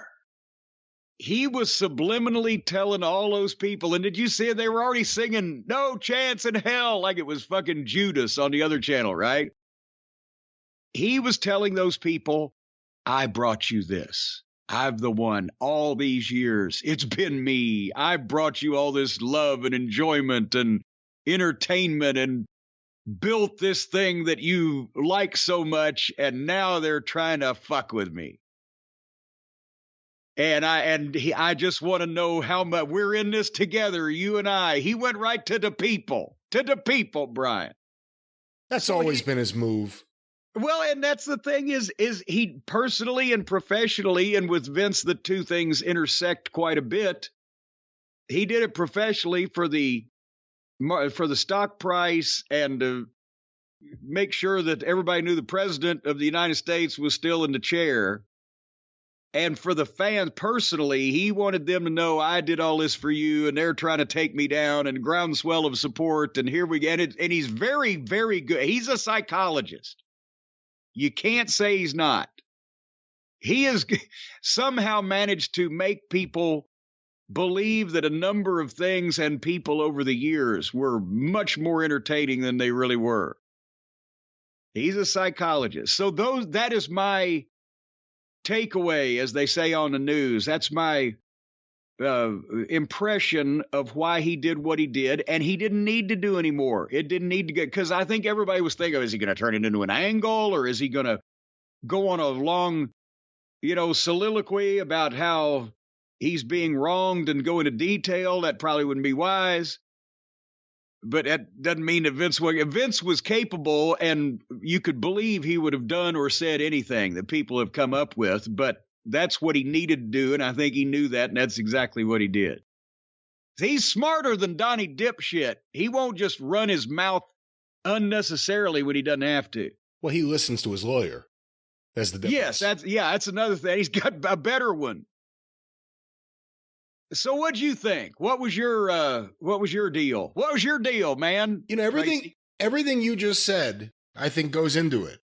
So I'm not disagreeing with any of that, but what I tweeted out, which some people agreed with, some people disagreed with, and I'll explain, Vince just said goodbye.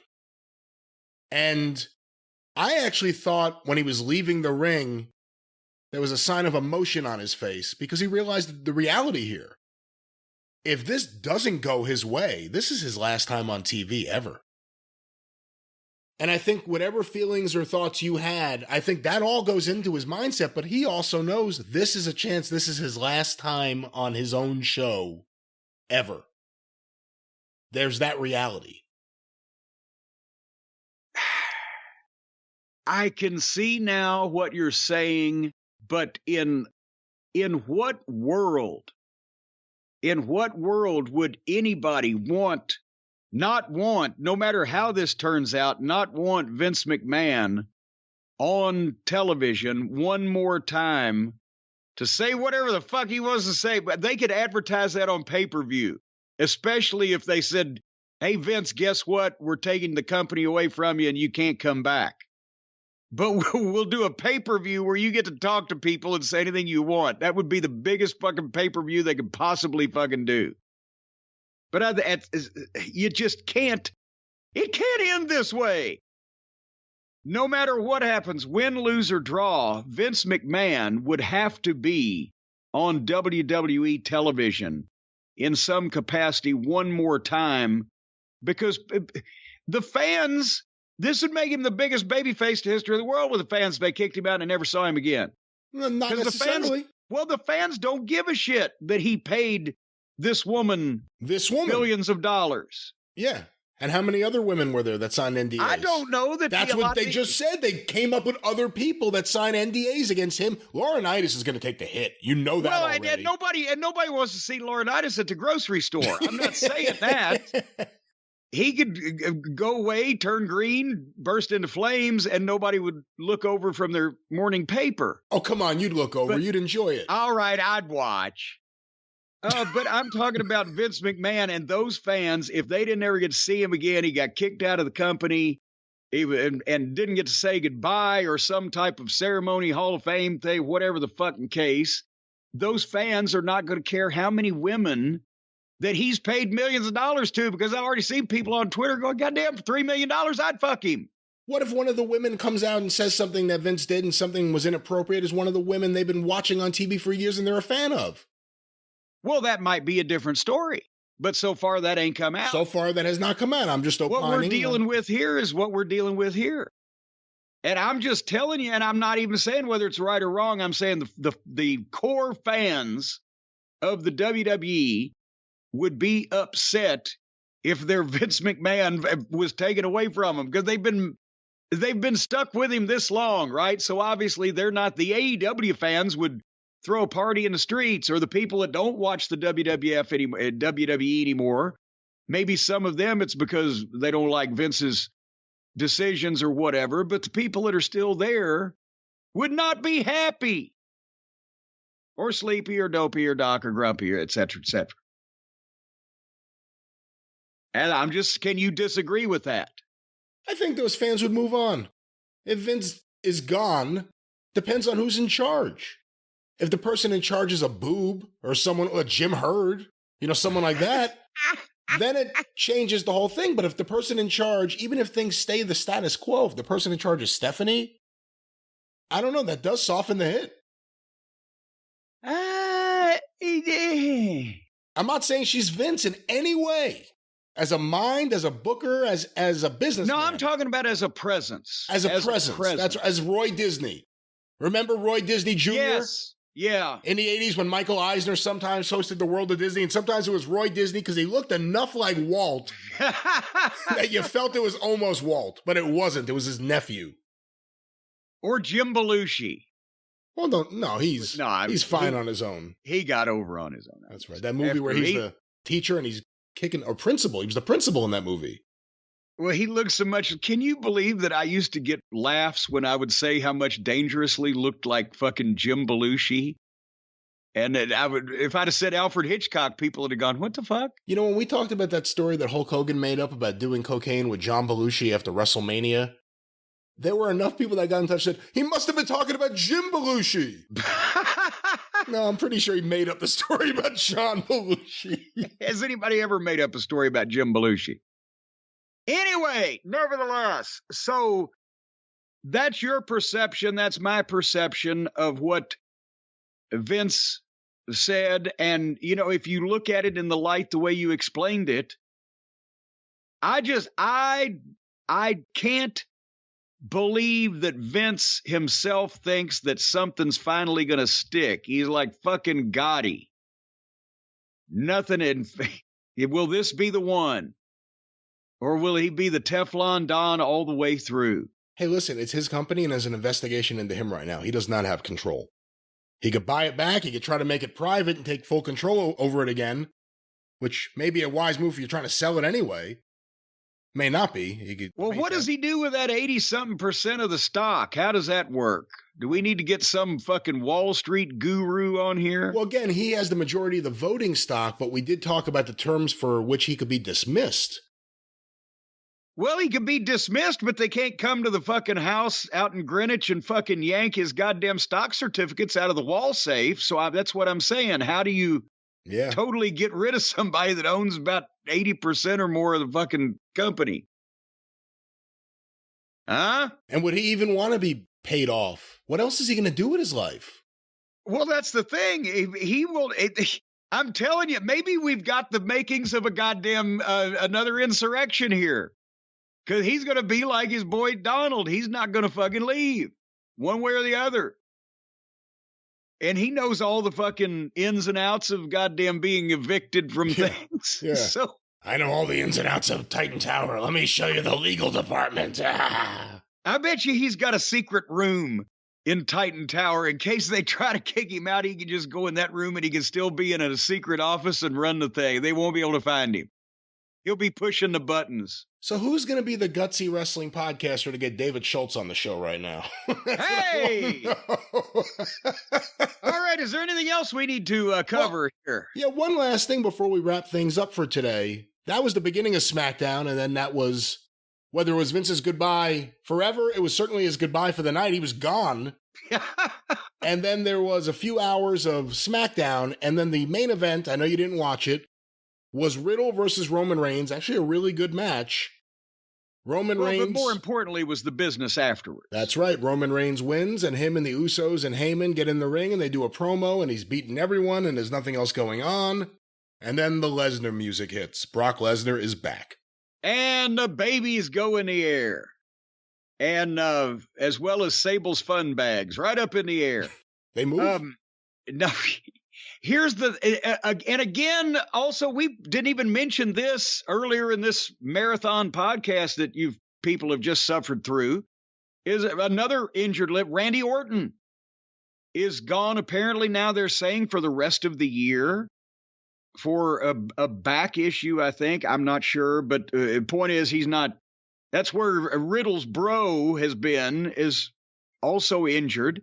So there's Orton and Cody, which could have been probably the next step for Cody after Seth Franklin Rollins, because the two best workers probably on the roster at that point. But now Orton's out too, so what are they going to do for SummerSlam? They've already moved Money in the Bank from a stadium to an arena. I'm sure they don't want to do the same thing for SummerSlam, so naturally they sent up the Brock signal. And there's nothing wrong with that. Here you've got a rematch of the biggest money WrestleMania match that they could put together, and that they did. But now the problem becomes, well, if Brock and Roman, the rematch, is at SummerSlam, which that is the biggest money match they can put together, then what's the Survivor Series, Royal Rumble, and next year's WrestleMania, for that matter, by this point?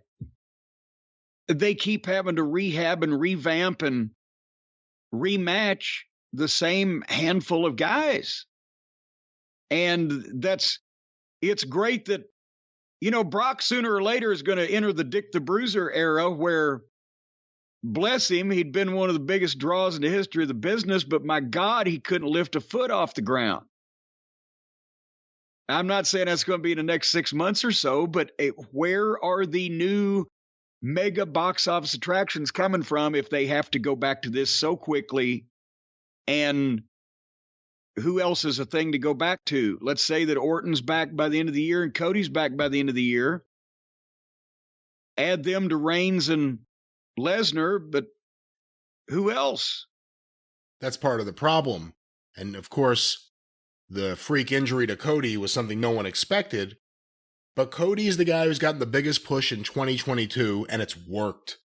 And he's been the right guy, and now he's out. He got that push. No one else got anything close to a push. Who got a push? Madcap Moss? Turning babyface on Baron Corbin? And the rosters already seem really thin, and then you go look at NXT, and there's a Braun Breaker, and there's a Cameron Grimes, who would never probably be used right by a Vince McMahon. But there's very few guys there that look like they're ready to be elevated. We see who's out there in the free agent pool. This is a bad situation right now in terms of talent, and certainly main event talent in WWE. They've got no one that they've tried to elevate. I mean, Drew McIntyre they tried, and now he's in a mid-card feud with Sheamus and his friends. Well, a lot of that got derailed by the empty arena era, and then they just backed up and gave up on it. But at the same time, while he's a wonderful athlete and looks great, got the size, he can talk, blah blah blah, does anybody see Drew McIntyre as the next Brock Lesnar, Steve Austin, Hulk Hogan?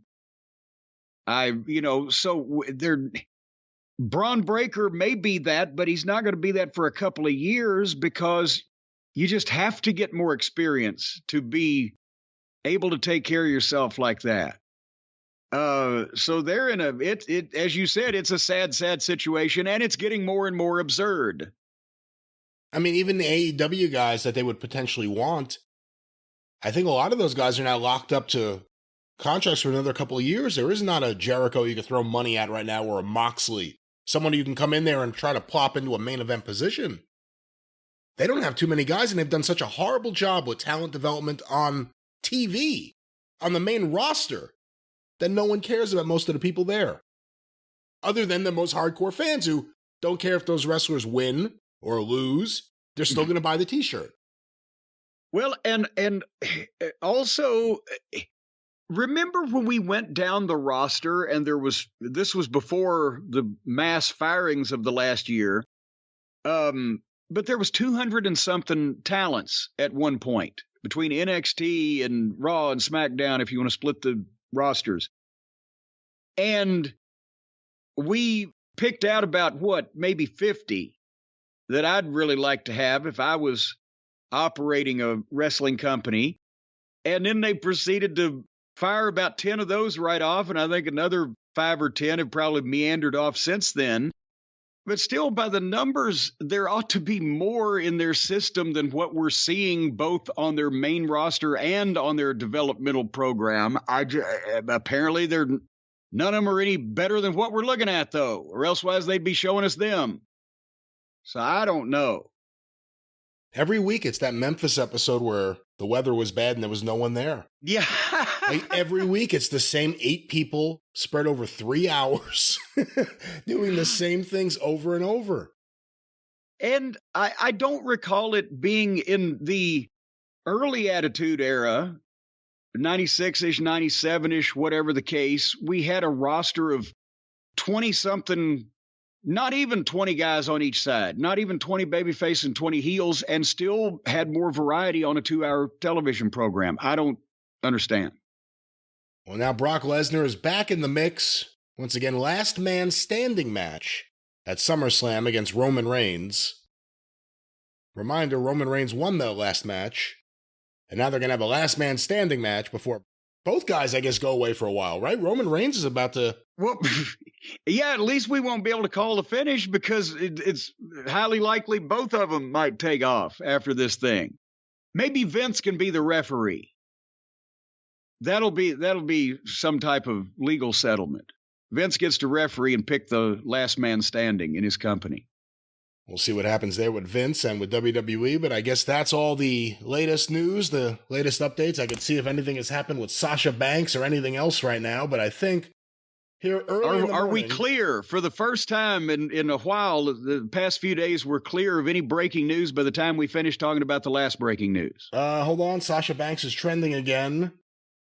I'm not sure why. People are complimenting her all over the place. She's one of the greatest. Never been a talent like her. A generational talent. Thank you, Sasha. All right, so either she was released or she's just going to feel really good waking up on this Saturday morning and checking Twitter. Love is in the air. That's right. All right. Well, this is my show still, right?